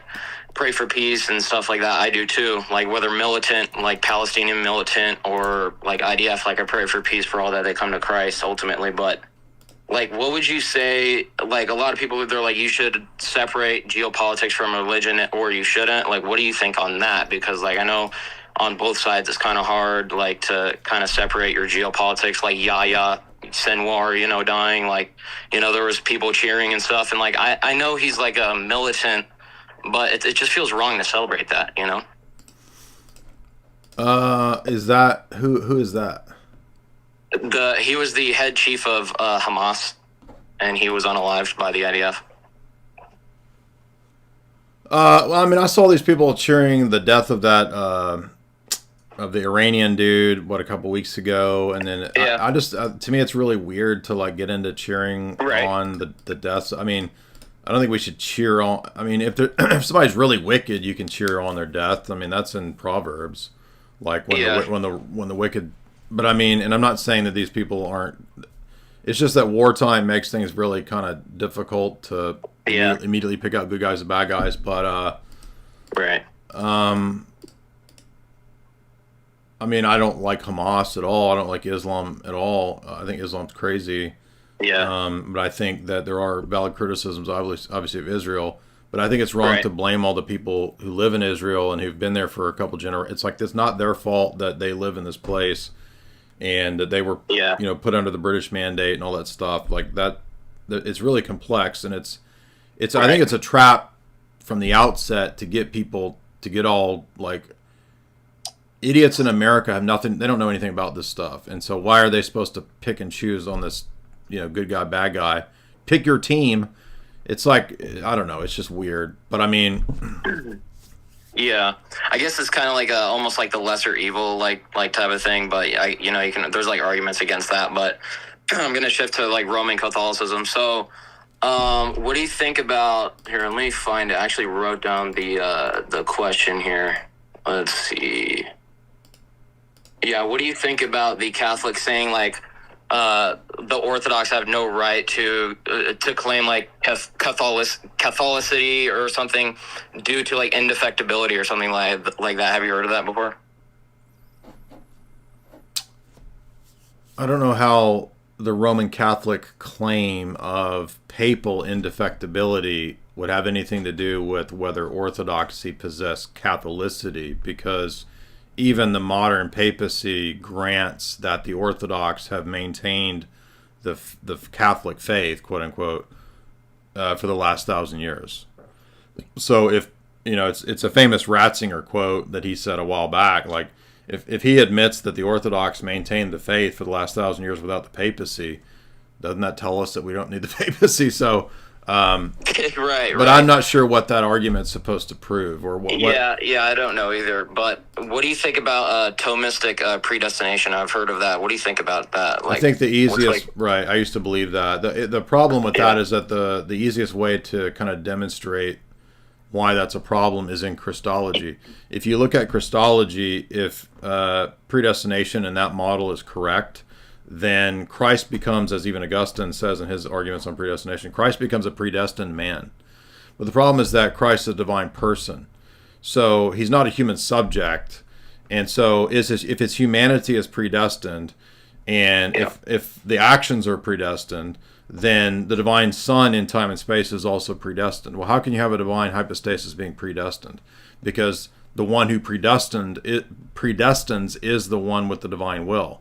But what we're saying in the incarnation is that it's the second person of the Godhead actually localized in time and space, right, with his divine will. So you can't have a predestined divine person. It doesn't make sense.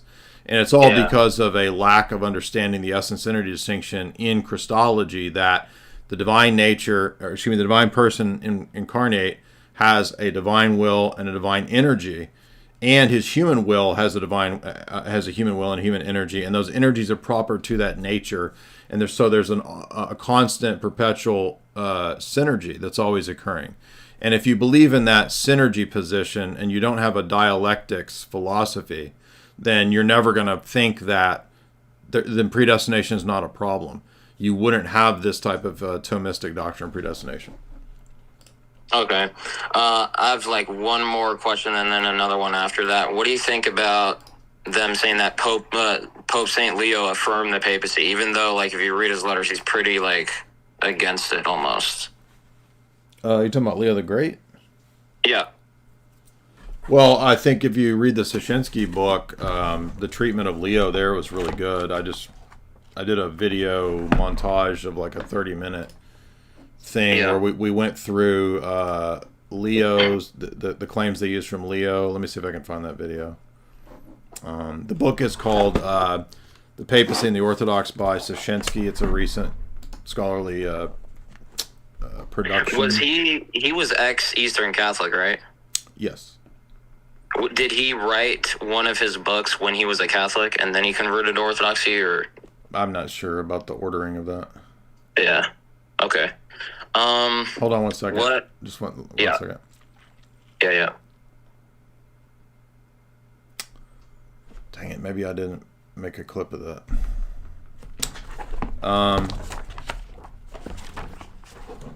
I thought I clipped it. I throw like a 30-minute clip on this. Maybe Kyle, I think Kyle did that. So it's dire clips.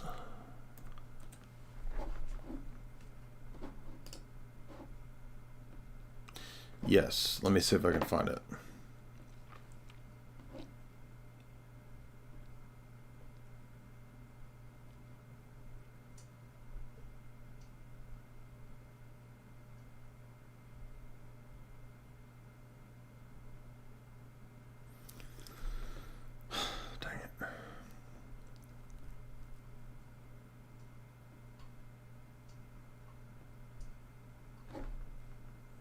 I can't find it. You just have to look at the section on somewhere. I did a live stream, and for the first hour, I covered the Soshinsky book, but I don't remember which live stream it was. And I think Kyle did clip it, but I don't know which video it is. Okay. What do you? So, like, you hold on to a young Earth, right? Because I do too. Mm-hmm. So, what would be like? There's an atheist objection. They'll say, well, why can't the universe be eternal if God is eternal? Like, why can't we say the universe is also eternal?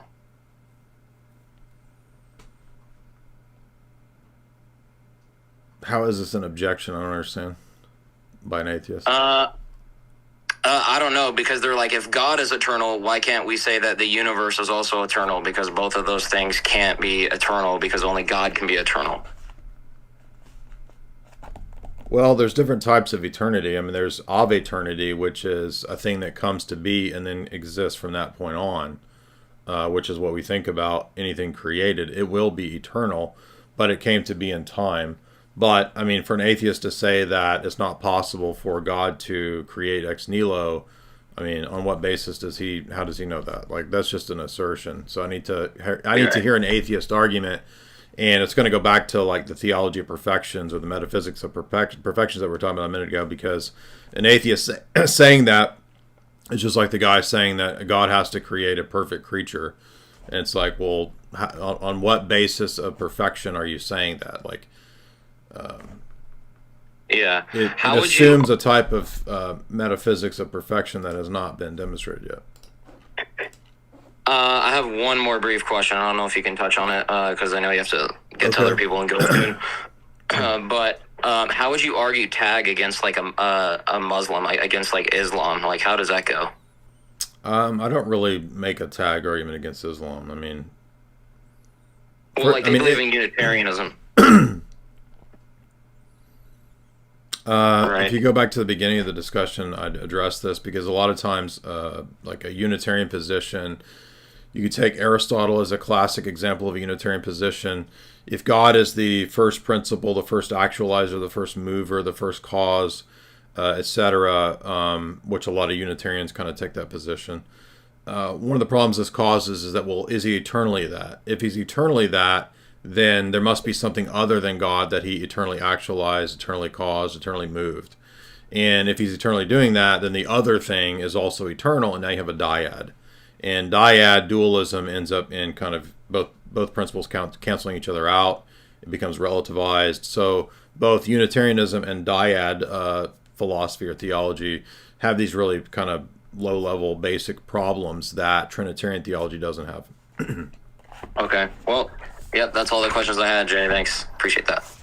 Yeah, good questions. I wish I could find this. I basically went for 30 minutes, maybe 40 minutes. I went through the entire chapter of Szyszynski on the common tradcat Roman Catholic uses from 2nd century to 7th century. And also can't find my MK Ultra videos. Here's one of them, but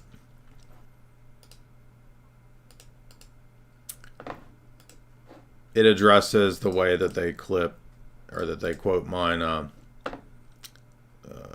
Leo the Great. I don't know. It's somewhere. Just get the book and read it. Read Papacy and the Orthodox. Anyway, I'm tired. Thank you guys. I'll give one last shot to anybody who disagrees. You gotta raise your hand. If you don't disagree, I'm just gonna not answer your question. So, anyone disagree, raise your hand in the chat there, in the the queue, the request. Last chance for disagreeers. Do you guys really disagree, or are you just putting your palms up? Ruben?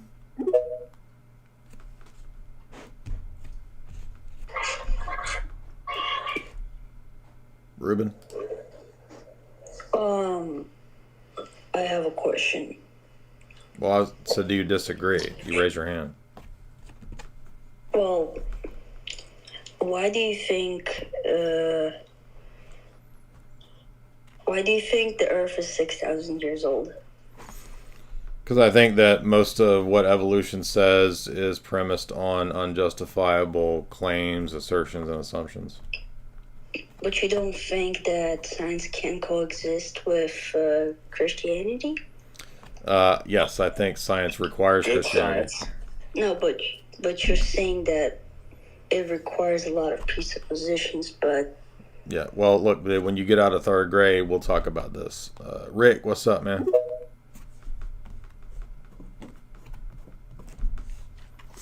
I'm not being mean, but I specifically said you got to come with the disagree. I guess he did disagree if he believes in evolution. Rick, what's up? All right, Rick can't connect.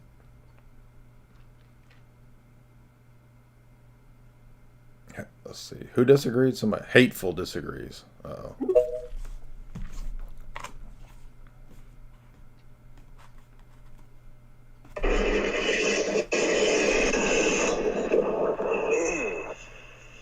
Am I clear? Yeah, you there? Can you hear me? Thank you. So, yes, I can hear.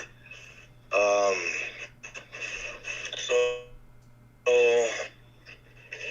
I'm considering becoming a Christian, but there's some things that are strange to me. Let's see here. Well, it's this centrality of love. I guess the Latin say. You're cutting out, man. I can't hear anything you're saying. You have to maybe call back next time, and I'll try to answer those questions. Seraphim.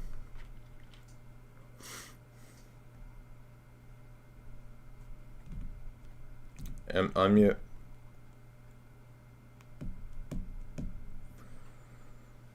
Unmute, dude. Alright, don't unmute. Whatever. I'm out. Thank you guys. A lot of fun tonight. Stefan DV, $15. Jay, thank you for the content. If you watch Peaky Blinders, I watched the trailer and I thought it looked kind of interesting. Maybe I'll check it out. What do you guys think?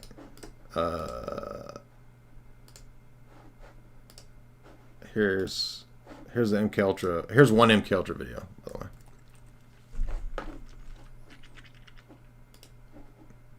Oh wait, let me see. It's called Operation Mind Control by Boert. We covered that book.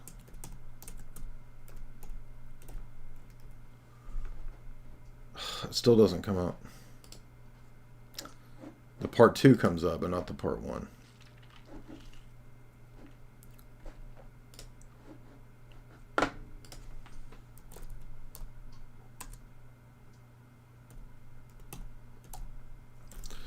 All right, let's try looking up mind control.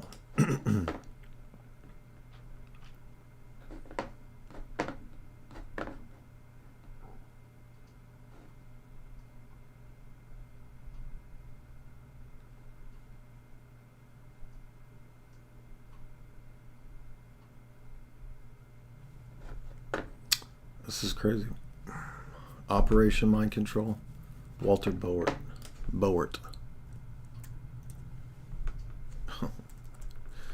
What the heck is going on here, man? It's like videos just disappear, I guess.